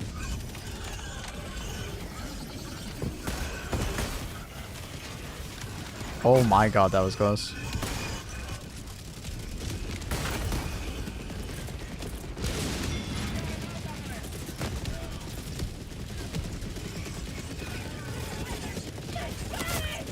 Did it not work? Wait, what? Oh, they. Okay, I think I did one. Yeah, it did. Okay. Try to stims. Oh, I just kind of was rushing. Ugh. I didn't have time to grab him. Ugh. Wait, that guy just throws smoke? God damn it, bro. Are you seriously bringing smoke? Come on, man. Why are you bringing smoke? You troll. Ugh.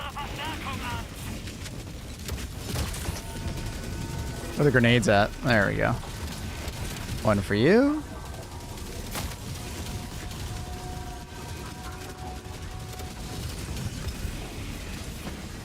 So they can't see, duh. Yeah, but they're terrible at doing that job.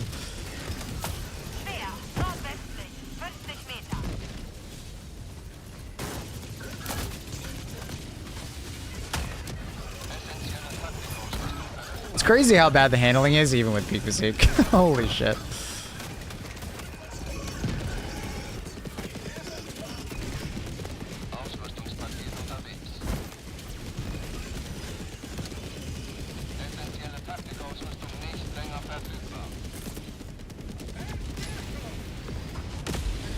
Entire army of communist robots versus 4 diving boys. Obviously us. It's blasphemy to say anything else.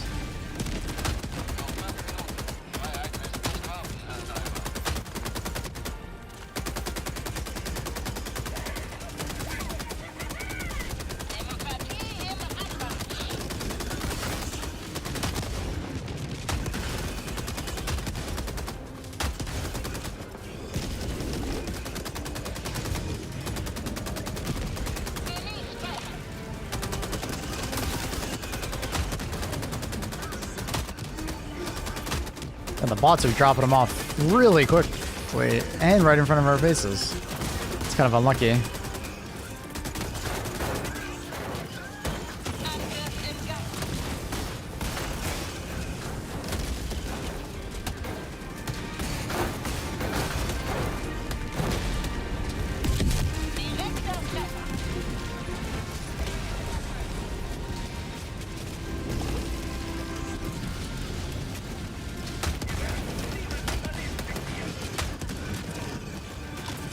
Guys, why don't throw smoke at enemies, man?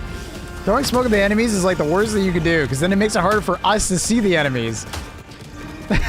Don't do that. It's possibly like the worst spot to throw smoke. Is at the enemy.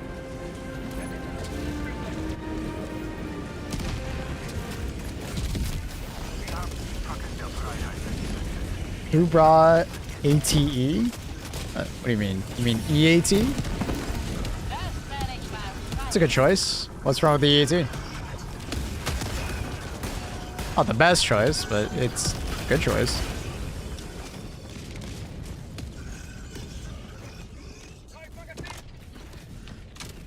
They playing 4D chess. Now he's an automaton. Anti-tank emplacement? Is that what you mean?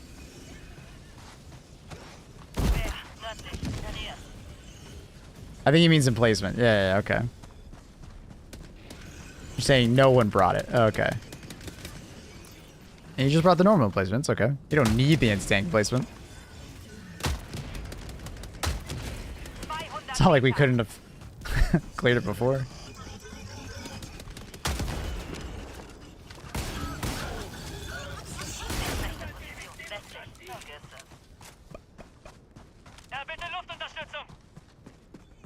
Fabrikant, südwestlich, in der Nähe.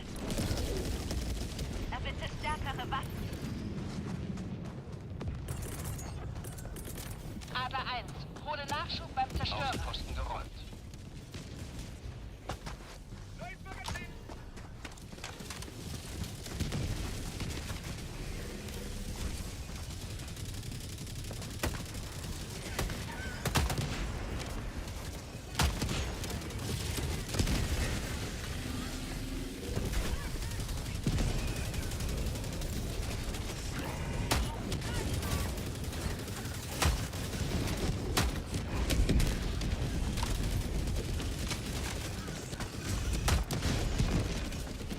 Duh.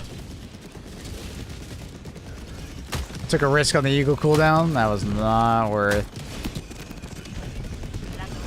So I should have grabbed the ammo before I left.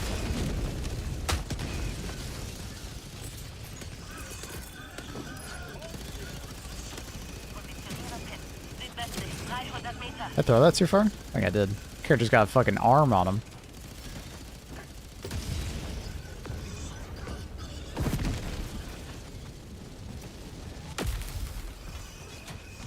Noch eine Minute. Zerstörerabflug steht bevor.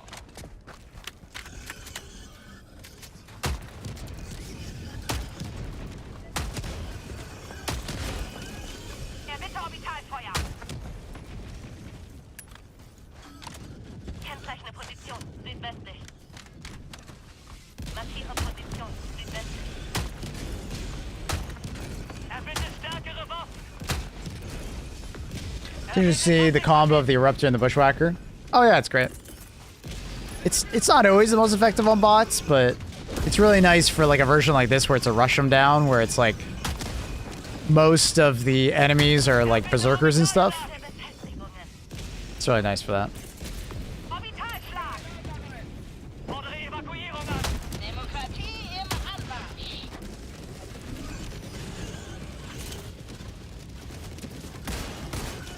Just give you a little space. Zerstörer verlässt Niedrigorbit. Notfall-Evakuierungsshuttle im Einsatz.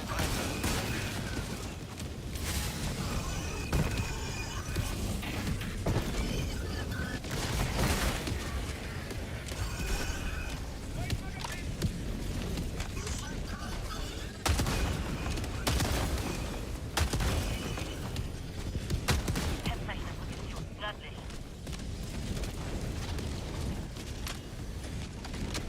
Ankunftszeit T-1 Minute 30 Sekunden.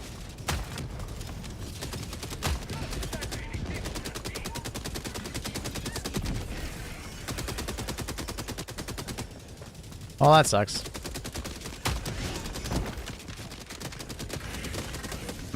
This is awkward. Fuck. I think he's got him. We're slowly gonna get overrun because we're just out of ammo.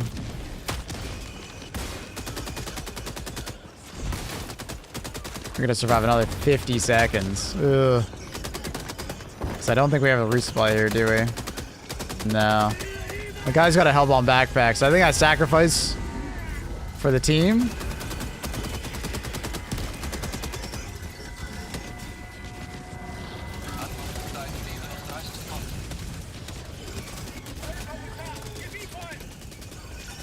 Dude. Oh. Ankunftszeit T-20 Sekunden. Oh, that's bad.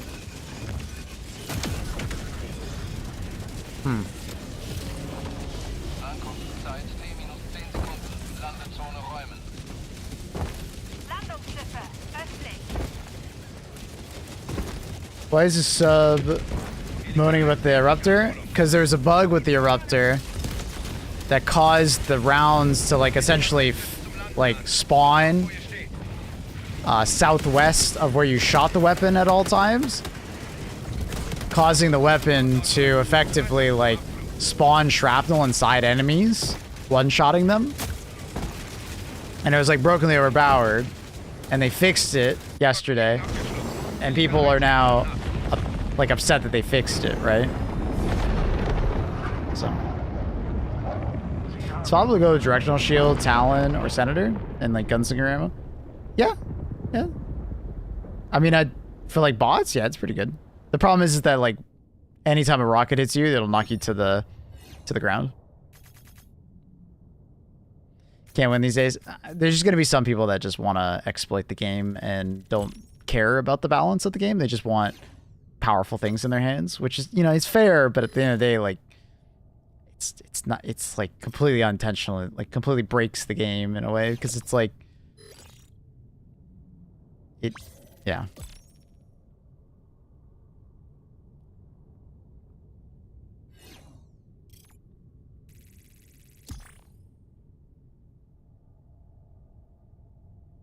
Let's see the bigger picture. Essentially, they're a little hyper focused on like what's insanely powerful, and yeah.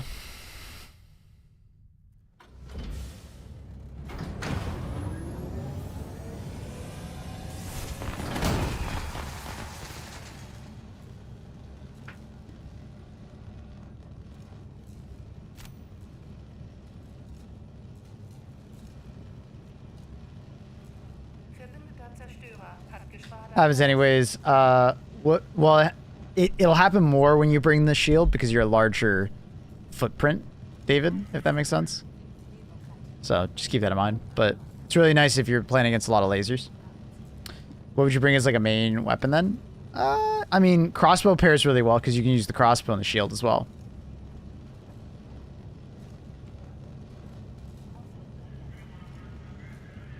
How much of the buff was from the bug or the AP4 change? Largely, the Eruptor will feel the same before and after the AP4 buff. It's in specific situations where the AP4 will be noticeable, right? Shooting a Hulk in the eye, for instance. More reliably one-shotting medium pen enemies because the projectile is AP4 now, right? Let's see that with the red beret. I got you, dude.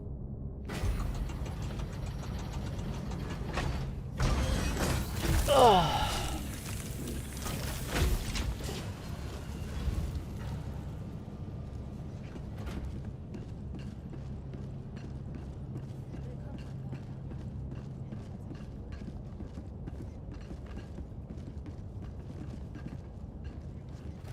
Ballistic shield is well suited for running away too. Yeah, my problem with the ballistic shield is that if you do bots, it breaks. And then you have to wait for the cooldown. Whereas with the shield, it's just always there. You know, obviously it breaks faster, but it recharges quite fast.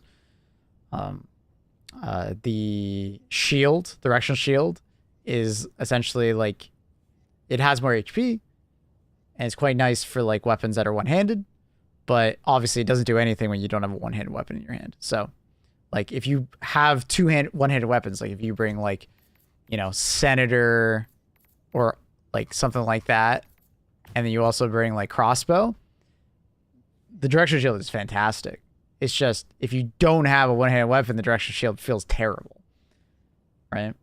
But luckily the grenade launcher, or the grenade exploding crossbow, is like extremely good, right? It's arguably like the overall best weapon in the game. So directional shield can feel very good when using it.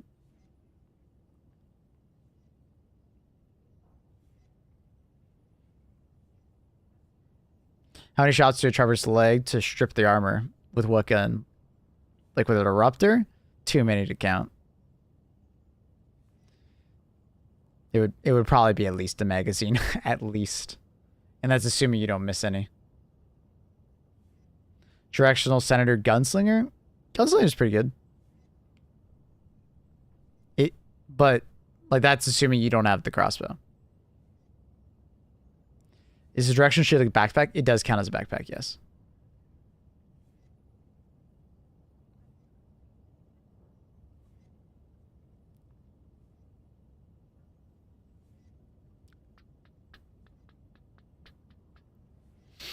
Anyways, what was the armor? I think you wanted the red beret. See, I love it when you describe it, and I'm like, oh, I know exactly what helmet you want to talk about. Easy. I want my hover backpack too. Yeah, that's a bit of a tough one. And that's where just, yeah, I mean, you can still use it. You just gotta like go with a, you know, more basic option.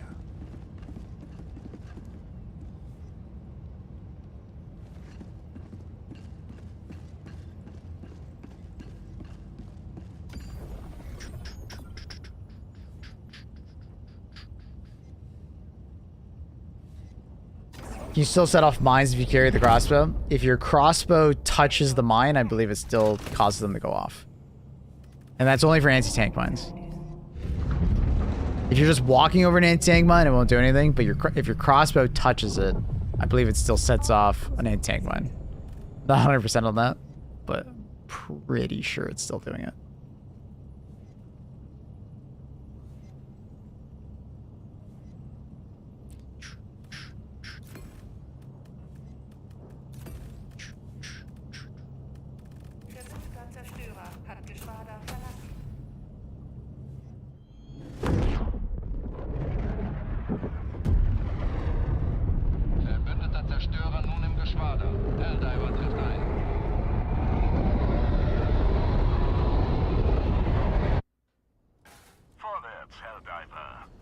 Oh. I didn't know this was a defense mission. I didn't even look.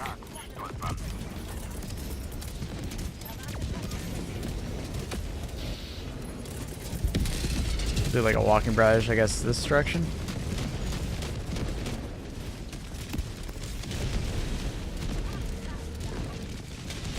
Orbitalsperrfeuer im Anflug. Abstand halten.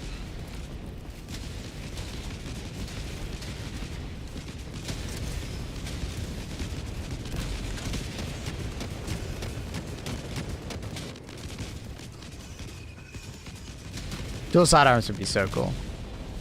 It would be very cool.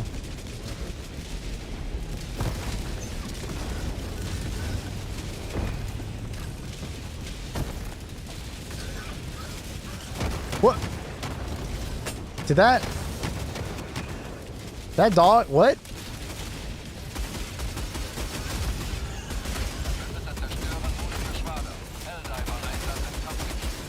Oh.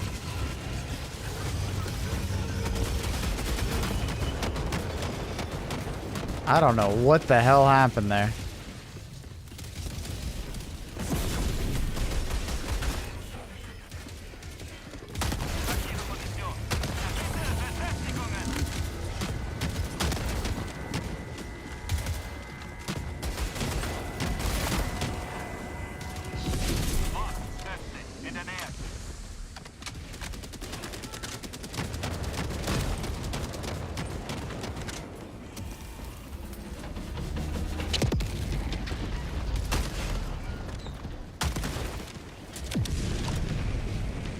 Song 61%, wish me luck. Hell yeah. My sound's fucked up. Some sounds are just missing. Ooh.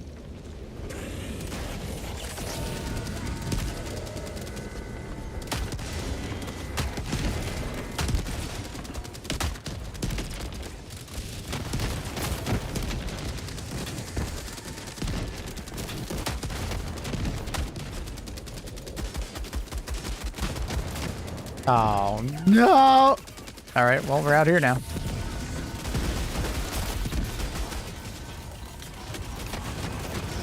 Oh, no, not the gas mines.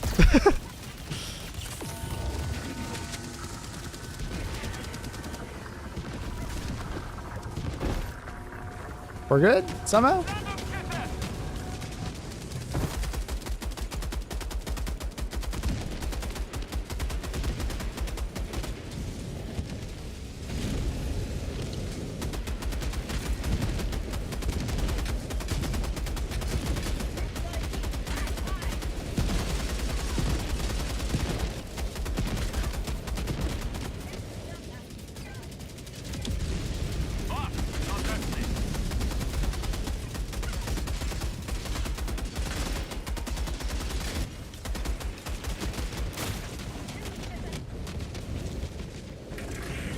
I find the game's audio very fragile. It is very fragile. You're absolutely right. But, I mean, it's usually only when too much shit's going on at the exact same time. It'll warp.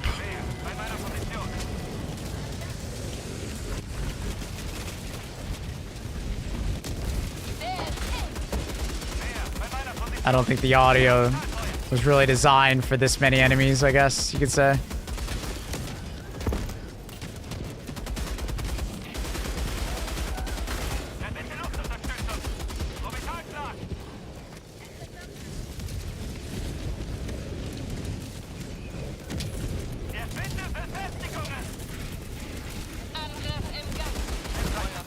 Oh my god, no way! That ragdoll went in the complete wrong direction.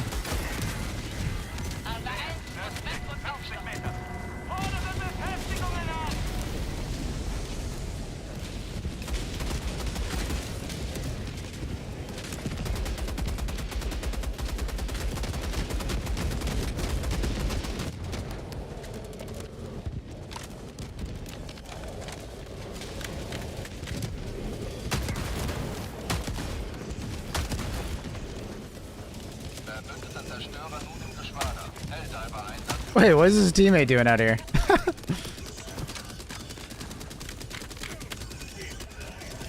supposed to be inside while I'm outside.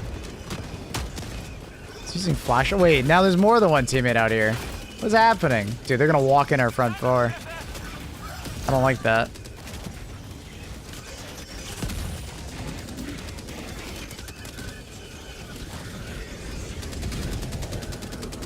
Too many people outside.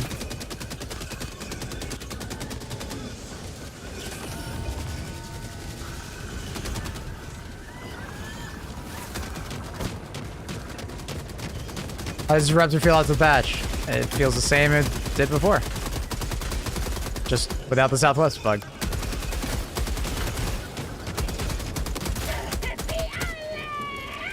Just like I was explaining to people, the Pen 4 will largely not affect the weapon that much. Because it's only on the main projectile.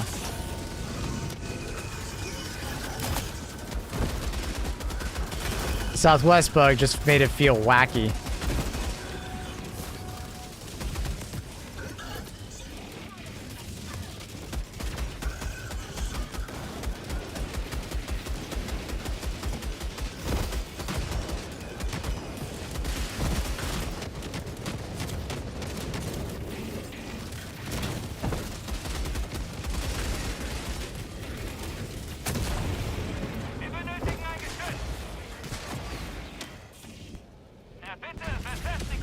Why was that considered good? Seems like it would be unpredictable. What would be unpredictable? The bug? No, it's the opposite. It made it kind of super Aw, fuck off. God, and a second ragdoll? Come on, man! Stupid ragdoll. Totally behind cover.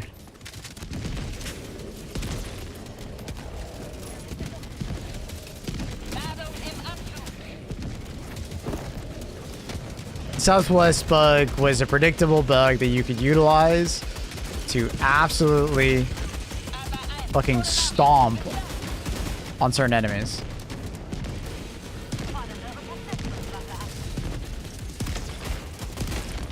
I read the notes and didn't really understand that they meant like about shrapnel arcing in a service direction. I think they kind of explained it wrong in the patch notes. If I remember, I don't remember exactly what they said, but basically what was happening is when you fire the projectile, it was teleporting southwest every time you fired it, which caused it to like spawn inside things, like a charger's leg or a ball titan's butt. And in doing that, you would bypass armor and other restrictions, doing significantly more damage. Like, you could one-shot a charger's butt extremely easy when doing that, for instance.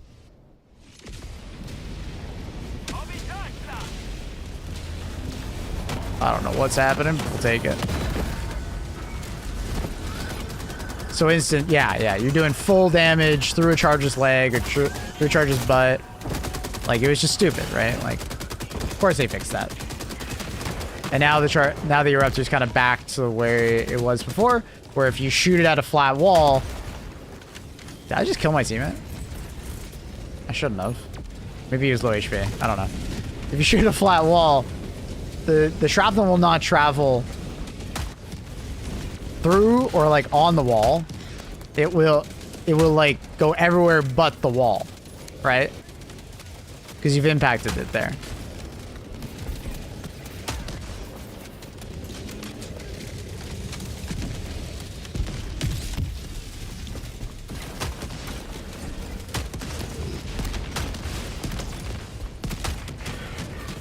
But for the, like, I think a lot of it is largely just, like, people want to be exploiting the game and they want, like, super, super, super powerful weapons.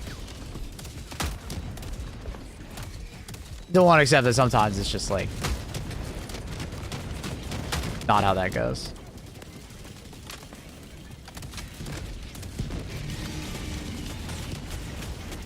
You assume real-life physics, but we know the AoE clipped through the wall. Yeah, to kill that teammate. Yeah, that's what happened. They shouldn't have killed him, though. The explosive damage is not that high at that range. So he must have been low HP or wearing really, like, light armor for me to do that.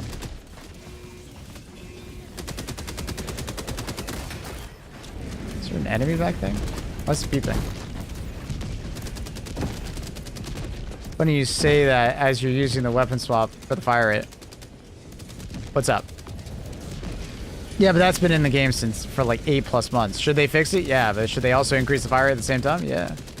But I've already talked to them about that. They want to do that, but they don't have the time because their animator would need to work on it, and their animator's working on other stuff most likely. But I think there's a big difference between me doing this fire rate increase and one-shotting ball titans. Or chargers and stuff.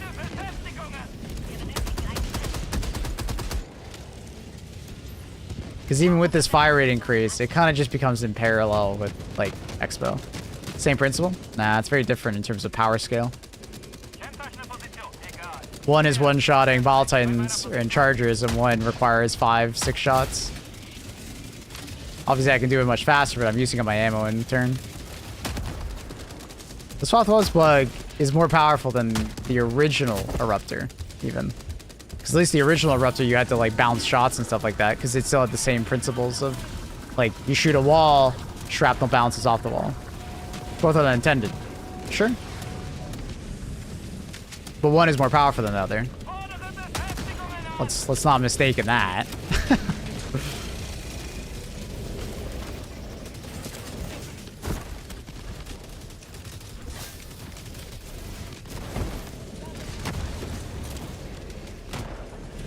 We've been talking about me wanting them to fix the reload cancel for like 8 months now, since the gun came out. Welcome to the stream, but that's been talked to death already. Ooh. Is your grenades there? No. Didn't realize he was working by battery passing the hour. It basically was teleporting, right? And it would teleport through things. So it could teleport through the charger's leg, right? It could teleport into a charger's butt doing full damage, right? All the shrapnel, right? It could teleport into an enemy and do full damage, right? So. But it was also making it worse in some situations, right? Because of that. I know I'm nitpicking, but contributes to it being a cursed weapon. I would call it cursed. It's just hard to fix. And also, people like to nitpick the weapon because it once upon a time was like super powerful. So people kind of want it to be back to that. So there's this like outcry in the community of wanting it to be that powerful again. Which it could be largely pretty similar nowadays because like they buffed so many other things around it that if you just like launched a like Eruptor, the gun wouldn't actually be that overpowered in comparison to a lot of our stuff.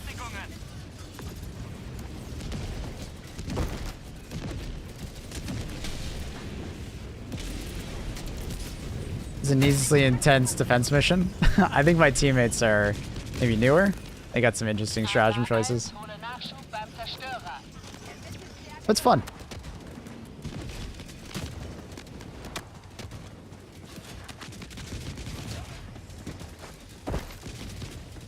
Yo, you need to leave. Oh, I don't have to. It's more fun if we just kill shit. You guys are just getting the blink, guys. It's okay. It's like 50 XP.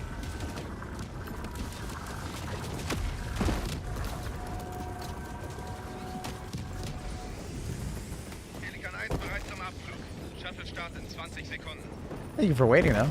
You guys should sleep. I was just killing shit.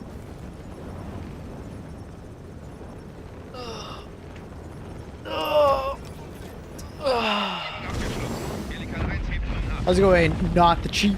How's it going?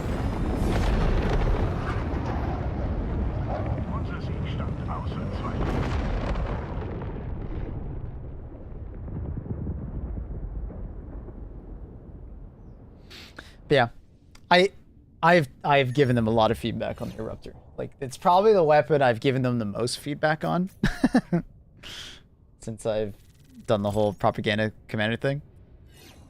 It's Yeah, it's in a tricky spot. It almost needs a bit of like a redesign, like that amount of time invested into it, but they don't really have that amount of time to invest into it, so they're in a difficult bind. I largely think the Eruptor is in a good spot, not a great spot.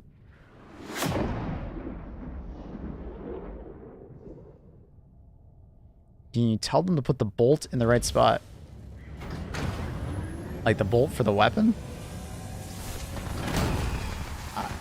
I mean, what does right constitute? It's some future space age sci-fi game.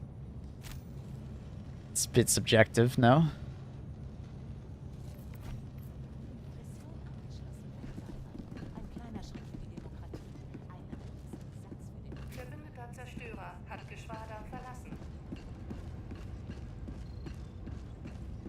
Helldiver, der Überzerstörer ist bereit für Ihre nächste Mission.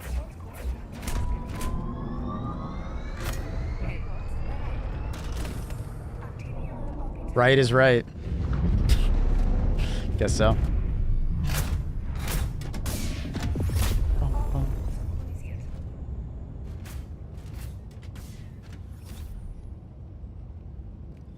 Now, for every one heavy killed, I get like 3 shrapnel hits to my body.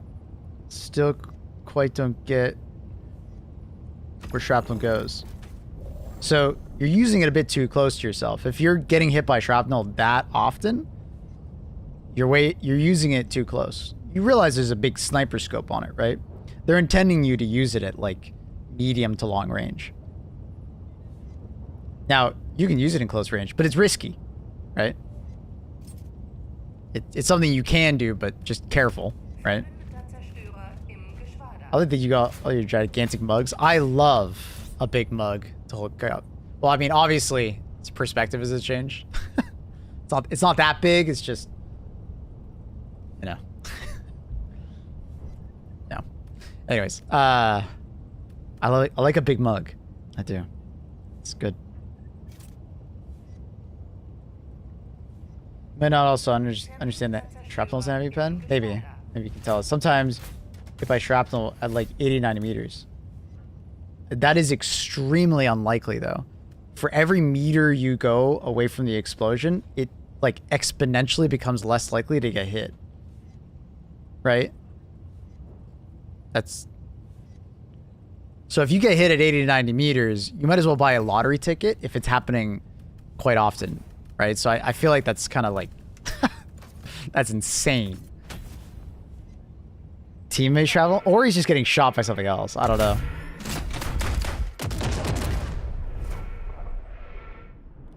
I remember the good old days where shrapnel wouldn't hit me from long range. I mean, it always would if it hit you in your face or you wear light armor. There was never a period where it didn't. It would have to hit you in the head, though. If it hit you in the body or leg or something like that, it would, like, half health you.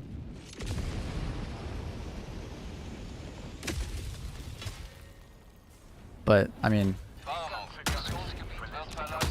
like, shrapnel doesn't even travel 80, 90 meters anymore. Also, that's another point that we need to debunk real quick. It doesn't travel that long. You can see how far it goes. It goes, like, 60 meters at max. Like, 50 meters.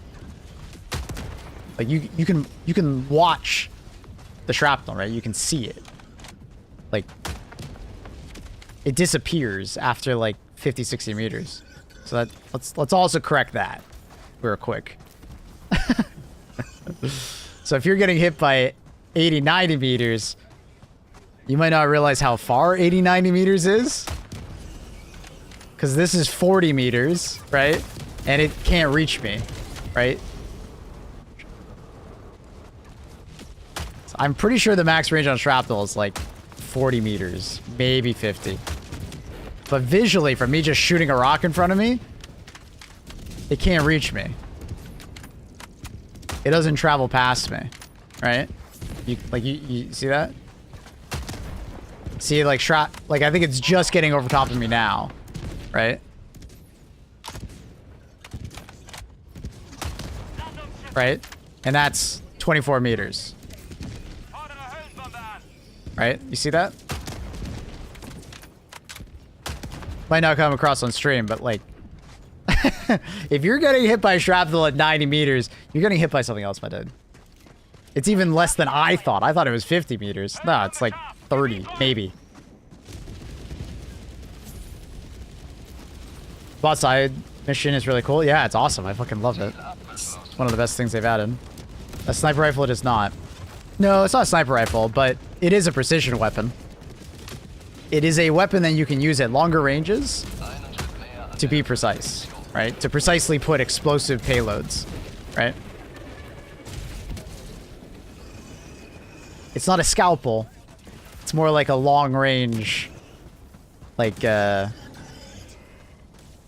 be fair, 80-90 meters was pre-patch, like before heavy pen. They didn't change the shrapnel when they added heavy pen, so that's false.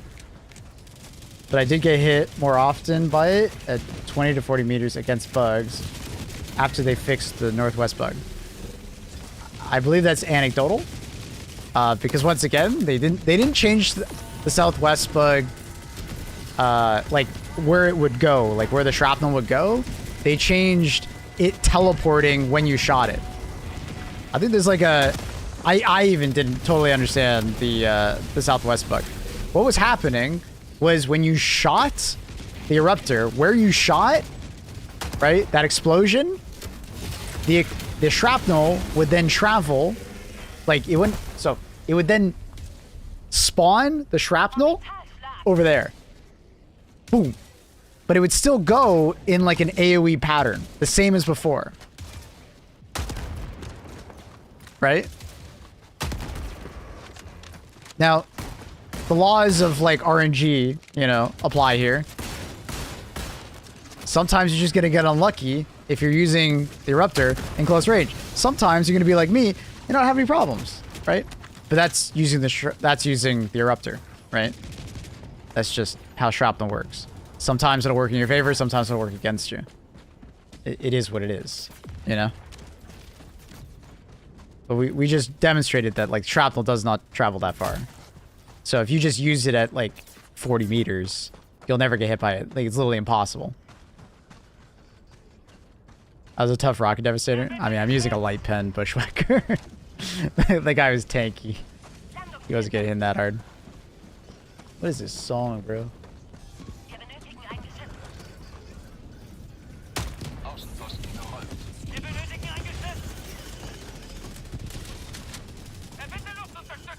I was asking you, would you design a similar mission to the other factions? Yeah, I would. Basically what I was saying, what I was trying to say, I was getting kind of distracted by the other conversation I was still having, is I loved the side objective. I would love for them to make it a main objective for different factions as well. So what I drew out, it was a couple days ago, was the idea of a mission that had like a giant canyon in the middle or some kind of route.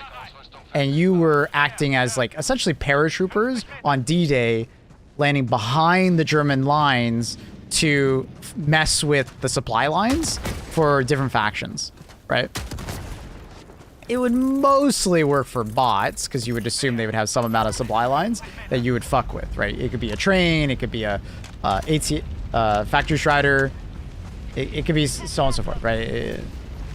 But I just thought like it could be a canyon of enemies walking through, and then occasionally you would get flanked by enemies. You'd have to, you know, push them away, and you'd have to like use your stratagems to destroy certain key assets as they make it through, because they're trying to go through this gauntlet of helldivers, essentially. You know?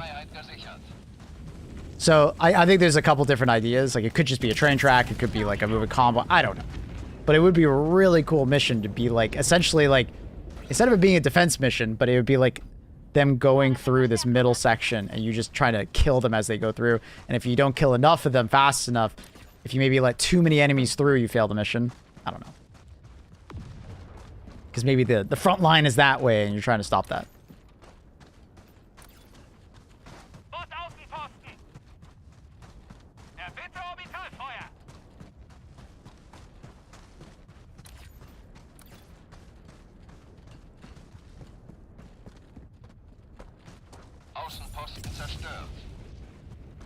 Oh shit, hi.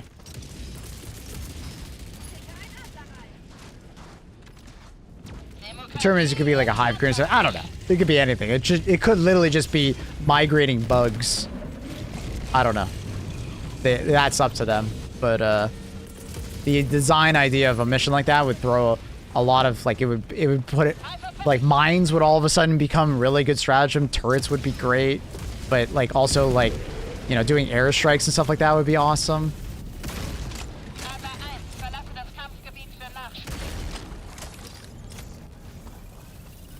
I think there's a lot of things they could do in a situation like that. I'm not getting a hit marker for some reason. It's very weird. There we go.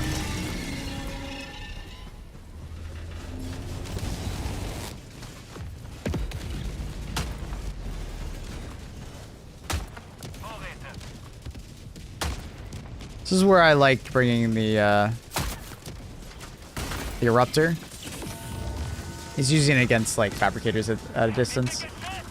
Makes it a lot easier than trying to bank the shot. Oh no, we got it. With the crossbow. Nah, I'm just gonna throw this. I don't feel like dealing with that. Do you use Rogue in an unsafe? Yeah, of course. You don't have to for a lot of enemies nowadays, but it is definitely a useful thing to do.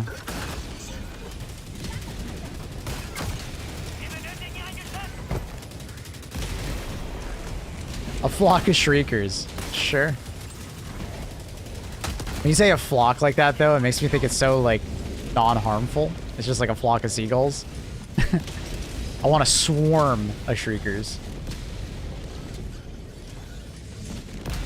Yeah, sure. Yeah, like a swarm of bugs carrying eggs, yeah.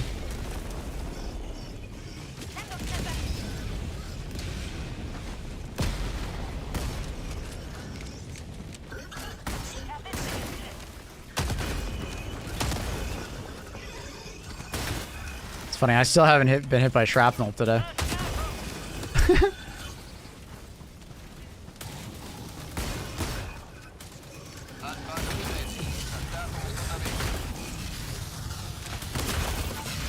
We're getting kind of lucky with the Punisher shots right now.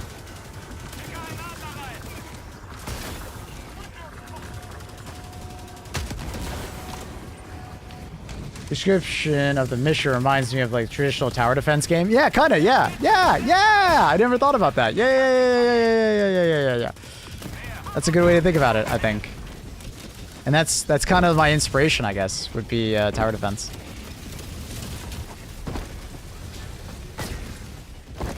Fast travel, love that.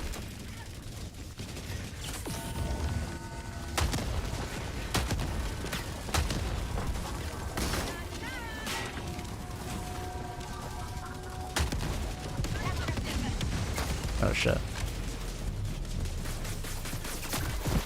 Dude, that heavy laser, what the hell?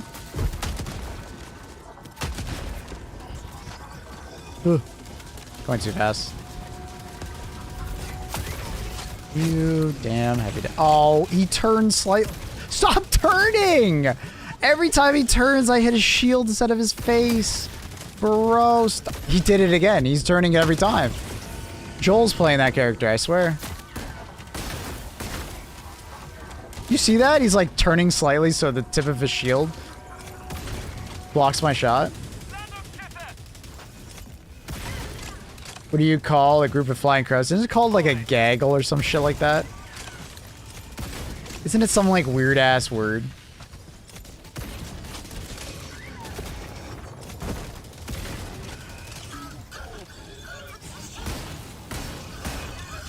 Oh, it's a murder of crows, right? Yeah. Never mind. What's the gaggle one? There's some weird name for it. A group of some type of animal. It's a gaggle of geese, is that it? Yeah, I couldn't remember. Thank you. Your discussions of balancing gun stratagems with chat can be said be the... I don't understand any. Brain too small. I don't know reference. Oh, am I too far? No. What is it hitting? No, is there just a Hulk in the way? There is a Hulk in the way. I couldn't see him. Yeah, I don't even know what you're saying. I don't know what that means, Annie.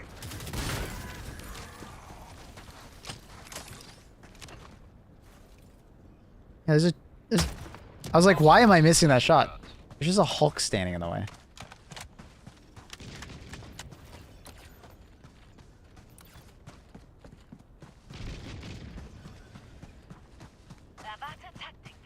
Word of the day describes how parties describe an event in different or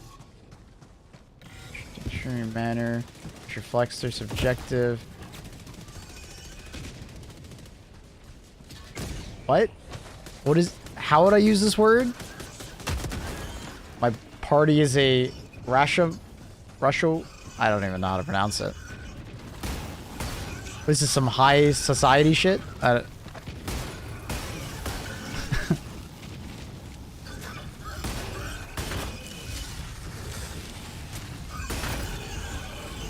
Brain hurt. Me no understand. Rashomon. It's a noun. So it's a type of party? Is that what that I'm... Oh my god, miss! Oh my... Jesus.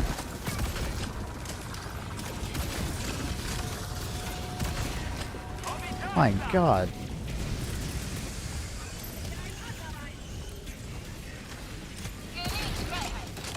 That's so unlucky, dude. It landed right behind my foot. Alright, we're good. That was really unlucky.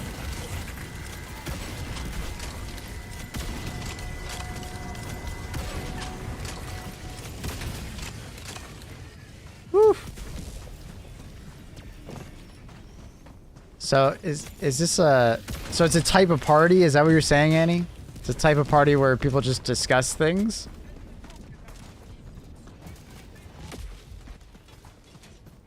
You said it's a noun, not an adjective or a verb? So it's...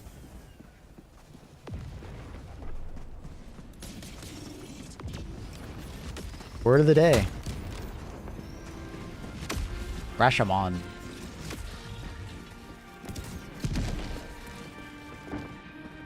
Is it like a Zoom meeting?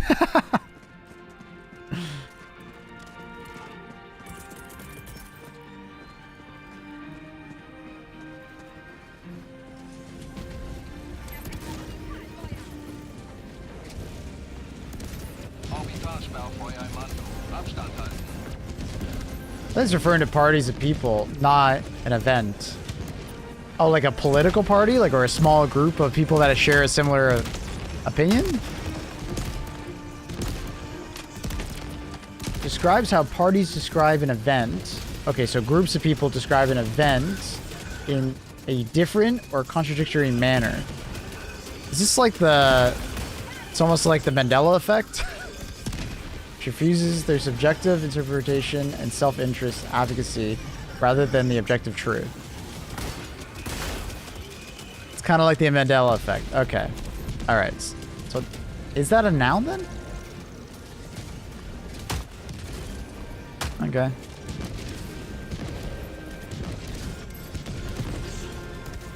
Term is named after a movie? Oh, is it really?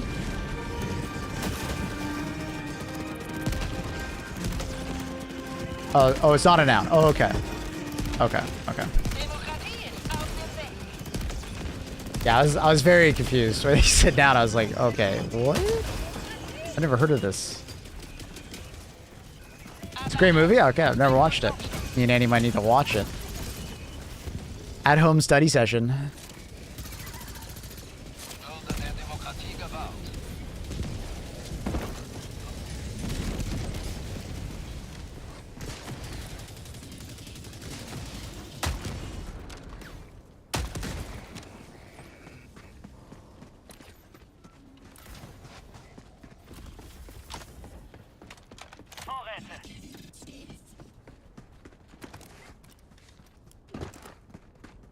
It's funny, I haven't actually seen this bug too often lately. Since the patch. I wonder if they tried to adjust it. 'Cause I feel like I saw it way more last week than I do this week. Because since the patch yesterday, I think I've only seen it like maybe twice. Weird. It's like telling a story in different viewpoints. I get it. I understand. And self-interests and biases will affect how you tell the story and have the discussion about that event. You'll recollect different things. I get it.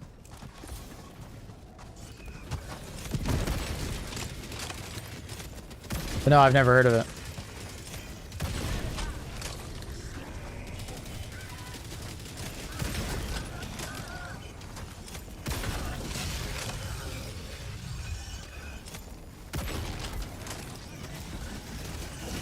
Essentielle Taktikausrüstung verfügbar.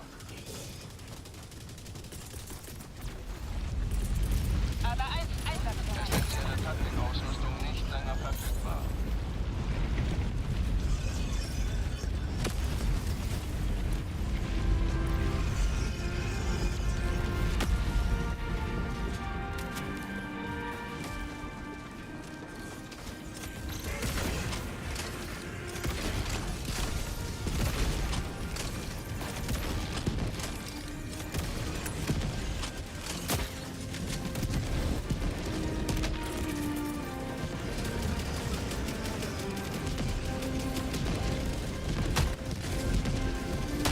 I forgot that the eruptor could do this. You can clear the corn with the eruptor and crossbow.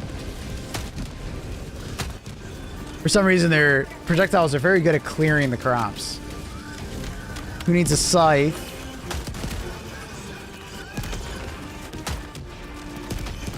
Oh, first person bug. It's funny, I haven't been getting it very much. Come on, swap back. Come on. There we go.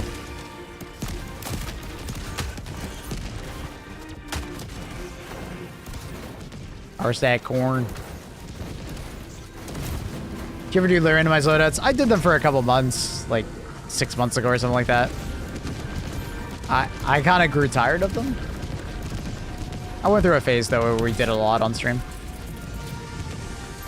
And then we also did like a challenge where I try to go from level 1 to level 10 using randomized loadouts, and if I die, I go down a level. It was fun. Sort of.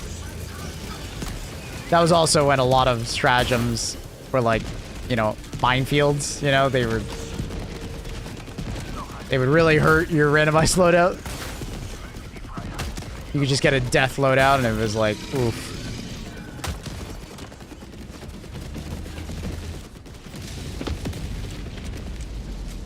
We have discussed like maybe trying like a no deaths run or a solo gameplay like from 1 to 10. But I don't know. Never did it. I don't know if I would find it fun. It could be frustrating.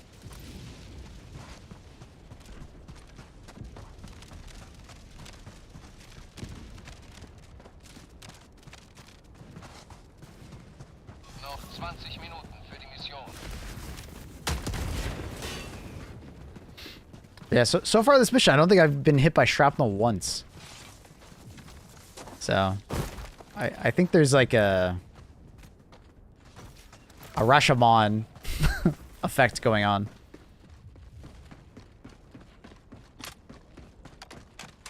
But that's also the law of RNG. I'm just getting particularly lucky also.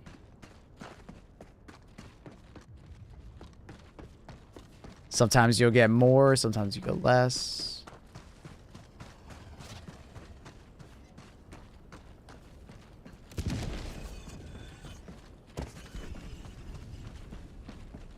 Flag stratagem like that, David, would be really interesting. I was thinking about that. You said that.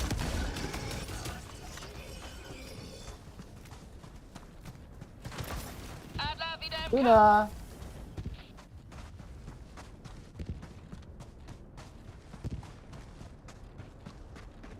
Evakuierung verfügbar. Oh, why are you crying so much? What's up? Hi, kitten.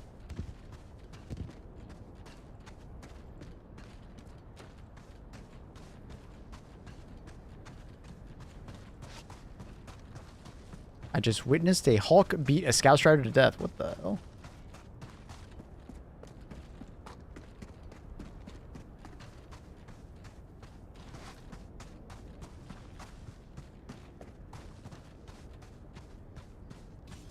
Hello, Luna. What you doing, kitten?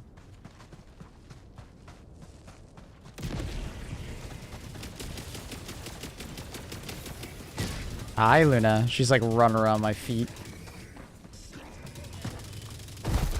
Got something to say to chat, Luna? Hi, Luna. Oh, she's up. She got something to say. Luna, what's the news? What's the news, Luna? Trying to tell me something in my ear?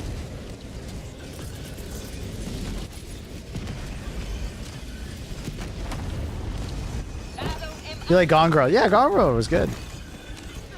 I had not watched it when it came out, so Annie like watched it with me. And I was like, oh shit, it's a good movie. Yeah, I did enjoy it, Annie. Yeah, it was quite good. What are you doing, little Lou? She's attacking my mouse hand. Or not.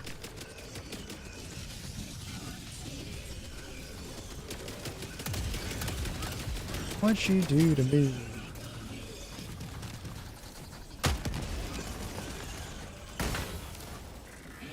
Sad songs. Ooh, Fortunate Son, nice. Hi, Luna. Hi. Hello.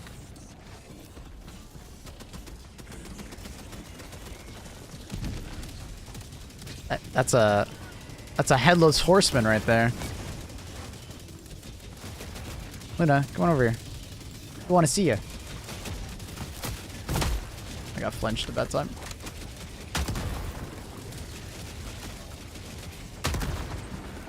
Hi, Luna. Your tail is currently on my mouse.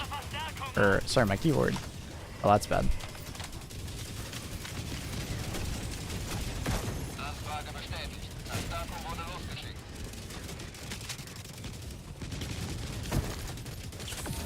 Hi. What's up? Oh, Luna. Luna. Excuse me, Luna. Did I throw that stratagem in the right spot? I have no idea. No, I didn't. God damn it, Luna. Luna. Luna. Luna. Oh, she fell over. Well, she's officially broken. I got a broken cat. Does anyone want her? She's currently broken. She's in a broken, used state.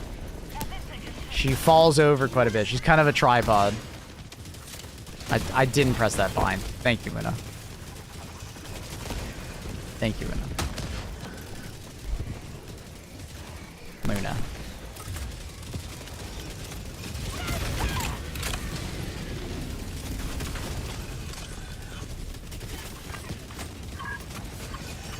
Oh, the UI's a little laggy.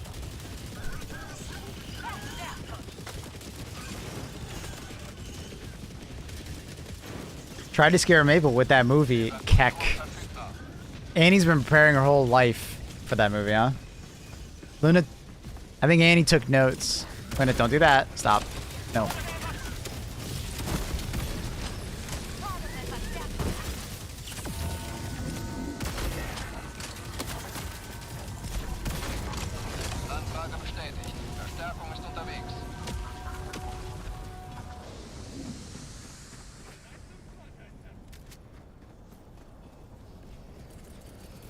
She's such a good girl, isn't she, chat? Such a good girl. I'd say she's a pretty damn good employee. She does win Employee of the Month quite a bit. Yes, you do.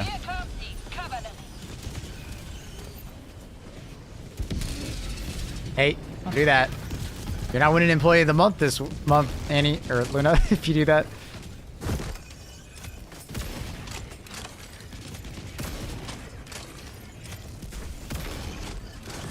My cat does the same thing when fighting bugs. She swipes to the screen. Luna's trying to help, I get it.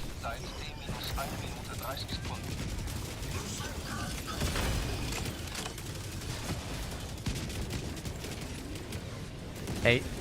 Nope. Nope. Nope. Luna. Luna. But nah. No. No. No. No. No. Gotta be tough with her sometimes, you know, or else she'll walk all over you.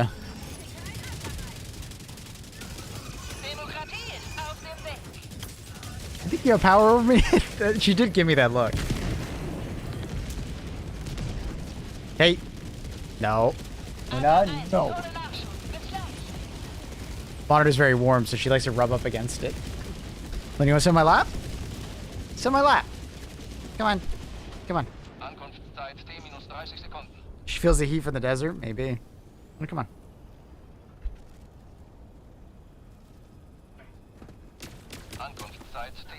Ah, you're so difficult, Luna. You're such a difficult kid. What's your favorite terminal puzzle? Probably snakes. The tubes. It's probably my favorite one.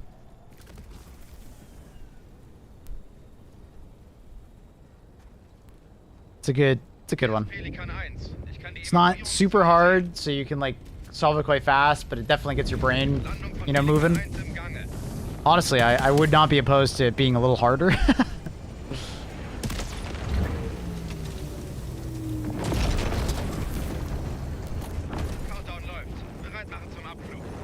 Nothing makes me feel stupid like learning the oil puzzle. You know, I was born to do it because I had played BioShock, and BioShock has like, you know, a somewhat similar kind of puzzle sort of for hacking. And I used to do like engineer build in BioShock, so I would hack a lot in BioShock, so I was kind of prepared for it, I guess.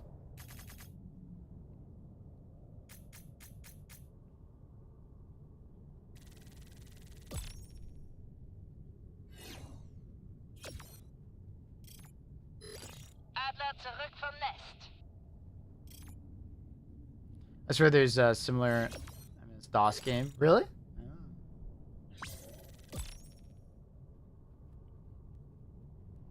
Oh.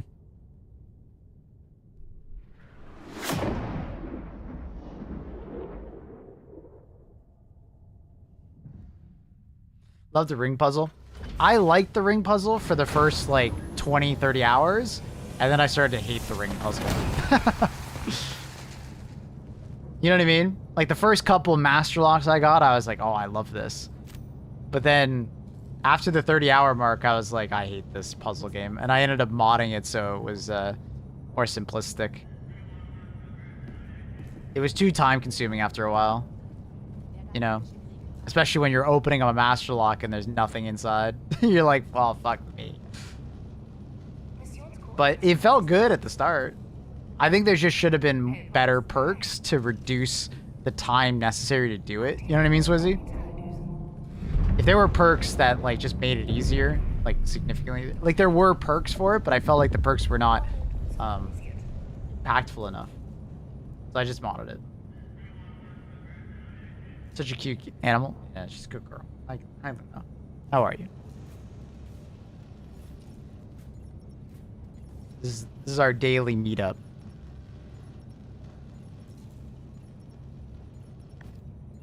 Dun, dun.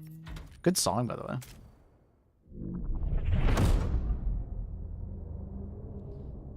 But as a standalone puzzle, oh yeah, as a standalone puzzle, great. That's where like I also miss doing the key lock one from like previous Bethesda games, where the I don't think enough credit gets given to the puzzle, like the key lock. Because it's one of those like lockpicking games where it's like when you're brand new to the game, it feels like good and like makes sense. But as you get better at the game, it doesn't get repetitive or annoying because you just get better at solving it. So you're faster and faster at it. So it was fine, right? And there's also perks to make it even easier if you didn't really get better at it. The problem with the Starfield one was like you could get better at it, but like it still took time to solve regardless. It took you like 30 seconds. Some, if it was a little bit weird, would be up to a minute, right? And it just added up too fast. Whereas I find with like Skyrim or Fallout version, I never got that feeling. I never got tired of it. It wasn't as satisfying at the start, but in the long run, I think it was the better puzzle, if I'm being honest.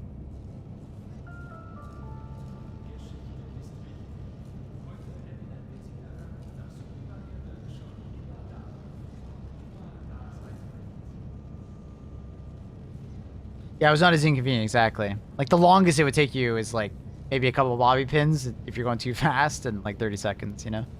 Especially if you were, like, advanced at it, like, you're pretty good at it.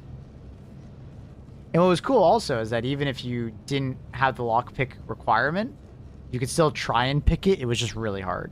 And I appreciate that also. I really like those kind of systems. I think that's great. All right, chat. I think we're going to start setting up for the tier list video. Basically, I want to upgrade or update all of my primary weapons tier lists. I want to do all 3, and they're mostly just going to be grabbing the old tier list and then making, like, adjustments to it, right? Because things have changed since the tier lists have come out. So I just want to kind of update them. And instead of making it like 3 independent videos, I wanted to make it into 1, if possible.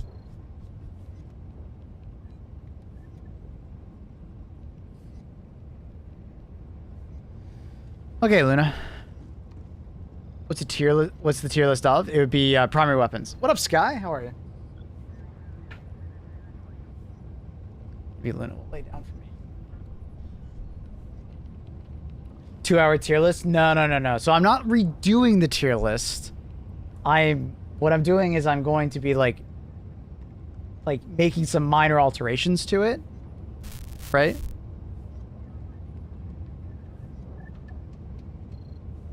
So the goal is not to like redo the tier list and to take me like 2 hours to go over all of it. The goal is to do the entire tier list in like, you know, a 45-minute video or less, right?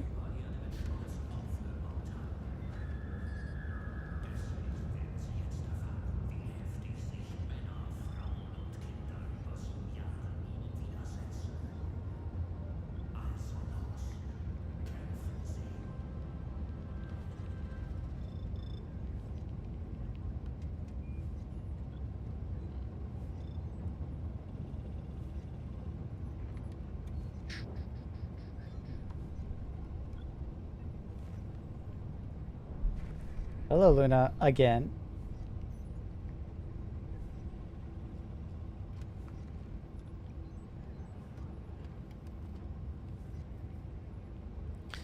Hello, Luna. Ugh. Put you down. Come on, go lay down, Luna. Overpack incendiary grenades, GL, purifier, Sogoda bots. It's very fun. All right, so this is... I gotta remember which tier this is which. This should be... This one is bots. Yeah, this is bots. This would be bugs.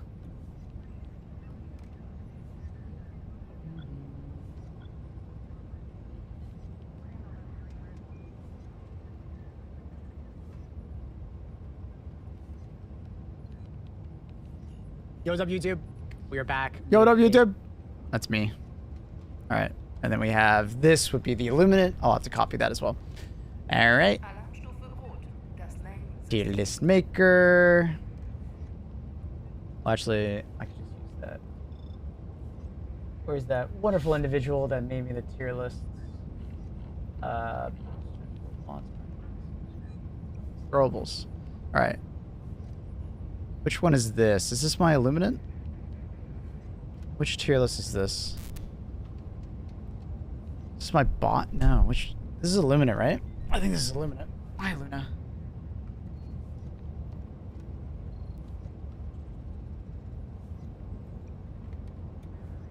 Luna, just go lay down. Luna, go lay down. Wonderful bed. Luna. Lay down. Wonderful bed.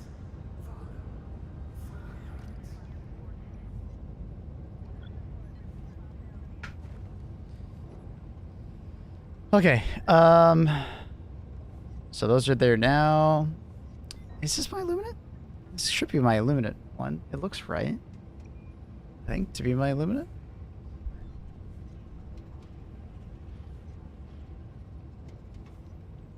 Hello, Maplers. Should I start saying that?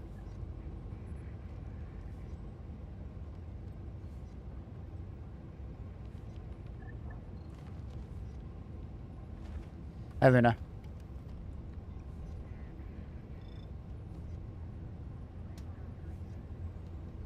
Did I can one tap Overseer's Dead? Yeah, I'm gonna definitely say that. So I guess we'll start off with the Illuminate since it's already set up. Because this should be Illuminate.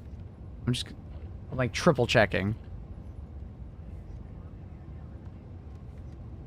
It looks correct. It looks correct, I believe. This is just like an older one, I think. This is my newer one. I think. I don't know. Why does this look weird? Hello, Luna. Melee is different? It is different, but I think I just gave it more emphasis.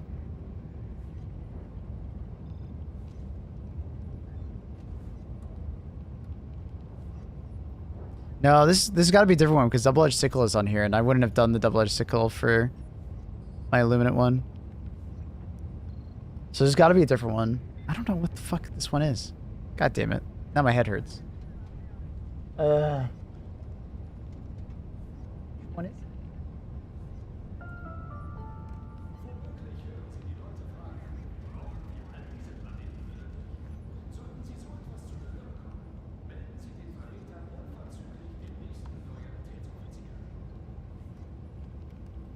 I mean, I think it looks... Not sure. It's gotta be one of my most recent ones, though. It's probably like this video, maybe? Yo, what's up, YouTube? We're back. Yo, what up, YouTube? I'm back. No, because Thermite is not on that. So it's gotta be Illuminate. Because this has gotta be Illuminate. This has gotta be Illuminate. Because the Thermite's low. That's what it is. Thermite is low, and that's why. Hi, Luna. Are you gonna go on my shoulder? Maybe you go on my shoulder. Dun, dun, dun, dun, dun, dun. And then I gotta find the image that I was using. Fuck.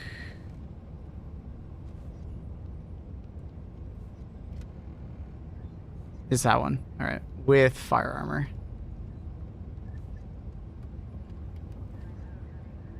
So this will be the Illuminate primary weapons. We're going to start off with the 4. Like with fire armor, Deadeye, and so on and so forth. And then we will then go into like going through the changes of the most recent patch. So let me grab the patch notes just so I can make sure I don't miss any changes.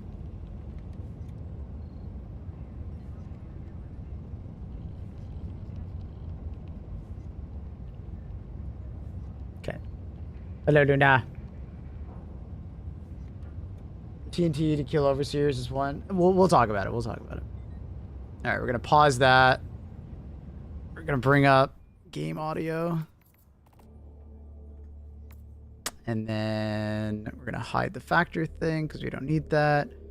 I'm gonna mute notifications. Just a heads up.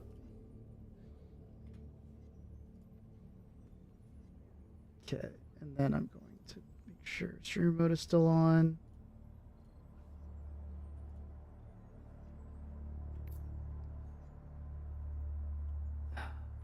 It's hard with a cat on your shoulder.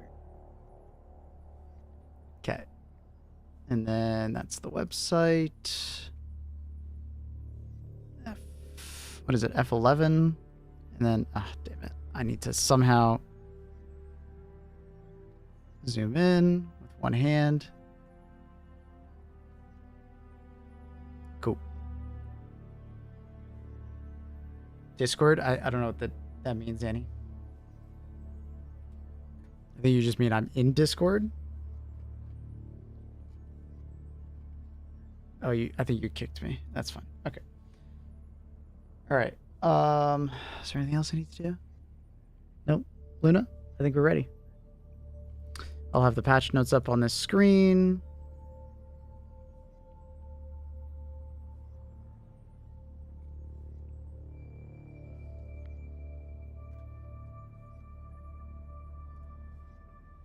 No, it's not that one. Damn it. Where's it? Where's my patch notes? Where'd they go? Is this it? No, that's not it. Where the fuck is it?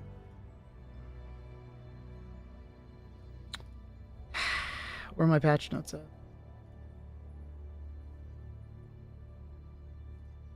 It's this one. It's this one. Okay. Okay. Do I want to do presentation mode? No. How do I get out of presentation mode? Ah, fuck. How do I get out of presentation mode? Normal view. F11. Okay. All right. Yeah, I think we're ready. Fix the hair. We got Luna. Make camera a bit bigger. All right, chat. Let's get into it. Yo, what's up, YouTube? Hey, Helldivers. We are back with an Illuminate, bot, and bug updated tier list. In this video, we're going to be going over every single faction and the changes that were made in the most recent patch that came alongside the new Warbond, the Borderline Justice Warbond. We're going to be placing the Deadeye, Talon, and Dynamite into the tier list, while also discussing the balance changes that have happened during the Warbond and then post Warbond, including the Eruptor and so on and so forth. Okay, so let's get into it. Starting off with the Deadeye. Really enjoy using this on the Illuminate faction. I think it's one of those weapons that just feels amazing on the Illuminate in particular, especially if you have good aim. You can one tap an Overseer to the head. It drops a Harvester in about, I think it was like 8 to 9 shots. I can't remember the exact math on it. It's been a little while. We tested it on the day of, and now I'm forgetting the number off the top of my head, but it was quite effective against Harvesters. Not the best weapon to take down the shield, but fantastic for like sniping at that that arm joint, essentially where I'm holding Luna currently. Yes, Luna, thank you. Thank you for the headbutt. So overall, I have been really impressed with the Deadeye. I think it feels amazing. It is a one tap to the chest for regular voteless. It can feel a little bit bad against voteless, but I think it more than makes up for it. You know, dealing with Watchers, dealing with Overseers, and dealing with Harvesters very effectively. So maybe just grab like a sidearm or something like that. It's probably like low S. You know, remember when we're talking about this tier list for the Illuminate, I am definitely valuing being able to deal with Harvesters and Overseers over dealing with Voteless, because Voteless for the most part are so easy to kill that you can basically just use anything, including a melee weapon, to take them out. So Overseers being able to take them out effectively, and Harvesters really solves the combat puzzle for you and really frees up a lot of movement in your overall loadouts. That also being said, we have the Talon. I rate the Talon lower than the center because it was not one tapping in the head. At least in my testing, it was doing about 2 taps. Also, the Talon does have a little bit of an accuracy issue at times. It feels a bit lackluster against the Overseers. I do like it, especially since it is a energy weapon and you have unlimited ammo for it. Not the biggest concern overall for a limited mission, just because you have ammo everywhere. But I'd say it's like up there with Verdict. I probably vote it a little bit higher than Verdict. It's maybe a little bit closer to A+.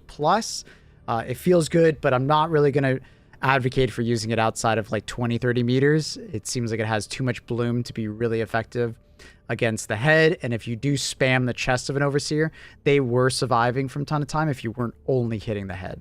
So definitely like pacer shots at times. It is a fun sidearm, but I'd probably give my... You know, I'd probably give way more, onus towards the Senator. I feel like the Senator is just, it's got that higher pen, and the one tapping of Overseers can be very effective. And it's just really good at like finishing off an already hurt, Harvester. So Dynamite is good, but not great. I love it versus the voteless, which is nice. But there was often a lot of times where like on the outer reaches of like its somewhat good radius that like overseers and stuff that would survive. I'm still hoping that the dynamite gets some uniqueness, either more destruction damage so it can actually take out ships without being thrown inside, or being able to just have larger radius. I feel like its radius is too similar to a frag grenade. Now, frag grenades are like B-. I would probably put dynamite closer to like high explosive, because it more or less serves a very similar purpose to high explosive, but it has lower pen, so it doesn't have the pen for it. Not super important. On bots, or sorry, on Illuminate, like we're doing right now. So I'd probably put it a little bit higher than high explosive, but I would probably always take impacts over it because I like the immediacy of the impact, whereas the dynamite has that 5-second timer as the lowest function. If you guys didn't see my review of the dynamite, I was mostly just saying that I wanted to have less fall off for the damage radius and or get more damage, destruction damage. And if that meant like it had to lose maybe one of your grenades so it can like deal with ball titan holes or deal with fabricators outside of fabricators instead of like having to throw them in, I'd be perfectly okay with that balance change. But yeah, I'd probably put it like A-. It is over the high explosive, but I don't think it's any better necessarily than like impact incendiary or like stuns or even thermites or impacts. I feel like I'd rather use those. Anyways, now going into the balance changes. The first balance change that we have in the patch notes was the reprimand. It got slightly more accurate. I don't think it's enough for me to want to put into S tier. It's still a fantastic weapon for like, I think it's a 2-tap to a in Overseer's head. You're still doing that very effectively.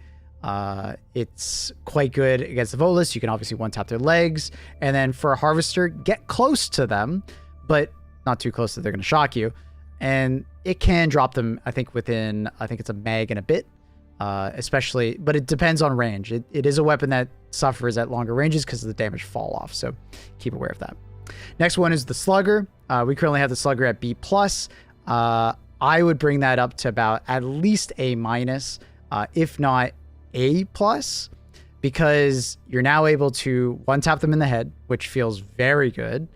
You also got much greater accuracy than before, so you're not going to be missing nearly as many of those like 20 to 30 meter headshots versus the Overseers. You still have a lot of damage fall off, so if you are going to be using it versus Harvesters, you got to be pretty close. So it's not quite into S tier because you have to be very close to be dealing with those Harvesters, but I do think the Slugger is worth your time now in Illuminate missions. I really enjoy using it versus those Overseers. It has a lot of stagger, so even if you don't hit them in the head, you're staggering them big time. So for those people that really enjoy those like precision-based weapons, especially in the close range, it's great. Would give it a try. Liberated Custom has had a bit of a like an all over the place change. It did get the fire rate increase, but it also got some undue nerfs. It was by accident. They basically reverted some of the changes they made at one point like months ago. But they did rectify it and they brought it back up. It having the faster fire rate, I think mostly just brings it a little bit higher in the B+ tier. Still a good support weapon. Not particularly great against like the tougher enemies like Overseers. It can stun lock them, which is nice. But you're obviously not doing anything against a Harvester because it's light pen. But it's still a fun weapon to use essentially against the Volus. You know, you have so much ammo in a 60 round magazine. So definitely still recommend it. The Diligence went from 20 ammo to 25. Where do we currently have it? I think we still have it in like B-. I think that probably brings it at least up to B+. You know, that's a fairly noticeable mag in size increase. It's still going to struggle against like large numbers of enemies. And it's not 1-tapping them to the chest. You're going to go for like precision shots or like taking out like a leg or something like that. And then for Overseers, you are spamming their chest, but usually I'd rather just bring an AR for those kind of situations. So it's not a big change, but I think that was mostly made to like make sure that it had more of an identity in the DMR range. It is nice at longer range though. You know, if you are tapping like Voteless at range on the easier difficulties, but remember this is a tier 10 tier list. So we're going to assume that you are going to be getting thrown at by lots of enemies. All right, next we have the changes to the Knight and the STA-11. They received small bumps in damage up to 70. I think that does help their case for those situations where they are like trying to mag dump an Overseer. I would still prefer to use like a regular AR or even just the regular SMGs, you know, but I do think that, you know, deserves to have the STA at least come up to B+. The Knight having the burst fire is very nice for ammo efficiency. You know, you're not gonna, you know, as often like go too far and like mag dump one enemy and like overkill it, right? Still not in the best spot, but I think SMGs are, you know, moving in the right direction. Defender got a bump from 75 to 80. I'm not really going to touch it. I feel like it's fine the way it is because we're going to say it in a moment that a lot of the ARs got a bump in damage. And because of that, I think largely it kind of stays, you know, where they are. Pummeler got a damage upgrade, but they kind of borked it. It was supposed to be like less stun, or supposed to be more stun per bullet to take out a pummeler. To stun an enemy with the pummeler, but they ended up doing the opposite, as reported from like Thick Fillet, who's notoriously a massive pummeler fan. It's doing the opposite. It's actually like taking more shots to stun an enemy. Thank you, Lena. You gonna sit on my lap? Okay. So I mean, for that reason alone, it makes me want to bring it down to B-. This is something that I hope they fix in the near future. It does deserve it, but it's currently not acting the way it should. It actually technically got worse because of that. I believe it's probably just a mistake in like inputting some values, but you know, we'll see in the near future if we get some changes. AR Liberator 23 and the Carbine Liberator went up 10 damage. You know, fantastic change. I think that just basically brings them up to the B+, you know, higher, right? It's great to see. No complaints there. Judicator got 5 damage. Not really changing breakpoints all that much. Maybe like 1 less bullet, 2 less bullets versus a Harvester, I think, overall. But it's like, I think it's to hopefully help people like subjectively try it more. Because it is a good weapon. I think a lot of people like kind of sleep on how good the medium pen ARs really feel, especially against the Illuminate, if you're quite accurate hitting the head or weak points in general. Next, we have the Eruptor. The Eruptor received AP 4, which does make it better. It now goes up to A+, but it still runs into similar issues of like, you know, sometimes the shrapnel just not landing where you want it to be. You still need to do the hot swap change to get like a decent fire rate, at least one similar to the exploding crossbow. Its ammo is pretty limited. Luckily, we're on limited missions, so that doesn't play too much of a factor. And then the handling, of course, is not particularly great, and it almost feels like you need to bring peak physique to make it quite usable in those CQC moments. So the Eruptor is still in a relatively good state. It has lots of utility, and it is quite powerful, especially if you use the hot swap exploit for the fire rate. If you guys don't know, you know, bringing up your stratagem window, and then after firing, and then putting it down, and then firing, bring up your stratagem window, put it down, fire, stratagem window, fire, stratagem window, fire. You can fire like almost 3 times as fast. I think it is around 3 times as fast. It's a big difference, and it's been in the game since when it first came out. I'm still hoping that they increase the base fire rate and then they could just fix the exploit, but we'll see in the future if they manage to do that. Eruptor, I still think needs more shrapnel damage. I would even give up some of the explosive damage it does for more shrapnel. I want it to be the shrapnel gun.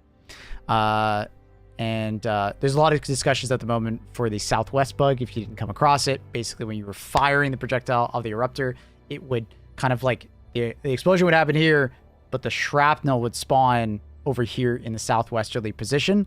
And sometimes it was spawning inside enemies, basically causing them to instantly implode because it's doing all the shrapnel damage in one spot, which it obviously doesn't normally do. So you were able to one-shot chargers and so on and so forth. And I'm assuming for Illuminate, you could probably 1 to 2 shot a Harvester. Probably 1 shot if you hit it right in the leg in the southwesterly position. So they obviously fixed that, but there's a lot of discussion on like, you know, should it be more like that? I think, you know, I'm fine with the base mechanics of the Eruptor. It just needs to be more impactful when you take a shot, and shrapnel in general should be more of like AoE focused. AP4 is an interesting change, but I think it's more utility, and it doesn't always have the most impact. So, anyways, that being said, is there anything else that I feel like needs to change? Most of the ARs have felt good in the current context of Illuminate. I'm still hoping that they maybe receive some more backup ammunition, but I think increasing their ammo, or just damage per shot does largely do similar things because the ammo efficiency of the gun does go up because it requires less bullets to kill per enemy.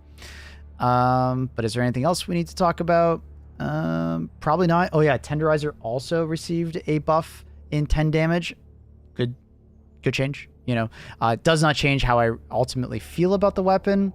Maybe it goes up to like A+, but it's largely feeling exactly the same. It's got a fairly small magazine. It doesn't have medium pen.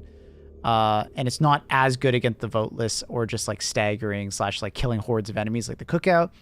The sickle still feels amazing all by itself. As far as the ARs, it's definitely the AR that I probably recommend that's light pen the most. But I think the Tenderizer, getting that extra damage bump does create even a larger divide between the sickle and Tenderizer. So I think the Tenderizer does deserve to be up there, but the sickle still has I think it's 80 something rounds before it reloads, whereas the Tenderizer only has a magazine, I think 35 currently. So it does make a difference, even though the damage is, separated. So anyways, that's it for the Illuminate tier list. Next, we're going to move into bots. All right. Is there anything else I need to change? Probably not, right? I think we're good. I think I'm happy with everything. Just going to double check because I don't think there was any other changes. Double checking. No. Oh, shit. Where is it?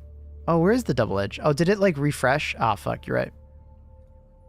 It did. It was not there. That's why I didn't do it. My dumb. All right. So, all right. One last weapon. We have the double-edged sickle with fire armor.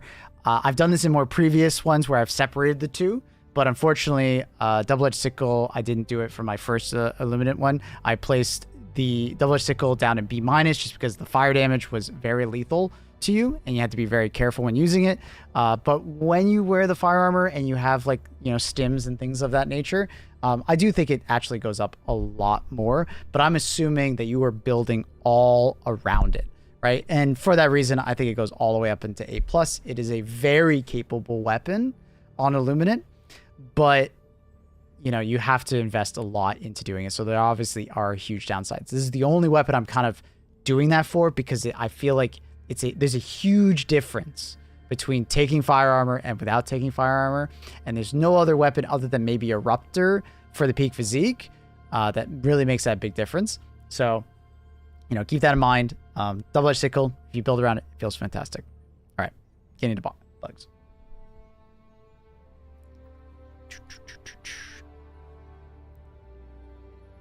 Okay. Now we need to orientate them all. D sickle copium? How's that copium? Everything I said was factual.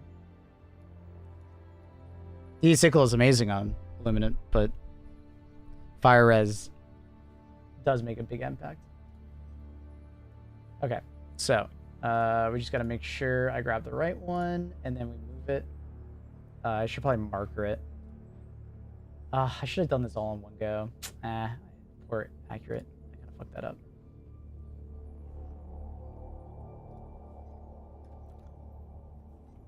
Marker.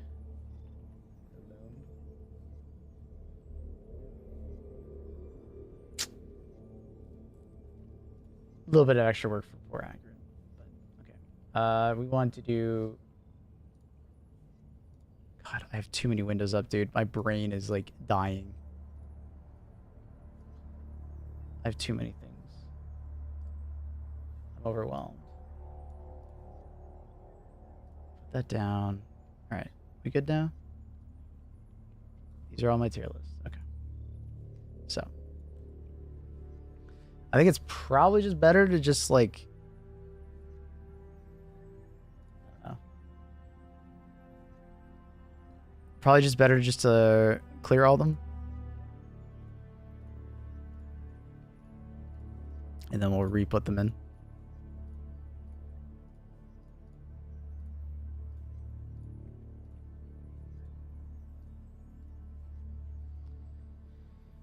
Okay. Plus S S. I'm putting this in A plus. I am A plus. I think that should be A minus. Yep.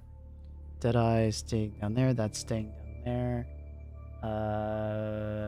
Senator is like A minus. Slugger is B minus, but that'll be moving. Crossbow's off the S. Purifier is S. Blitzer is A plus. Scorcher. No, this is. Wait, I'm doing bugs right now. Fuck. No, we said we were gonna do bots. We said we were gonna do bots. Brain, please. My bad, chat.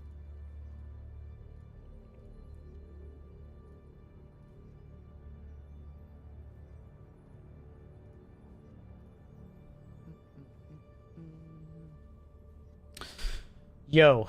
Okay. Let's try this again. Deadeye, we're skipping. That we're skipping. Scorcher, obviously an S still for bots. Reprimand, I think still deserves to be an A. Sickle is A minus. Cookout, we put in B minus.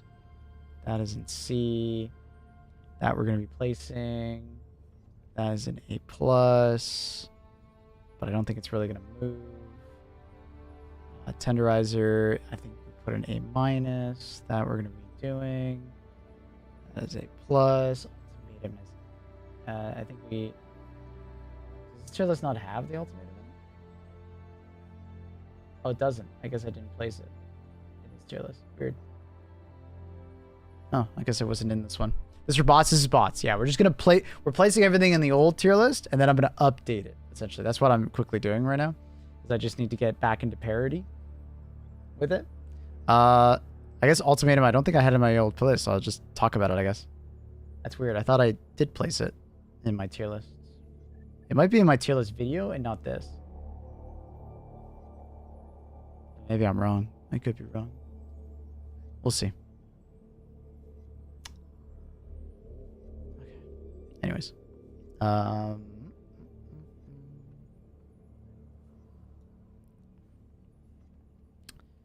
Bushwhacker, we put all the way down to B minus. It'll probably go up a little bit, honestly. I'll probably end up putting it higher. We'll probably move that as well. We're just like starting off from here.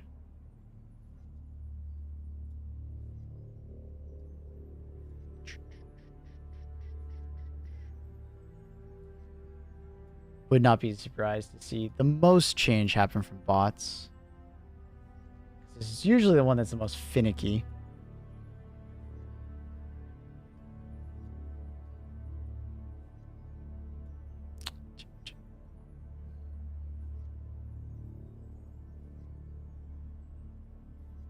Where's my loyalist? I really put it in A plus? It's kind of surprised I put it up that high. I didn't think I would. Stim pistol, I put in B plus. Where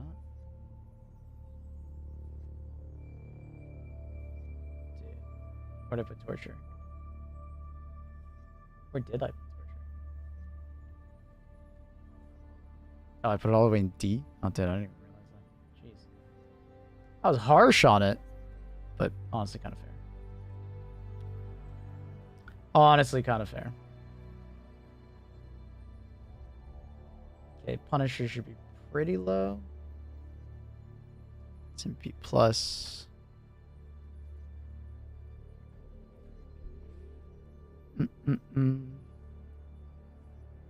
STA 11. I put pretty low because it doesn't have good sights, I believe. B plus for the defender. Scythe we put an A minus. And then we have the Knight, which I'm sure I put fairly low. Put in B plus. I'm kind of surprised at that. I probably would keep. I probably keep that now. but not the best showing for that weapon. Breaker down in C, that makes sense. The diligence is easily B+. Accelerator rifle, oh, yeah, that was right. Yeah, B, it's okay. Seeker drone should not be on this one, so we're updating. Actually, I think it was on my one of my tier lists, but I think I'm grabbing an older one, but it's fine. I'll just redo it. Didn't Breaker get a mag reduction? They reverted that. It got a mag increase and then reduction. So it's back to the way it was. It got an increase by accident. But I think some people are going to not know that and freak out. As per usual.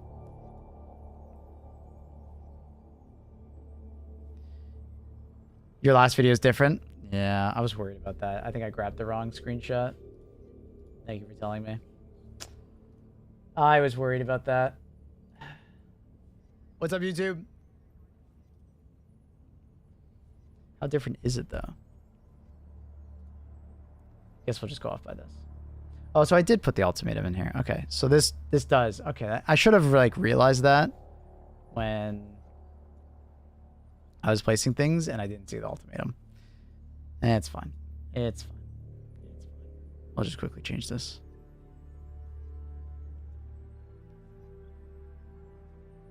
That down. That down. Yeah, okay, that makes more sense now. Okay, thank you. I was gonna say it looked a bit weird. Okay, that makes way more sense.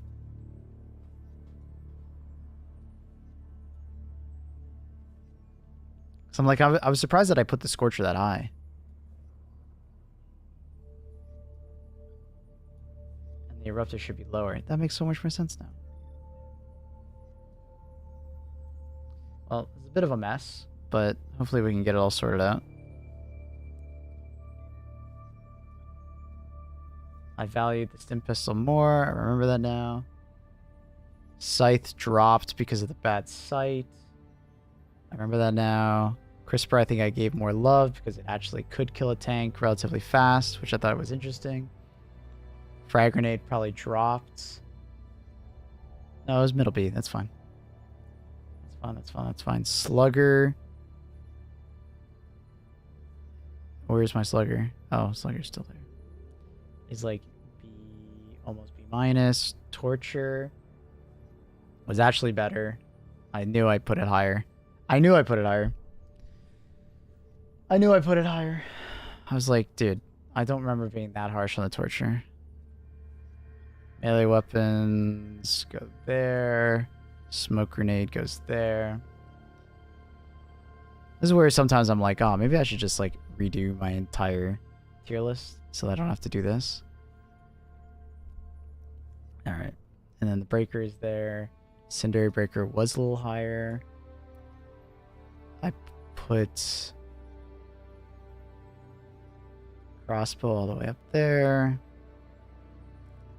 Pummeler, where did I put? B+. Makes sense. Tomahawk all the way down. Blitzer down.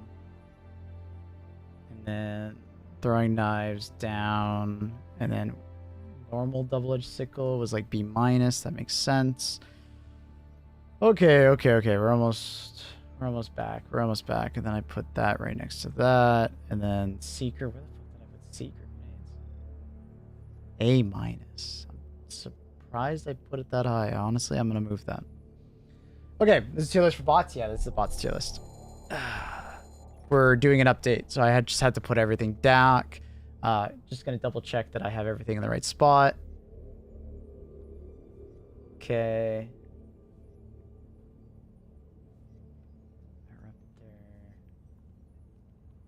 Okay. Tenderizer, sickle, loyalist. Yep.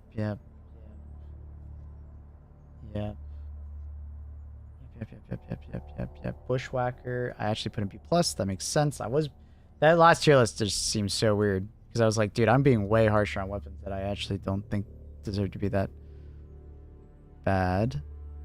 That down there. That has the bad sight. Cookout being that high. I'm a bit surprised that I put the cookout that high, but it's probably for the stagger.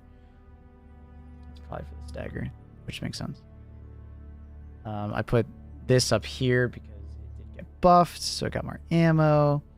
I did bring the Punisher down to B-. And then the Knight should be right here. Where's my Knight? Knight came down. Changing that. I say 11. That goes down here. Okay, we're almost done. We're almost done. Jesus. Hey. Damn, I got a headache from doing all this. Torture. Incendiary. Where's my Lib Carbine? Lib Carbine was in B. Concussive Liberator was a bit too high. It's B-. Okay, I think we're just about done. Finally. Oh my god. Sorry about that, chat. I was looking at the wrong tier list. I knew something was wrong. Okay. Cool. Cool. All right.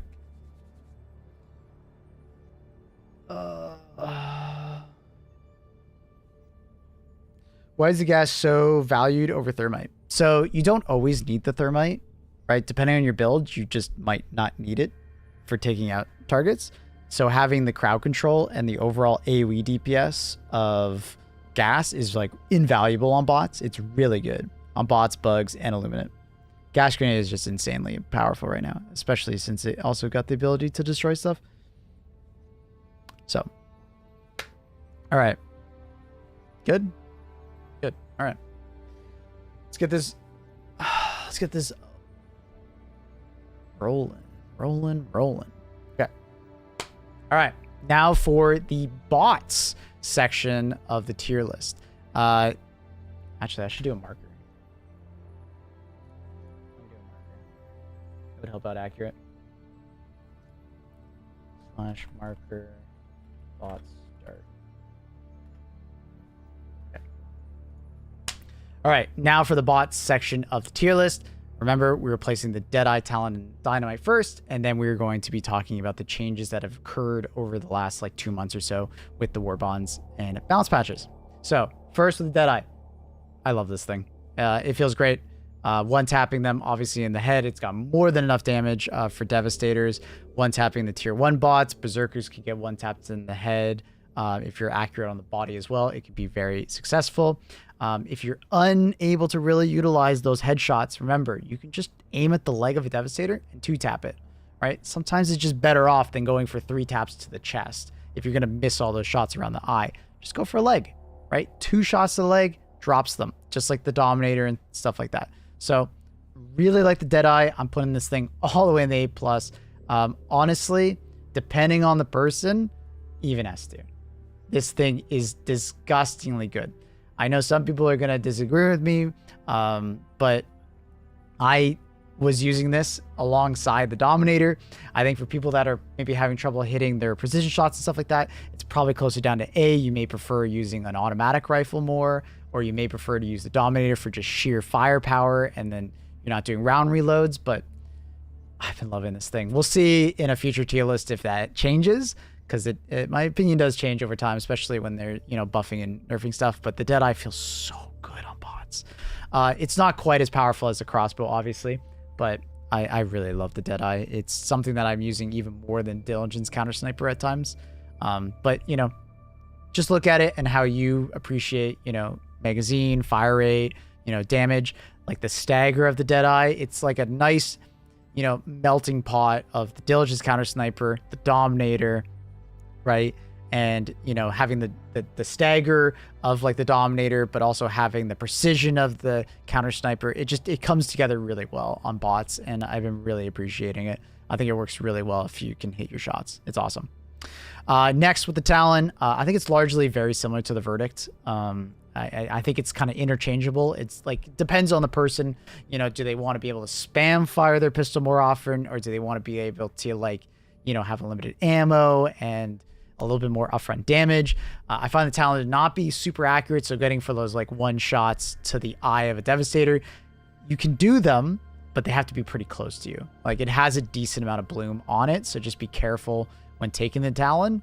You know, you want to make sure that you are like utilizing like the unlimited ammo more often, or just like taking your time and pacing your shots so you're not overheating as much, so you always have the limited ammo. It's really good.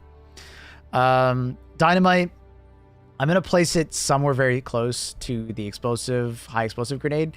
I value the high explosive grenade higher in most situations because you have the higher pen value, which will make it more useful versus Hulks and just even Devastators that are medium pen, right? Dynamite has a larger range than the high explosive, which is nice, but has a lower pen, so it's not always doing its full damage if it's interacting with medium, or it can't even hurt an enemy like a Hulk. Now, you can throw this behind Hulks, and I think it's like 2 grenades behind them to blow up the radiator. Fairly good. But I think in most situations, I think the high explosive comes out slightly ahead in those head-to-heads. Next, going on to the balance patches. First, we had the spread reduction of the Reprimand. I think largely I'm just going to be bringing it up a little bit higher in A-. I do notice it. It went from 50, aim cone to about 40. So it's a good like 20% reduction in overall spread. But it still has trouble at that 40 to 50 meter range, when you're going to start, losing a lot of damage due to range, like damage fall off, and also just being unable to always hit your like weak spot hits. I do like it though. It's a fantastic SMG. It's just the accuracy cone and the damage fall off does, play against it. And it's still a weapon that I kind of wish could be used in one hand. Maybe it just has a ton more recoil when you go in one-handed. I don't know. Next, we have the Slugger. Slugger had a big come up, in my opinion. I think it at least goes up to A+. I'm not quite putting it into S tier. Not quite. Mostly down to the fact that, like, although it got its aim cone reduced and it got some more damage, I still feel as if, the damage fall off on it can be pretty awkward when you're firing at a Devastator at such long ranges. It can be a bit rough to use. It loses a lot of damage at range, and it can be hard with a red dot to like be hitting those weak points. But I do use it quite a bit more. But I'll be honest, it's getting overshined by the Deadeye, which is my preferred one. Although the Slugger is better in close range than the Deadeye because you have a larger magazine and you can reload faster. The Slugger doesn't quite have that range that you probably will want on bot missions, which the Deadeye and Dominator and so on and so forth have. Going to the next one would be the Liberator Concussive. Not much has really changed with it. Like we said in the Illuminate one, it just got the fire rate increase a little bit better. Maybe it like barely touches into B+. It's still got the massive magazine. It has a lot of support going for it, but it's largely taking a lot of bullets, or you have to be very accurate to like be able to stagger these bots because they have a lot of medium pen. It's largely hovering between B- and B+. I don't quite know where exactly I want to put it. We'll see if it changes over time, but I think the higher fire rate did help it a decent amount with the DPS output for like Berserkers and things like that. So I'll give it that. Diligence, the regular Diligence, I think is mostly just kind of going up a little bit. Another one of those that it's teetering between A- and B+. This one largely comes down to accuracy and how you like to play. If I'm going light pen, I'm usually just going to go Tenderizer or Sickle. It's hard for me to justify going Diligence. It has a better scope on the Diligence, but I usually don't need it because the Tenderizer already has a good scope and the Sickle already has it, and they're full auto. I don't have to tap fire so much. The extra magazine is nice, but it's so close to going over, but not quite. Not quite. All right. Going into the Knight and the STA-11 got a little more damage. I don't think I'm going to change either of them. The extra little bit of damage is mostly for other situations. I don't think I'm going to touch these. I think largely they still maintain the same. I do appreciate the Knight's burst fire over the STA-11's like full auto. So largely staying the same. I think the extra bump is nice, but it's not really for this faction, I think, because you still have to go for a lot of precision shots, and SMGs don't always give you that, and you can't really always get that close to bots to be able to do that on tier 10. So, yeah. All right, next we go for the Defender. Went up a little bit in damage, still B+, still a decent one with the Pummeler next to it. The Pummeler is going to come down a bit as I said, with the Illuminant, it lost some stun value, I think unintentionally, until that, comes back up. We're going to keep it in B-. For the next one, we got the Liberators. They went up in damage by a decent amount. But, largely they're going to stay in their current classes. Liberator has a decent sight. It's an all-around good weapon to use, especially if you can hit those weak points. But I would rather use the Tenderizer in more situations, or the Sickle for the unlimited ammo if we're talking about light pen. The Liberator Carbine still lower just because it has trouble, because it has the faster fire rate, but you can't really utilize that as much on bots because it's more of a CQC weapon. Got a fast reload, but I'd largely just regularly use the regular Liberator more often. STA-52 also got its damage up, but it has a terrible sight, so you're not really going to be using this at like 50 meters plus because the sight is really bad, where the regular Liberator actually has a good sight, although they have very similar characteristics. The STA-52 doesn't really get to utilize it because of the scope. So largely I think it's going to stay very similar. It's very similar to the Liberator Carbine in many respects. All right, next we have the Adjudicator. It got 5 damage. I think largely it is still a well-rounded assault rifle for bots, but, people will probably lean towards other options that either hit harder or just are easier to use, like the crossbow or something along those lines. So this is more of one to I hope you guys try it out. It is relatively quite good. It's that nice midpoint between a standard assault rifle like the Liberator Penetrator and like a DMR of, class of like the Diligence Counter Sniper. But it's kind of an awkward medium where, you might want to just use one or the other more often because like the Liberator Penetrator is just easier to use, whereas the Diligence Counter Sniper has more range, and this one's in the middle. But if that fits your niche, excellent. Tenderizer went up in damage. I'm not going to be moving it anywhere above A. We did test it. It does not one-tap Devastator Eyes. It's close, but it's no cigar. Even trying to dive forward when using the Tenderizer like that, it doesn't do that. I think if all of a sudden it was able to one-tap the eye of a Devastator, I'd probably put it in A+, but it's not quite there. It's going to sit there right next to Sickle. You basically just, if you want unlimited ammo, Sickle. If you want a weapon that hits harder for like the Berserkers and stuff like that, with a fast fire rate, if you want it, good scope, Tenderizer. All right, so they're right next to each other. Eruptor. This one's been a bit of a hot topic. I think it goes up to A+ now, just because it has that greater utility that it didn't quite have before, being able to double tap a Hulk in the eye, and you can utilize that scope. It also got a range increase out to about 200 meters, give or take. I'm sure someone in the comments might have the exact distance, but it's give or take about 200 meters, which is nice. Really appreciate that. Sniping fabricators with the Eruptor at like 200 meters. Good change. But largely it feels exactly the same. You're trying to aim at like the torso of Devastators, aim at like the crotch of a lower torso of the Devastator, and the crotch of a Rocket Strider. You can obviously take out Hulks now, which is interesting, but it's kind of hard to use at times because of the handling and the slow muzzle velocity of the weapon. So I would only really be using this against Hulks that have guns, like rather than the Scorcher Hulk that's going to be running at you and like the eye's going to be bouncing around, and it's relatively hard. So definitely would be pairing that with a stun or gas to keep them more like stationary. But I was using it all day today after the changes of the Southwest bug, that exploit, whatever you want to call it, has been fixed. Raptor still feels like a good weapon. Putting it in the center of a Devastator Swarm and using the stratagem, reload cancel or like a bolt cancel, it's still really good, right? And I'm assuming that you're using the bolt reload or you're using peak physique to some extent. If you're not doing those, I think it's pretty fair to come down. But with the added utility of being able to deal with fabricators and Hulks, I think it still deserves to be quite high on the tier list. It's not as easy to use as the crossbow, but it's in an okay spot. I would still like to see it right there next to the crossbow. And like I said, with the Illuminant section, shrapnel, increasing the shrapnel damage would really help that.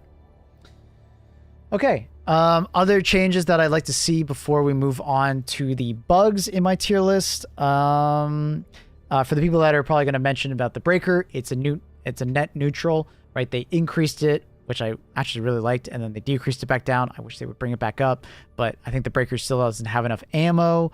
I'd like to actually see it on the previous amount. Is there any other ones that I feel need to change? The size still needs the better scope. Like it got changed to have the better scope, sorry, but it's still bugged, right? So when you go first person and then you change the zoom, you start doing this with the weapon and like it zooms around, but it's like looks super weird and it's really hard to use at times, at least for me. So if they can fix that, I think it would go back to A. Obviously accelerate rifle, please give it more range. It's a sniper rifle for goodness sake. And I think the rest I'm pretty damn happy with. I don't think I'll really change anything else because nothing else really changed. Okay. I'll be right back with the bug tier list. Do you think the Eruptor is better off with peak physique or siege ready? That's a tough one. That's a really tough one. I'm not sure. It kind of depends on the person, I guess. Like for me personally, peak physique, because you're trying to, at least on bots, you're trying to make like more precise shots and you don't want to miss. But siege ready is really nice for like the faster reload and extra rounds because you will be running out of ammo if you're doing the stratagem thing. Yeah, I don't know. That's tough. I think it depends on the person. Some people are more willing to like sacrifice the handling for more ammo, and some people will be the opposite. So, yeah, bit of a tough one there, but I think largely it just depends on the person. It's hard for me to say for every person. I personally prefer peak physique, but some people would prefer the opposite, right? They would like, fuck it. I'll lose the handling and I'll just, try to take my time a little more. I'm a bit late to the party. What makes the Deadeye S tier weapon? Tons of stagger, great damage, great range. And with bots, you're not really under much pressure, so it can work very well for you. I absolutely love the Deadeye. I use it a lot. Why is the Crisper much higher than the Torture? Because the Crisper is a secondary weapon, whereas the Torture is a primary weapon. Your primary weapons are typically used a lot more, and they are just better overall weapons for the most part. So sacrificing so much to take the Torture is a tough thing to go with, whereas the Crisper is just a secondary weapon. I don't mind giving up a lot of my secondary weapons for the Crisper. And the Crisper is actually pretty good at like taking out tanks at close range or just like enemies in general if you take the risk to get really close to them. So you can walk up behind a tank with a Crisper and actually delete it relatively quite fast. And it's like medium. It's like Pen 4. So it actually performs really well in that like niche scenario. This is an updated tier list, so I know I'm not going into every single weapon, but there's just so much. I really thought they buffed the Quasar. Oh my god, really? Why is it Dickel in B? It's without armor, right? And I feel like the Dickel without armor has like a really, really hard time existing in its current state, right? It just does so much damage to you. It's really hard to maintain that like sweet spot and not want to fire anymore. But if you wear it with the armor, it feels amazing.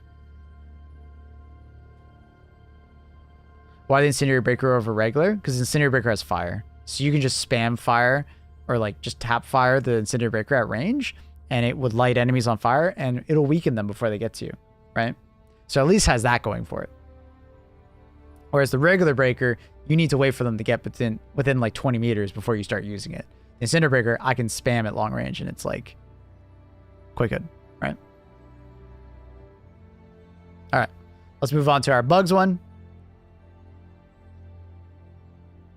Is it correct that heavy fire resistance reduces more burn effect? Yes, because two things, or actually three things, vitality, armor rating, and the perk all equate to reducing fire damage you take.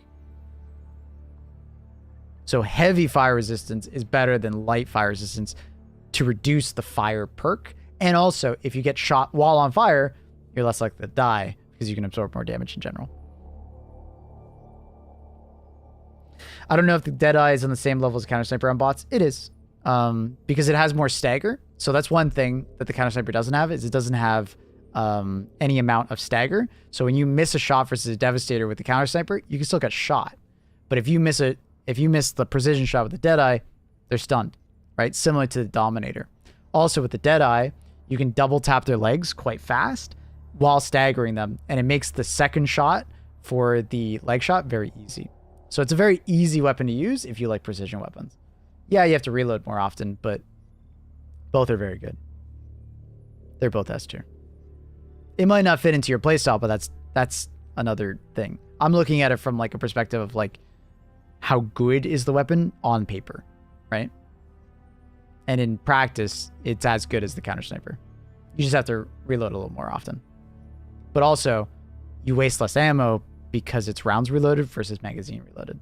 It sucks when you have the counter sniper and you're like halfway through a magazine and you like are in between fights and you have to reload. So you sometimes waste a lot of ammo when you use the Diligence counter sniper, and the Deadeye, in my hands at least, tends to last me longer than Diligence counter sniper. Sorry for tons of questions, no worries.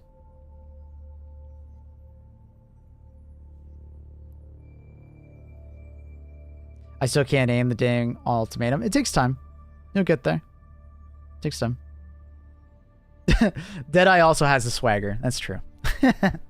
But it has so much stagger. It has swagger and stagger, right? Being able to knock an enemy and stun lock them with your shots is very powerful. That I think a lot of people tend to not give the Deadeye credit for on bots. The Deadeye will not be that high for bugs. But because it's a precision weapon and it's hard to use precision weapons sometimes on bugs, and not everybody's a Quake pro. So, all right, let's start building the last one.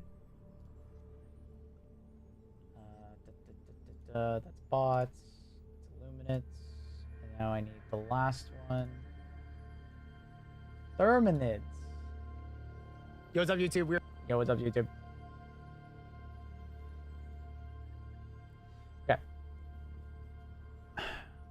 So, I think we'll just do it this way. I'll just like drag things around. It's going to get really messy really fast, but I think largely this will be the way to do it. This will be the easiest.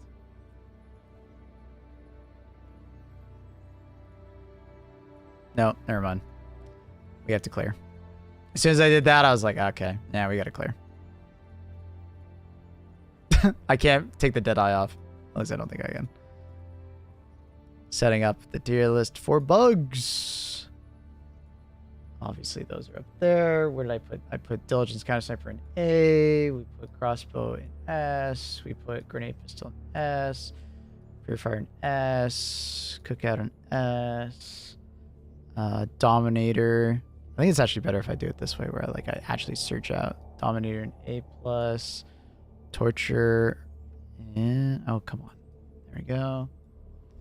Cinder Breaker. Some of these are way easier to find than others. Blitzer, where's my Blitzer? Come on, Blitzer. And then we got that. And then we got that.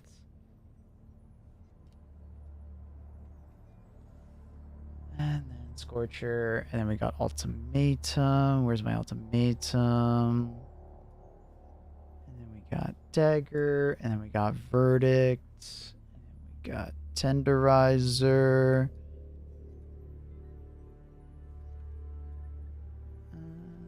Dun, dun, dun, dun, dun.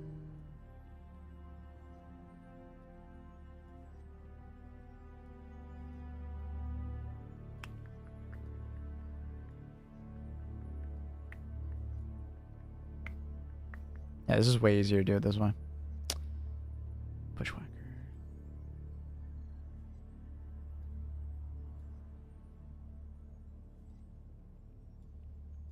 Put both of them together. Where are my stun grenades at? Stun grenades up there. Okay, and then A minus. I put that in B plus. Frag grenade. Loyalist. There, there, there, Indulgence there, there. Oof. And my brain is working overtime today with this.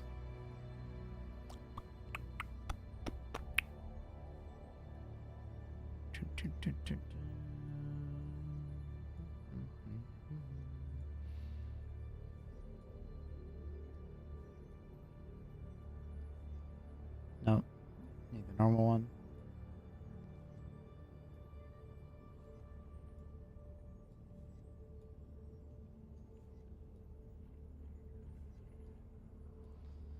Okay. Almost done.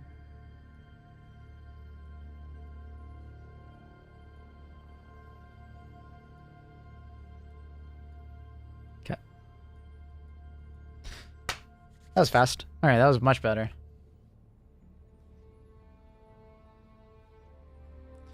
Okay. I think I'm good on that.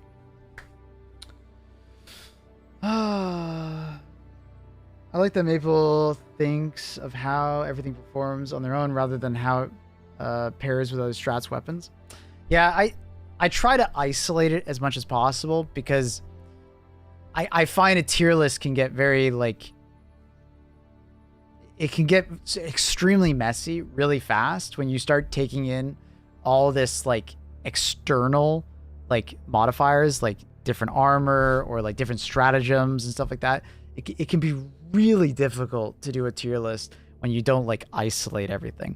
I obviously have, like, Dickel with, you know, fire armor, but that's like an extreme case where I feel like that one in particular just varies very big, right? So we uploaded this to YouTube. Yeah, I'm literally recording it as I go. That's why I'm not really reading chat while I'm talking about it. I'm marking it down and we're doing it.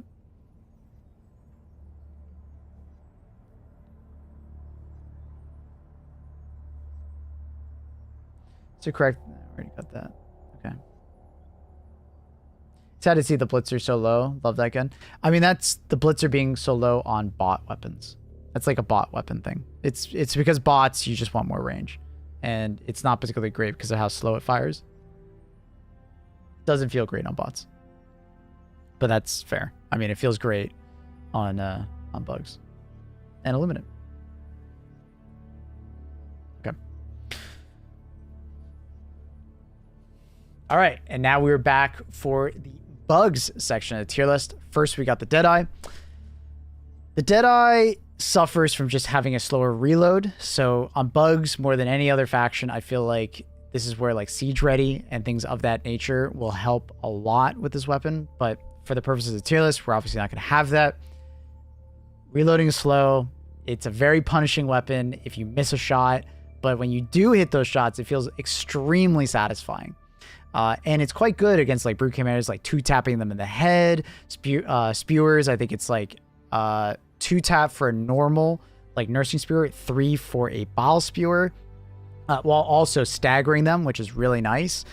You know, dealing with, like, hunters with, like, very easily 1 shot, 2 shots for a Hive Guardian. Like, there's a lot of good breakpoints that the Deadeye tends to hit, but I would rather use the Diligence Counter Sniper in quite a few situations. I think outside of, like, shooting at a Brood Commander, I'm usually going to want to bring the Counter Sniper.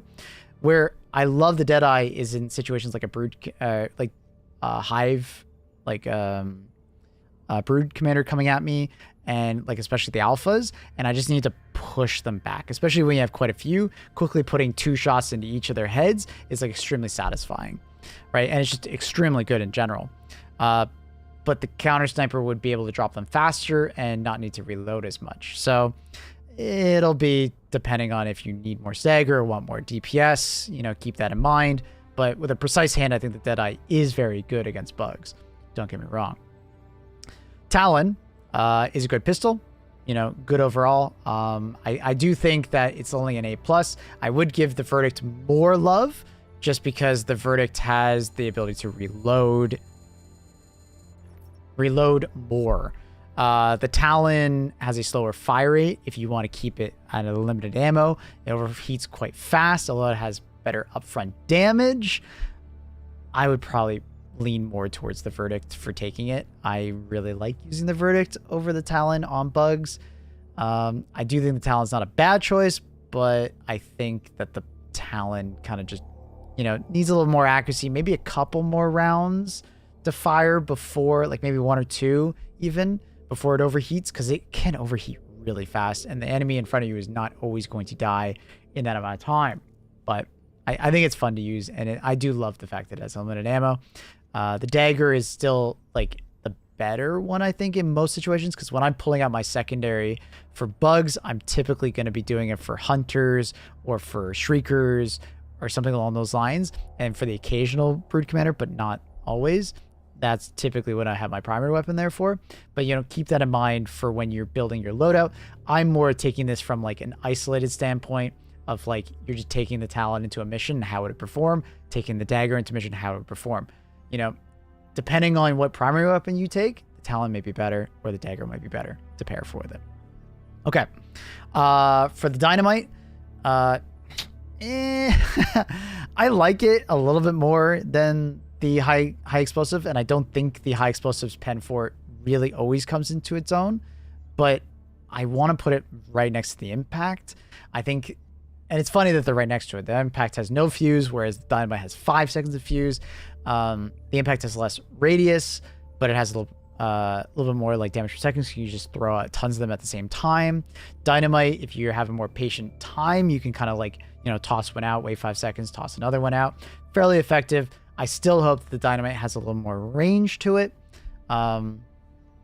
Just because like the damage fall off is a little bit too sharp, in my opinion. It feels too close to the frag grenade. And in a bunch of situations, I'd almost rather take the frag grenade for the extra utility it brings of the +1, right? You get 5 frag grenades versus only 4 of the dynamite. And although it looks like they're quite far apart, the frag grenade and the dynamite are very close. I think if you just need more utility, you go frag. If you need more damage and just like killing ability, you go dynamite. But honestly, they're interchangeable, even though they look like they're quite far apart in that regard. The Dickel with fire armor, fairly good against bugs, as you probably already know. But you obviously need to invest in fire armor to help you, you know, stay alive. But it melts enemies. I wouldn't recommend trying to kill a charger or a battle titan with it, but it melts literally everything else on the battlefield. And I do recommend, you know, using the supply backpack if you are going down that route. If you're already investing in it, you might as well keep going. But that's our one exception for, you know, building around. Next, getting into the changes. Starting off with the reprimand, it got a little bit more accurate, which I do actually prefer. And I do think it works quite well on bugs. I do want to bring it up onto A+, honestly. The extra level of accuracy means like I'm not missing those hunters nearly as much. It is nice to be able to like take care of like a bunch of these bugs, especially spewers, at a little bit greater distance, because before I was kind of hitting their back and other parts. Now I can kind of, you know, do a small burst on their head, killing them a lot faster. I do like it quite a bit on bugs. Feels good. Liberating Concussive has gotten the fire rate bump. I'm mostly just going to move it higher in the B+ section. I don't think it deserves to be any higher from there, but I do think people still sleep on this weapon. It is great for a support. You know, you're playing with your teammates. You're the one kind of knocking them back. They're killing them. You're killing some enemies still, but you're mostly just like keeping them at range. 60-round magazine works really well for that playstyle. Diligence getting a little bit of a magazine increase. Here it is. Largely going to keep it still on B+. You know, it's a DMR light pen. I still would prefer to use the tenderizer or such weapons. It's the unfortunate situation of a semi-automatic weapon versus an automatic weapon. All right, the Knight got a little bit of a damage buff. I think it's enough to bring it up a little bit more. It feels a little bit more ammo efficient, going up that 5 damage, and the ST11 will also come up to about B-. I still prefer the Knight because it's more ammo efficient because it has the burst fire. The burst fire stops you from just mag dumping constantly and running out of ammo in like 30 seconds.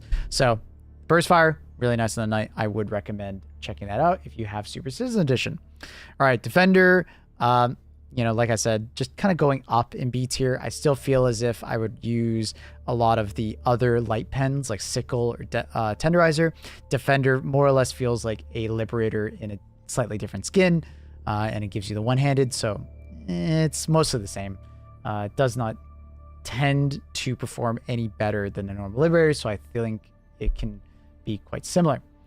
Pulmer is going to go down a tier like we've been talking about in the previous ones. It's harder to stun things after the change. I don't think that was intentional. Hopefully they can fix that. So, but it does drop because of that. Liberators and such, like I said in previous ones, 70 to 80 damage, good damage increase, but still a B+. I'm not going to be putting them any higher. They're just solid, well-rounded, but they're going to suffer against, Hive Guards and, Ball Spewers. If you get a Ball Spewer variant and you have a Liberator in your hand, does not feel good. Does not feel good still. So a lot of medium pen enemies just kind of stop those from going any higher. At least with the other ones, at least you have unlimited ammo or high DPS up front, so you can kind of start dealing with them a little bit better. All right, Tenderizer, not quite going to go into A+. I still feel as if it's light pen. I'm going to keep it a little bit lower. I don't think it needs to be any higher. There's too many primary weapons that it competes with in A+ tier that the Tenderizer, even though it got more damage, doesn't quite help it compete with all these great weapons. For those wondering, like, why are the Incendiary Breaker and the Cookout still there? Just get a Hunter or Pouncer variant and just shoot wildly at the Bug Breach and just watch your kill counter rise. You will get like 100 kills, right? If you're the only one shooting at that Bug Breach, you can kill a stupendous amount of enemies with the flame damage in this game. It's just so easy to do. So it's like the only light pen weapons that tend to be able to do that. So rant over. All right. We have the Eruptor. Eruptor has gone up to pen 4. Doesn't really affect the bug version of the map too much. It's like a more reliable one tap to Hive Guards because you get a little bit of a damage bump against that medium armor, and Spewers haven't really changed because you're already trying to shoot below them, so you can get the shrapnel to blow up and then hit their butt. I don't think the Eruptor has really changed at all versus bugs. Like, it's maybe a bit higher if I'm giving it a little bit of credit, but the pen 4 doesn't really change things. You're not going to be shooting a leg at this at a charger. You're not going to be shooting at the head. It technically could kill it, a Bile Titan eventually, but remember, it's just the projectile that hits, and the Southwest bug has been fixed.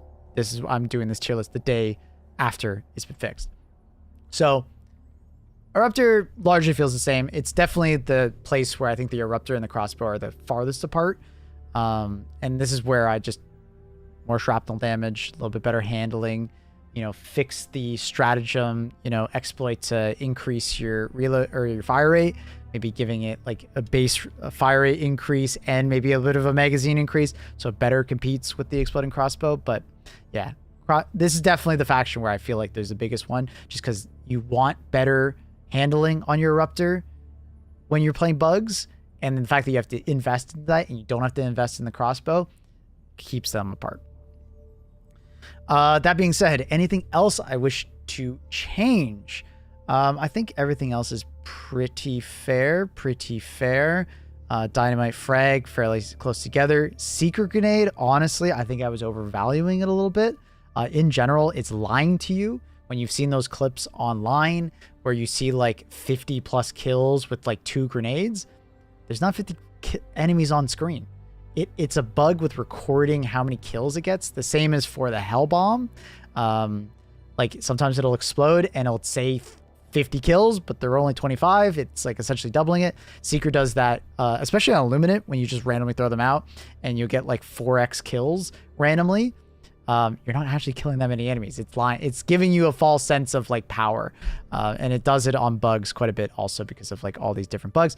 But I also forgot to mention in a previous tier list that it does get you killed a lot because you'll throw it out. You might ping a target. Maybe you're too slow to ping that target and a hunter gets too close to you. Secret grenade kills you and detonates itself. So bit of a crazy one there. I'm still hoping that the secret grenade gets some love outside of just like more damage. Maybe just in general, maybe giving you more of them could also be an option. But we'll see. All right. Anything else before we go? Am I pretty happy with my tier list? Stunlance, and this one is mostly going out to Crazy Mr. Pips. He loves the Stunlance. He just walks up to chargers all day and just kills them. I think that's fair enough to want to move it a little higher. This could be your charger killing weapon instead of taking thermites. You literally just walk up to a charger, poke it in the leg without him hitting you. It's risky. And then you just keep hitting that same leg. And it can kill it, I think, within like 5 hits after that first initial one. It's fantastic for that. And you technically could do that with the stun baton, but it's harder to do because it has less reach. So you have to be even close to that charger. And the closer you go to that charger, the more risk you're at, right? The risk is just going to like move slightly and you go flying because of ragdoll, right? So This one's mostly out to Crazy Mr. Fit. Oh, dude, that's hilarious. He's actually in chat right now. Hi, Pips. All right. That's where I'm going to end my tier list here. Let me know in the comments down below what you guys thought of it. Please come on by the Discord. We do have like a suggestions tab.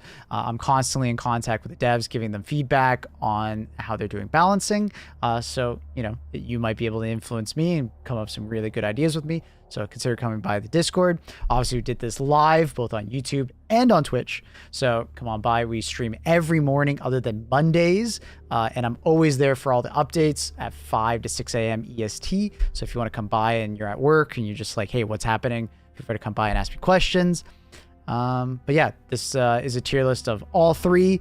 We'll see if we like this format or we go back to independent videos. I think in the next time we do our balancing or the tier list, I'm probably going to redo the entire tier list and explain them again for the new players, but we'll see. Let me know in the comments down below if you like this format or if you'd rather me go to the previous one. Let me know. Thanks, YouTube. Like, comment, subscribe. Peace. Oh my God, that was so much talking. I don't know if I like this format, doing them all together. It's a lot. It's a lot.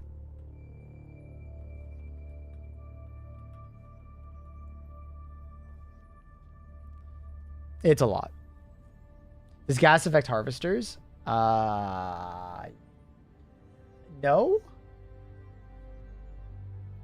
God, I can't. Like, we tested this and I don't remember now. I can't remember.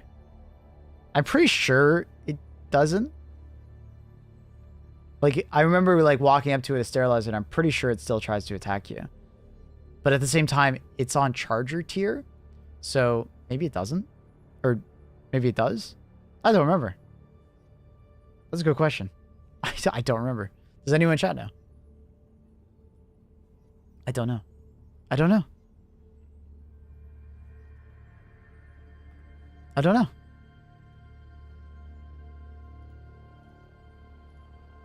Anyone?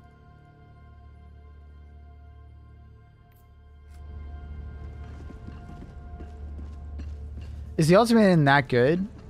Isn't it just like one shot? Yeah, but it can take out a Bile Titan in that one shot. It's essentially every time you spawn in or like grab some ammo, you could have 2 orbital precisions in your back pocket. And if you're good at using it, it's like a dead Bile Titan, dead charger, right? It's very good to have in your secondary slot. I highly recommend. It's fantastic. I do recommend. All right, let's get back to playing.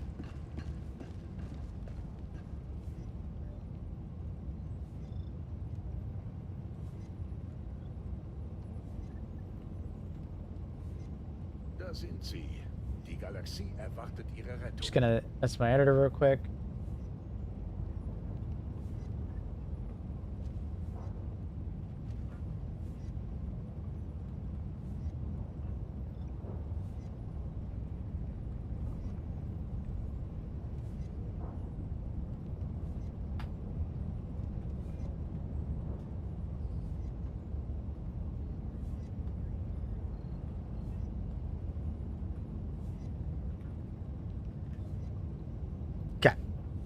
Feel free to ask me questions about all the tier lists now. I know I've been yapping for like the last hour. Feel free to ask me the questions now that you were probably like burning a hole in the head trying to... Dude, they're already attacking the next planet? God damn. That's crazy. No chill. A lot of people forget Ultimatum does a big AoE and gets team kills when killing heavies. I don't think anyone forgets that. Do you feel the orbital EMS strike needs a buff? Absolutely. I've asked them to change something about it. My number one piece of feedback was just like, oh, just allow the orbital EMS to like essentially stun things that you normally can't stun. So like Factory Strider, you know, Bile Titan, things of that nature.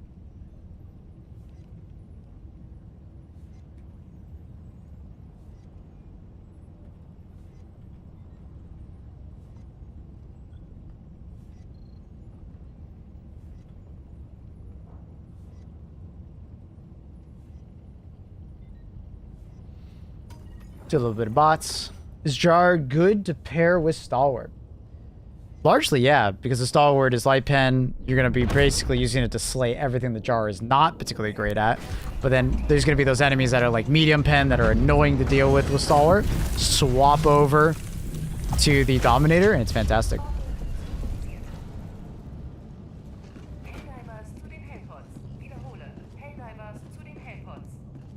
Dun, dun, dun. Rupture's still good for those. For sure worse, but I mean, if you didn't know about the Southwest bug, it actually is more consistent now. So, it's like, if you knew the Southwest bug was a thing, it's worse, obviously. But if you weren't even doing that, it'll feel better and more consistent. So it kind of depends on what you're doing. What's the Southwest bug? Basically, when you were using the Eruptor in the previous patch, when you fired it, the shrapnel would spawn in a southwesterly like position, a little bit away from it. So when you were firing at some enemies, if they were southwest of you, they would essentially the shrapnel would spawn inside them, blow up, doing stupid OP amounts of damage. So like if you're shooting at a Bile Titan's butt, or like a Charger's butt, or a Charger's leg even, it would pass the heavy armor and like go through it.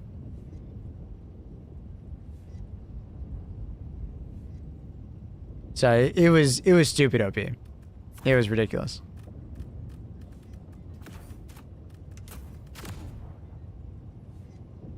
Hi, Annie.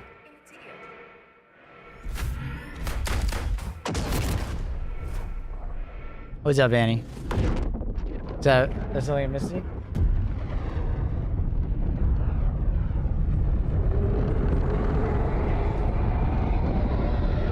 That is the shortest video ever. My video player is like freaked out. I don't know what it did. New toy? That's cute.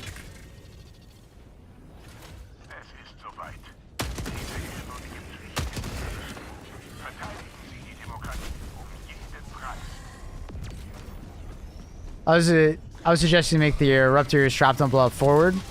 The problem with that is that they'd have to then make, like, they'd have to change the shrapnel, because then you're just like, you're gonna largely get the exact same situation happening, and then all of a sudden, like, the Eruptor is like OP as fuck. Like, because if all the shrapnel like went forward, it's no longer the AoE weapon it is. It's now just like essentially an AT weapon, right? Got a bunker over here. Is Eruptor good now? It has been good for a long time. It's just not great. Not as great as the crossbow.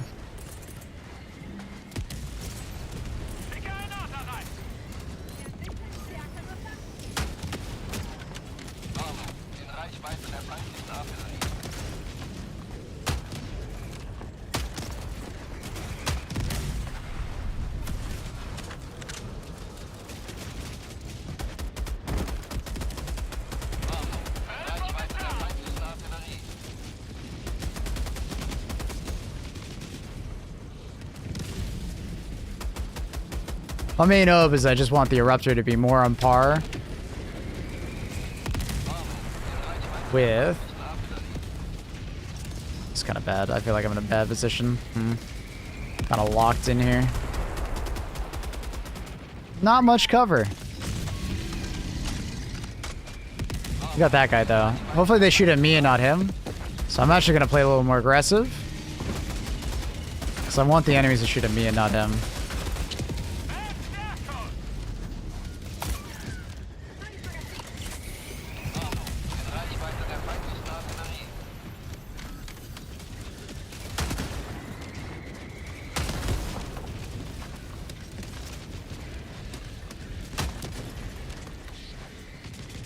They take the jammers on the Shrouders. Any anti-tank answer. EATs, commando, recoilless. You know, you could even shoot at it with a normal weapon like this. It's quite tanky, right? So for the most part, it's just better to shoot at the main thing, right? It has quite a bit of HP. He's already shot it, probably a decent amount.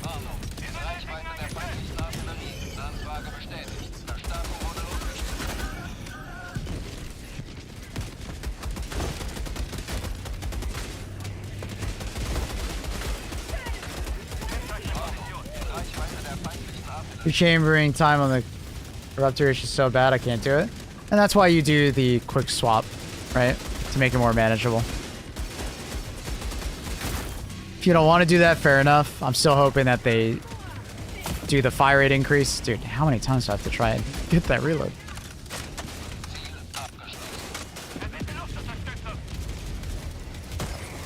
Does that mean the frag grenade was bugged as well?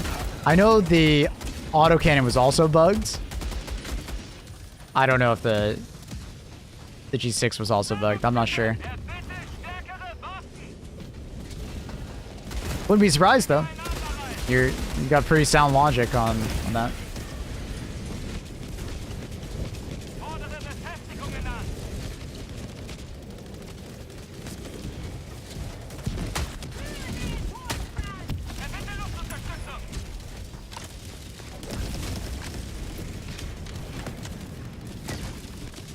They fixed Southwest? They did, yeah.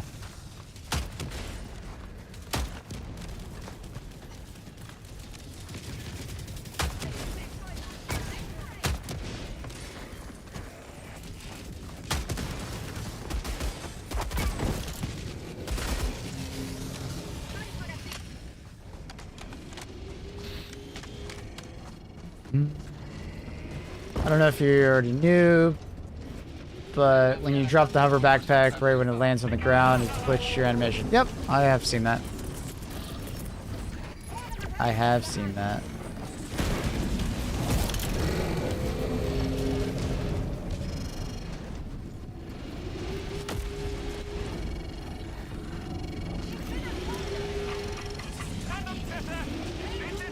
Put a Arrowhead added under barrel weapons to ARs, grenade launcher, shotguns. That'd be really cool. If they could do it, I'd be down. It would make some of the like B+ tier weapons that are just kind of like basic. It would give them something more to compete with the more unique weapons that the game has.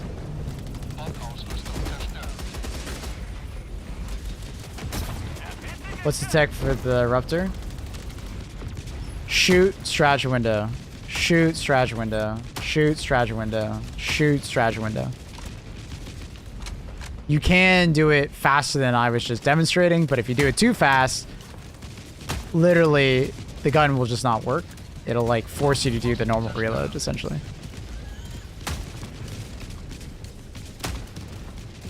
How was that not an eye shot? There we go.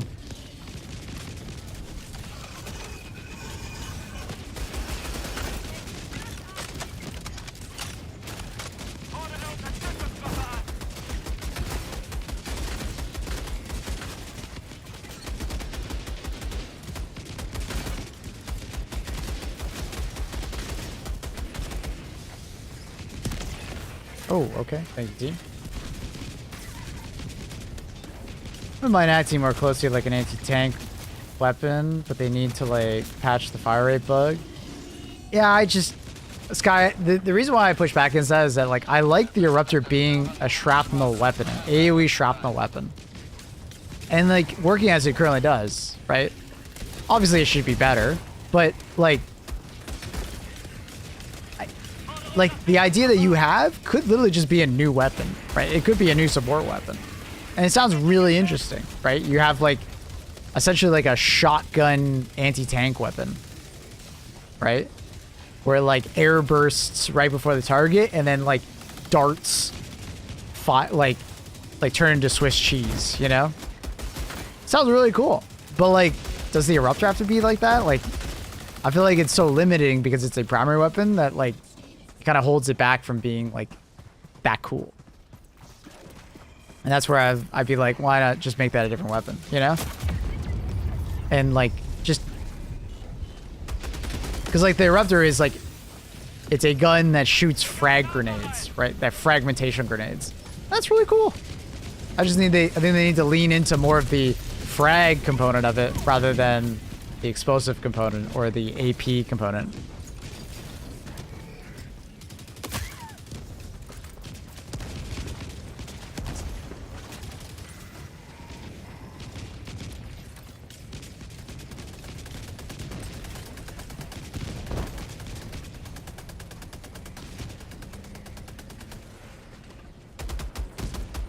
You know? I just think, like, you have a really good idea, Sky. You do. And I think that would be a really sick weapon. It'd be very fun.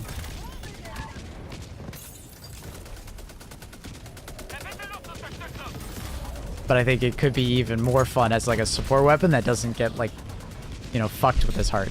Because, like, primary weapons kind of have, like, a power cap that's on them. They can only be so powerful. And then you have, like, support weapons that, you know, obviously another tier above.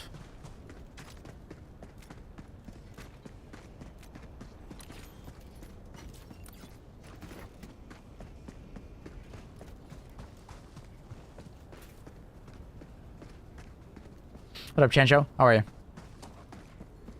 Did a 12-hour shift yesterday and did not even get Red Bull. Helldiver sounds keep me awake. Oh, yeah. What the hell is this calling? Oh, is it up there? I think it's up there. Oh, my nose is all itchy.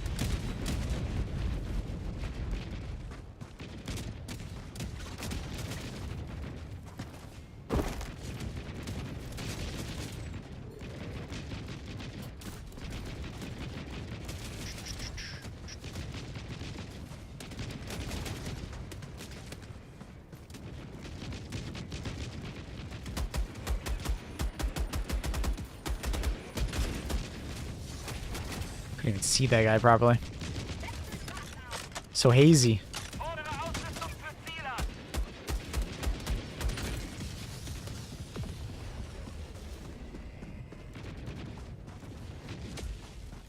Good, man. You talked about quite a bit on Glad to War stuff. Reference to the community, trying to work together on major orders. Any thoughts or feedbacks you have for devs?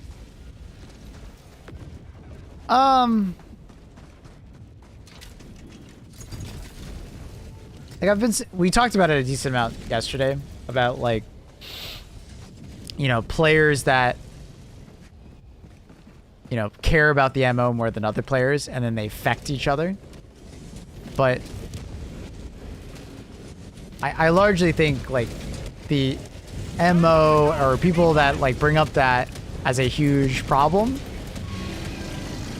are kind of, like, over, like, complicating it. Because at the end of the day, the MOs I liken to them are like, they're kind of like you voting, right? Where there needs to be, like, a majority of players doing an activity or an MO in order to be successful, right? And you convincing that your fellow compatriots to go do the thing that you want, right? It's kind of like you're, like, voting in Parliament or something like that, voting for the next, you know, super president, right? And I think that's largely okay. I think it's okay to fail MOs. It can be frustrating sometimes, but, like, we need to fail some MOs for the win to feel better and for the coordination to feel better.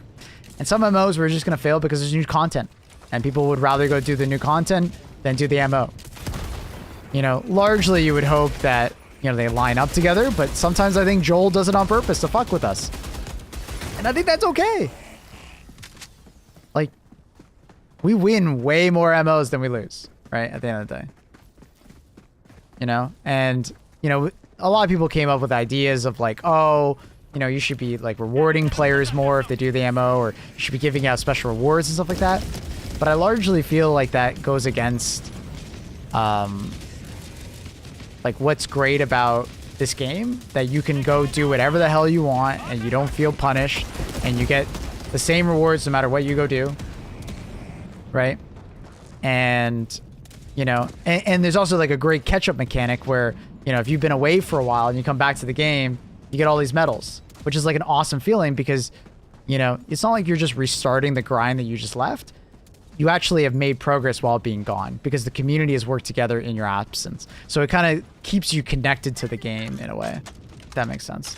So, like, I've been very impressed overall. I think there's definitely critiques that could be made depending on the perspective you have on the war or on the Galactic War, but I think largely, I think they make the right decisions that like positively affect the most amount of people. Would it be crazy if the liberation rate for Helldivers was per faction? Does that need to happen? But yes, I want like more Galactic War impact. I think less fueling thing is way cool. Yeah, exactly. I did like when we lost a planet and it like affected something. Now, I don't want it to be too much of a pain in the ass. Like, we lost mechs for a couple days and that kind of sucked. Obviously, that was by mistake. They didn't mean to do that, but that would be one where like I think that kind of, you know. So, what was I gonna say? But I think liberation rate per faction would kind of hurt what Joel is trying to do. So if you haven't noticed, we do like a circle around the galaxy for the most part, give or take. We do a circle.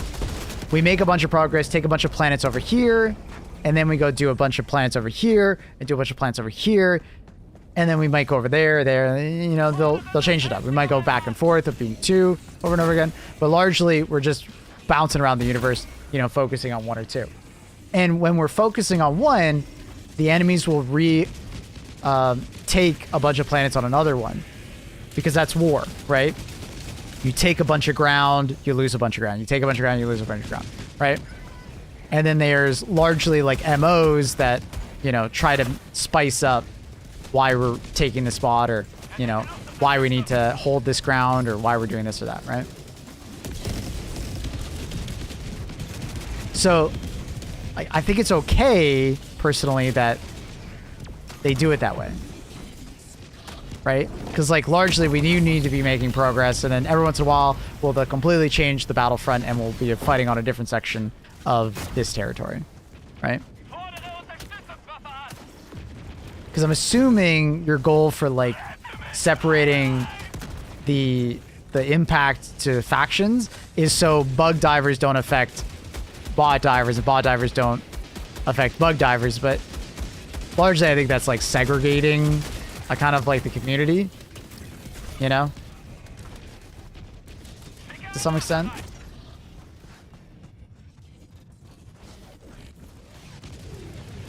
Like I like the way that it currently works, and although it's a little bit video gamey, I think it has a lot of longevity in it.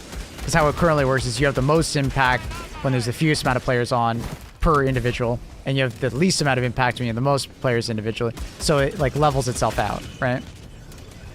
It's so like a large amount of people can't just log in and completely fudge up the numbers immediately, right? But it's all about percentages, like, and that's why I was saying before. It's like people are voting with where they decide to dive.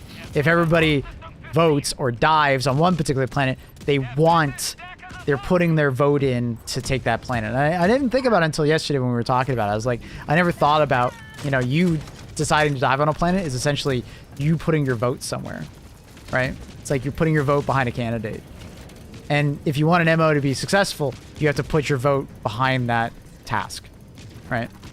And that's why they do a percentage rather than like individual impact. So if you're a bug diver and you don't give a shit about bots, you're essentially voting against that MO, which I think is okay.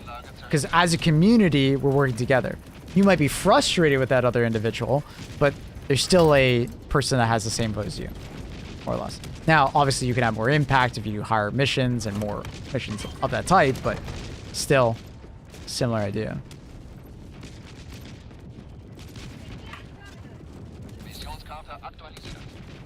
And like in real life, people vote ignorantly.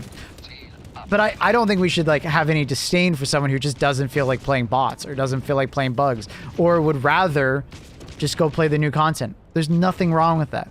And that's where I tell MO divers, chill. Okay, chill. let's not get antagonistic. You're not making the situation better by talking down on someone because they don't want to go do the MO like you do, right?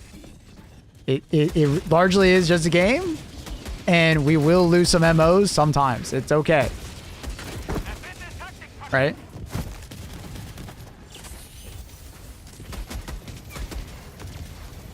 There's nothing wrong with that if those people are okay with the status quo.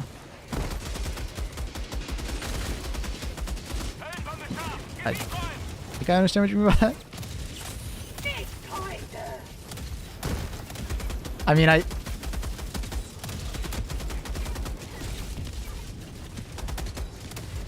like, I don't know. I think largely just some people care way more about the MO than, like, it can sometimes be even healthy to do. If the game was a much smaller game and there was only like 10k people, you know, I think it would be maybe more healthy to have that like stance on MOs, but I think it's like unhealthy when you're just like, it's kind of like getting into politics and being way too behind politics, right? That could be unhealthy for someone's mental well-being. And they'll start to be very abrasive to other people around them, right?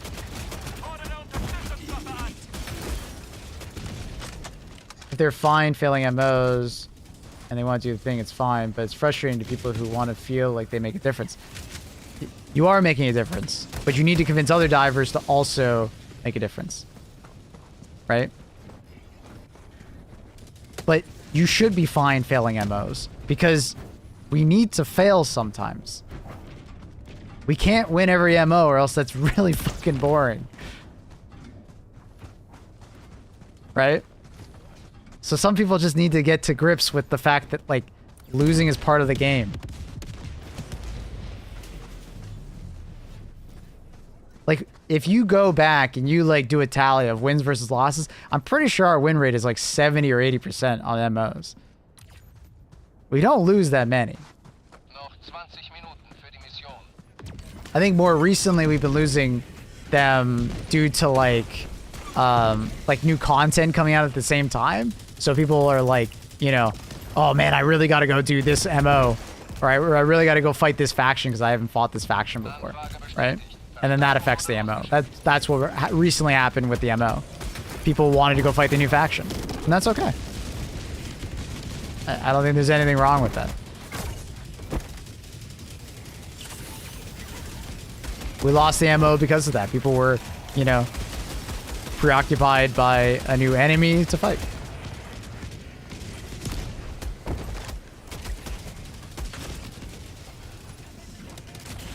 And to some extent, I think Joel planned that. I think we'd be fooling ourselves if we didn't think that the game designers did that on purpose. To make the MO harder.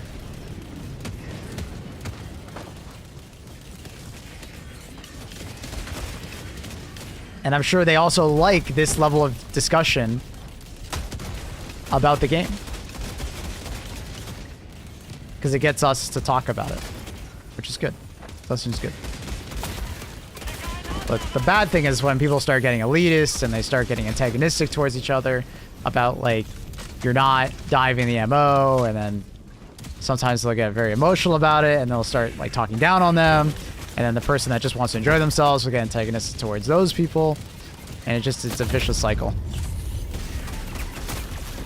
that I don't think is healthy for anyone.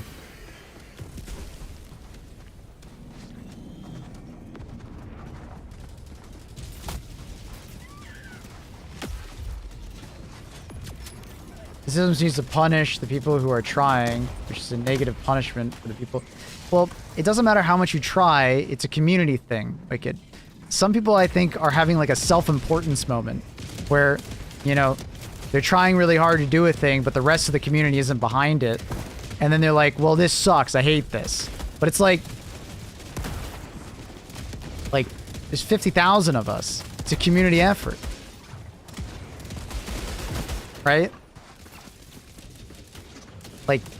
Like I said, if this game was a lot smaller, your individual impact would be more impactful. But we have to accept that it's not that small of a game. Everyone has an equal amount.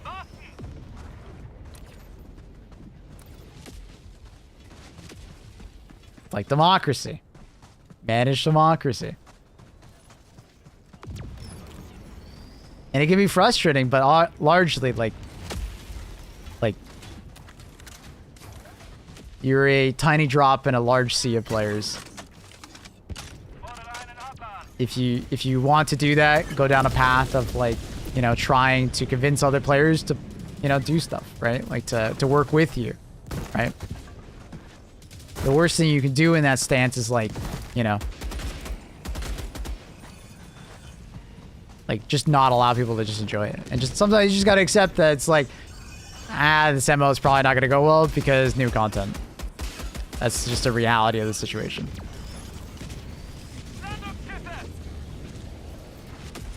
I see their frustration is warranted. I don't as much, because I feel like their frustration is coming from a selfishness. That they're working very hard, so they should have a bigger impact. Right? Like, maybe not selfishness, it's just like a self-importance. I'm doing a thing, so thus I should be more important. Or my action should be more important than someone else's.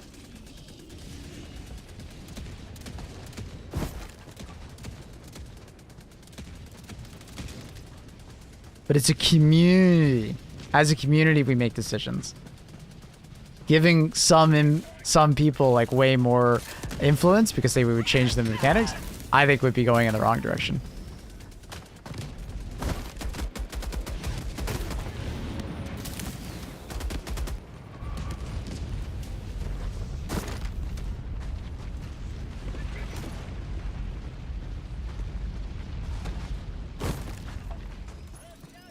But my main point, I would put it at the top of my thesis.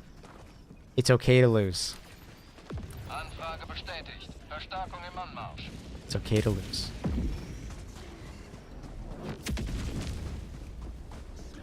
We don't need to win them all.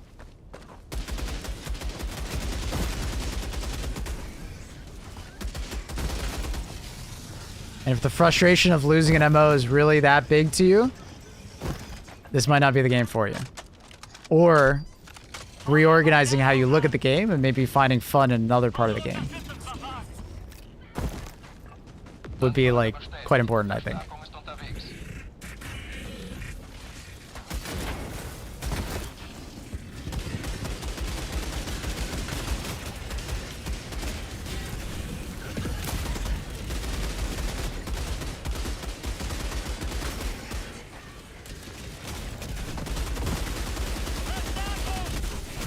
Oh my god. Oh, that sucks.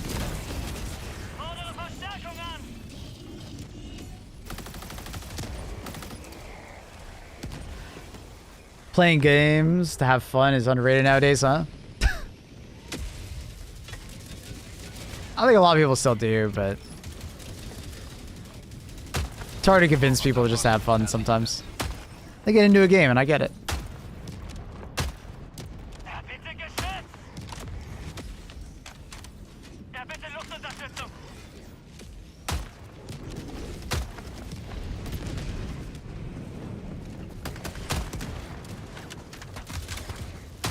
That's something that I didn't give the Eruptor credit for in the video that I just did. I forgot to mention that the Eruptor can now take out the turrets in a base. Forgot to mention that.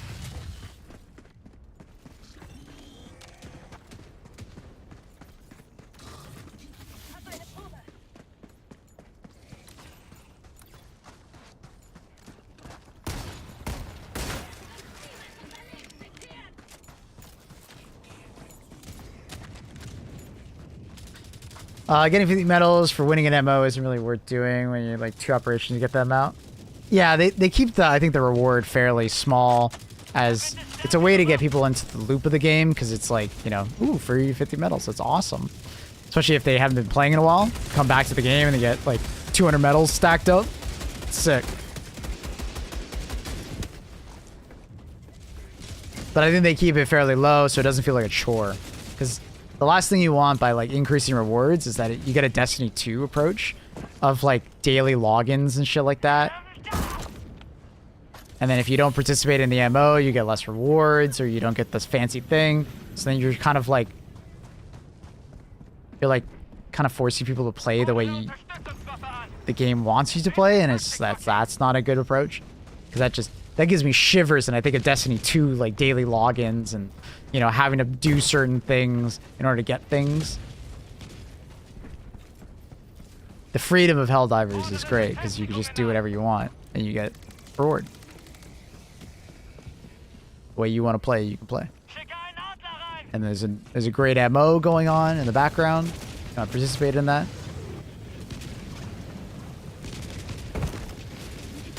Is the Eruptor the heaviest hitting primary weapon in the game? Yes. If you consider like the potential damage.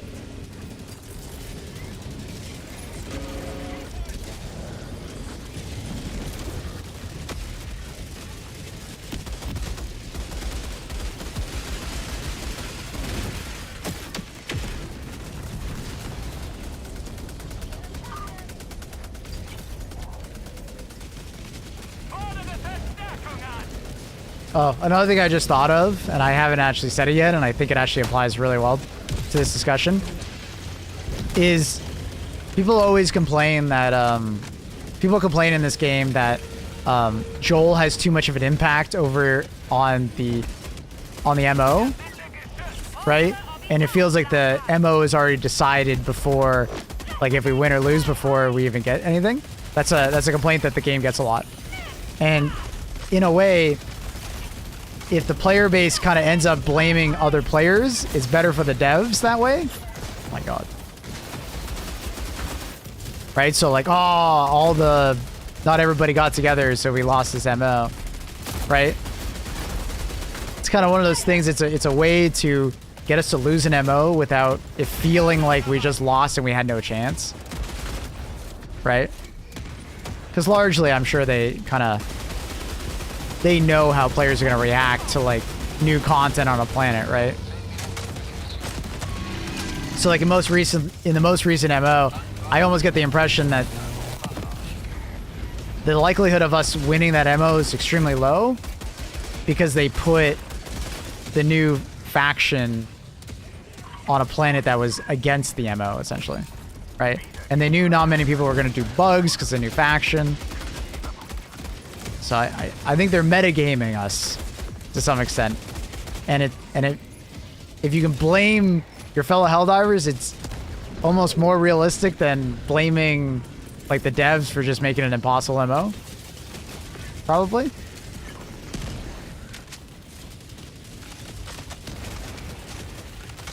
You know? Just something I just thought about.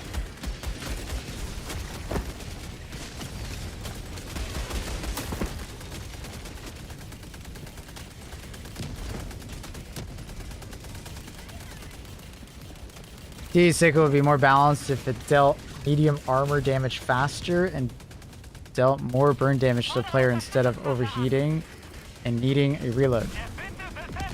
It never overheats. If you wear the heavy armor with it, you could just sit in Pen 4 the entire time, Austin.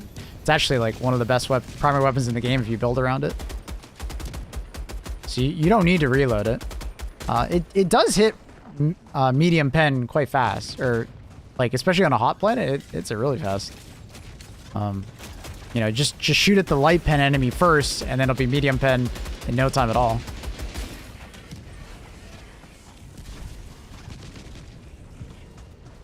If it did it even faster, sure.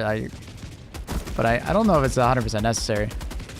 My biggest complaint about the weapon is it has too much reliance on needing like flame resistance. I wish it wasn't so reliant on needing flame resistance to feel like good, honestly. That's like my one like critique on it, and that's why it sits at B- by itself, right? But when it has flame armor, it feels like an A+. I wish it didn't require flame armor so much. It's a bit of a rough one.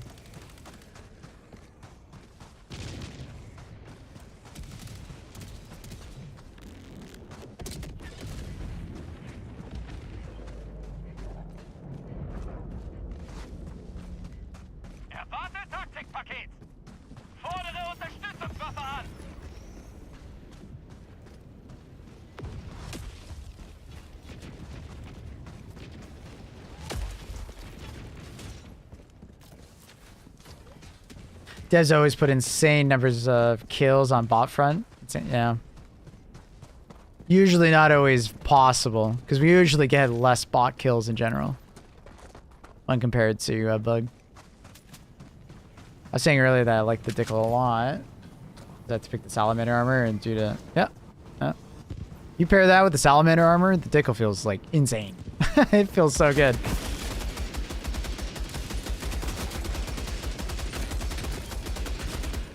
It feels amazing.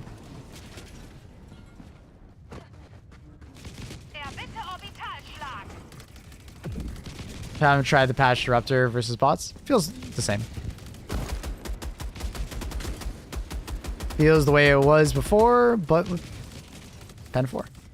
And a Fire Soul farther. Largely hasn't changed too much.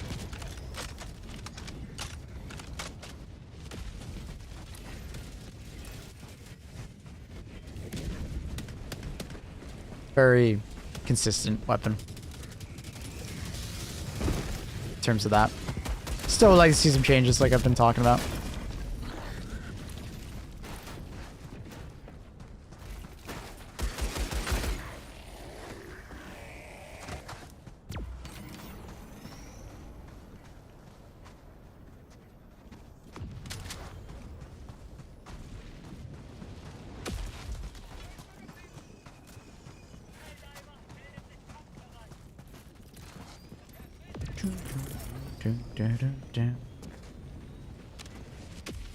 Happened to me yesterday is the shrapnel hit me from a mile away. And it shouldn't. That's really weird. Shouldn't something else hit you? Like someone else hit you? Why aren't you playing Wilds lately? Why do I need to? Is there something happening in Wilds? Around 70 meters or so? Like we were doing it earlier. The shrapnel like disappears from render range about like 30 or 40 meters away.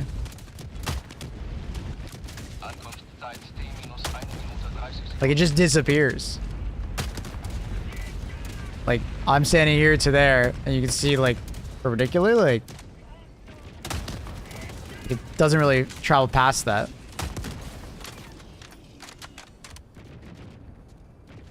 So I played a few days ago. I'm lost. Any tips for bugs? If you feel like you can't take on that amount of enemies, it's a good idea to take some distance, put distance between you and the enemies. Like shoot, back up a little bit, shoot, back up a little bit.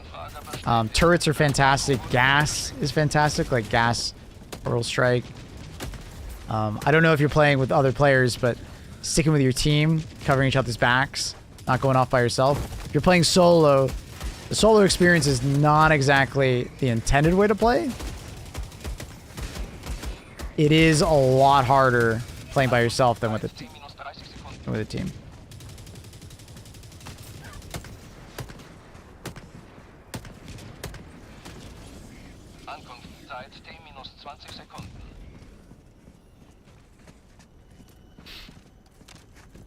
Yeah, I was trying to figure out like what the max range on shrapnel is.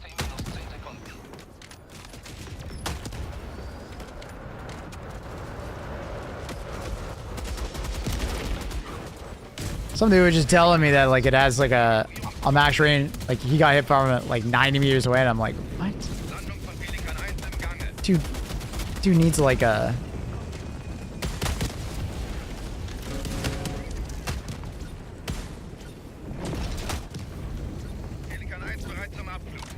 I don't know. I don't know. Also, when you're first starting out, the normal Punisher is a fantastic one. You get it in the first Warbond. Fantastic weapon to start off with. Lots of pushback, so if enemies are getting up on top of you, good damage. You don't waste much ammo because it's round reloaded. You know, it's a great one. You know, take a couple shots at like some hunters or a brood commander coming at you. Step back, like, you know, back up a bit, shoot. Step back a bit, shoot. You know, throw some turrets. Honestly, the guard dogs are very nice in the current state, and they can really cover your back / like help you out. Um, there's a lot of great ways to play the game, and there's a lot of freedoms. Try, if you find you're having struggling with like one particular loadout that you might feel sometimes comfortable with, maybe try like throwing out that idea and just like try something new, right? Because I found it very satisfying when I first started playing to just try out different things. Slugger any good? It's a hell of a lot more accurate, and you get 30% or 30 extra damage, which is noticeable. It's nice. So like being able to two-tap enemies a lot more often feels great. Like two-tapping like brood commanders and two-tapping like hive guards more often. Fantastic. It definitely went up in my tier list. But Wilds next week is the content drop. I know. Yeah. I'm very excited. April 4th, right? It's right after my birthday. I'm excited. We reacted to the announcement the other day. What was it, yesterday? It was great. It was great. Machine Gun Sentry never stops being good. It's really good. Really short cooldown. It's very noticeable. It's good. But yeah, Conquer 96. I finished the content that was available to me and I stopped playing. That's about it. I'm like Hunter rank 100, so I don't need to be higher rank, and I have the vast majority of the decos that I could ever... Actually, I think I have every deco that I would want. Even the harder to get ones, so... Yeah, I don't really need it. Start following today, and I'm wondering, do you play mostly bots, or do you like change it up? Today we've been doing mostly bots. Yesterday we were doing mostly bugs. I mostly just change it up depending on how I'm feeling. We started stream today with just bugs, and then second half I've been doing a lot of bots. It'll change. I'll change it up. Illumina, unfortunately, probably the ones we play the least, just because not that many people are interested in watching, and we're just waiting for more content on that front.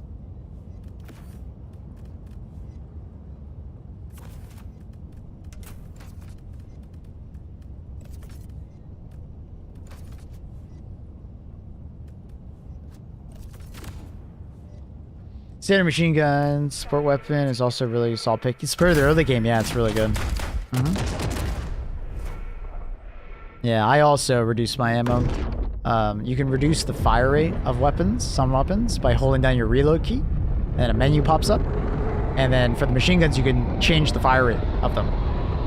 And MG43, like if you don't have the spy backpack on, is very strong.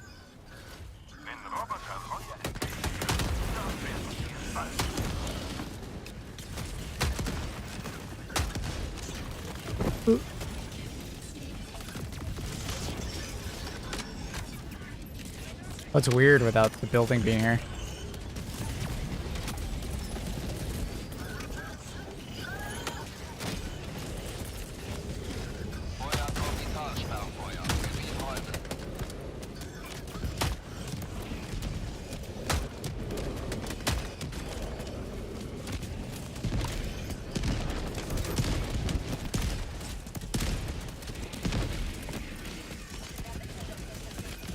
Oh, that doesn't destroy my turret.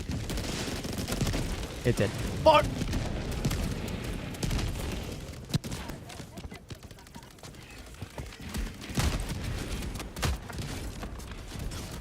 First person bug. No! They tried Hoverpack and Blitzer. Does the Blitzer even reach the ground? It will.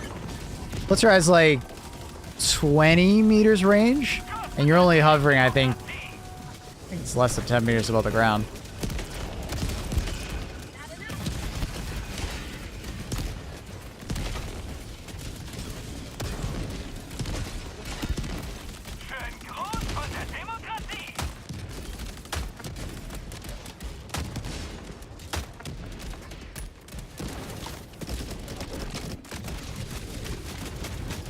There's a new buff to the Rupture, and it takes out Hulks to the front. Yep, 2 shots.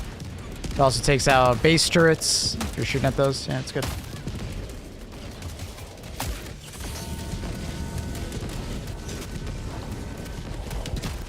I mean, Quasar is bugged. Exclamation mark Quasar.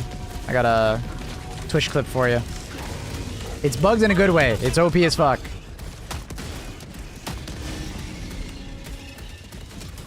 But use it while it lasts.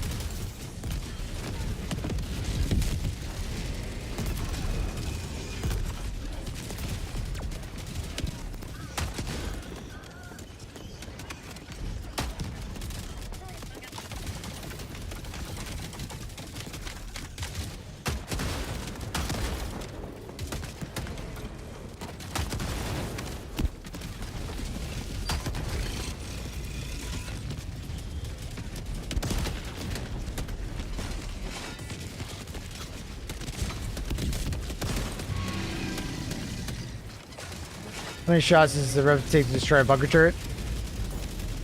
I think it was like 5. Might have been a full mag. It does, like, it's not doing a lot of AP4.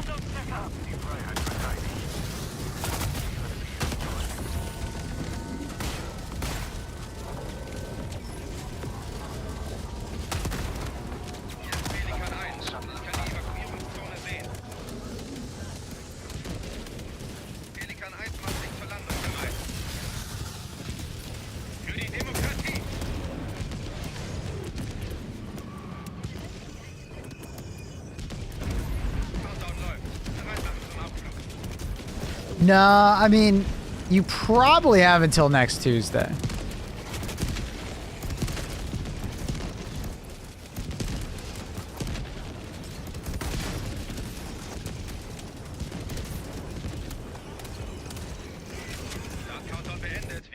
Oh! Evakuierung abgeschlossen. Pelikan 1 hebt nun ab.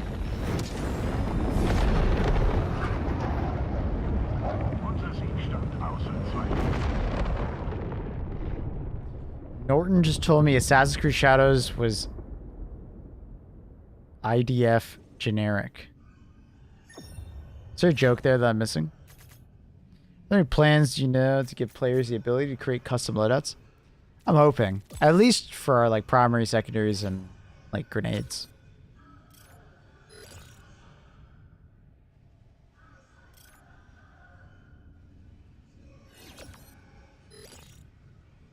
Ah, shit.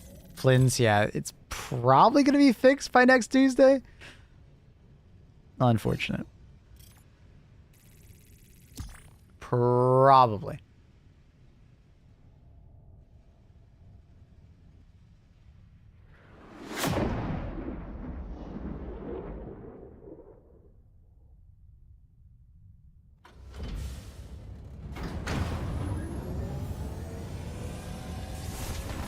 Did you undervolt your 7800 X3D? I did, yeah. I think I have like minus 20 on PPO. I tried minus 30, but it wasn't fully stable, so I think I'm minus 20 at the moment.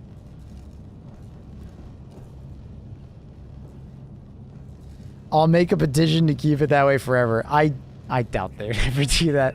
It's pretty busted, especially on bug missions. There's like no point in using any other AT weapon. Yeah, it's pretty one-sided.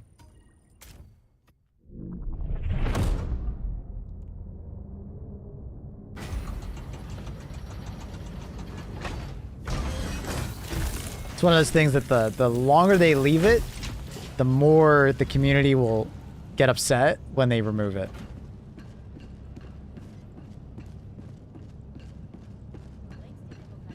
Honestly, we could leave it that way, but increase the cooldown a bit. It'd still be good. They would have to increase it by quite a bit in order to keep that, right? Because one of the clear downsides that like balances the weapon is that you have to do the charge up time, right? And the fact that it turns the Quasar into the recoilless, and what the recoilless does well is like instantaneous fire when you swap to it. You'd have to increase it by quite a bit to keep the Quasar that way. And then there would be people like me that like preferred the Quasar the way it was, right? I don't think people would really like the Quasar after you do that to balance it. Like I think it would be a net loss for the Quasar if you had to increase the cooldown, right? Make it a choice, you'd probably have to. But at the same time, I think this may just help people understand that the recoilless is actually a really good weapon for bugs. The thing that you like about the Quasar is something that the recoilless does. And it's not that long of a cooldown, or call-in.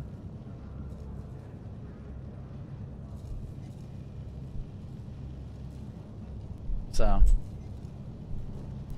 I don't know. I largely think that, like, ultimately the Quasar should just be back to normal. You know, charge up weapons should be charge up. But I understand that it's like a quality of life thing that people really like, but I think it's one of those quality of life things that actually kind of hurts the game more than helps it. Because they'd have to rebalance the rest of the guns around it. And we just like it because it's super powerful and OP. But there's a larger picture at stake. And then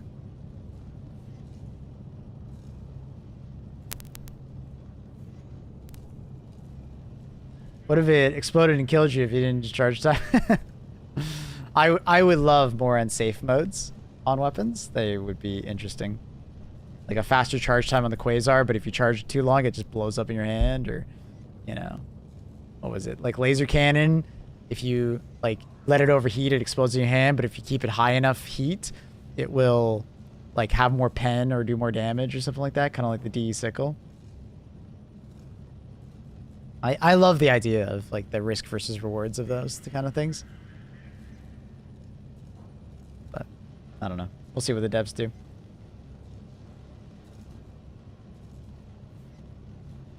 Little minigame risk reward. Yeah. It also could just be like a new weapon, right? We get a new weapon that has that risk versus reward element, similar to the railgun. So you just come out with a Quasar that's got that element to it. It's another type of energy weapon. Like I was thinking similar to, like, you know, the, you know, Space Marines 2, the heavy has the heavy plas cannon. Think of the heavy plas cannon in HD2, but there's like some kind of unsafe component to it because it's shooting like dark energy or some shit like that. Be really cool.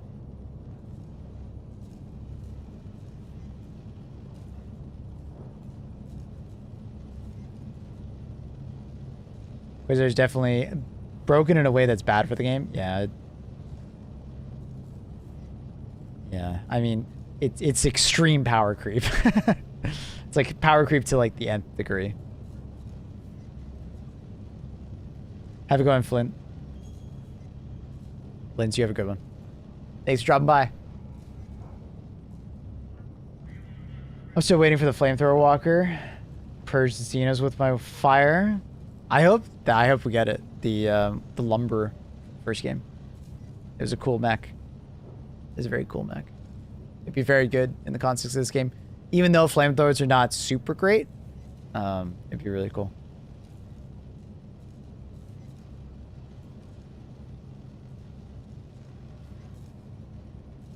All right, chat. I'm going to call it there. We'll be back on tomorrow. I think we're going to start working on our stratagem tier list going forward in the next couple days.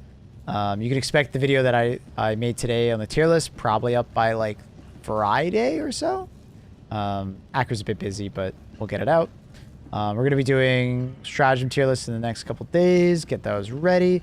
Got recommendations for a pre-built PC. Maybe a 1440p CPU. I don't know about the card.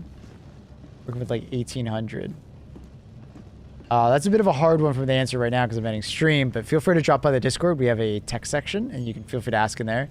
I or someone will get to you, and we love nerding out about that stuff. Or just ask me tomorrow on stream. I'm more than willing to talk about it. But I got a call here. We're going to go ahead and find someone to host. Let's see who we got. Who is on? Who is available for a host? I can hear myself. What do we got here?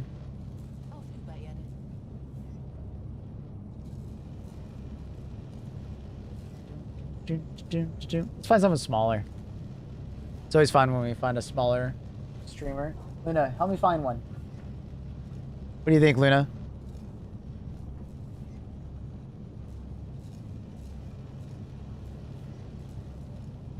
Posted Cloud yesterday, so let's find someone to add.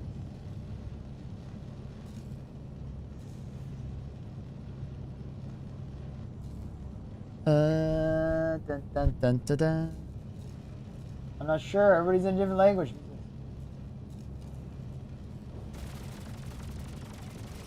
No, you don't. That's what I thought. All right, let's go destroy where it lives. Sure, why not? Okay, let's show him some love. Democracy or be eradicated. Oh, too real. Slash raid. Be nice, be kind. I will see you guys tomorrow. If you guys are over on YouTube, go check out Cloud Plays. He's streaming right now. Highly recommend. Much love. Bye, everybody. See you in the raid.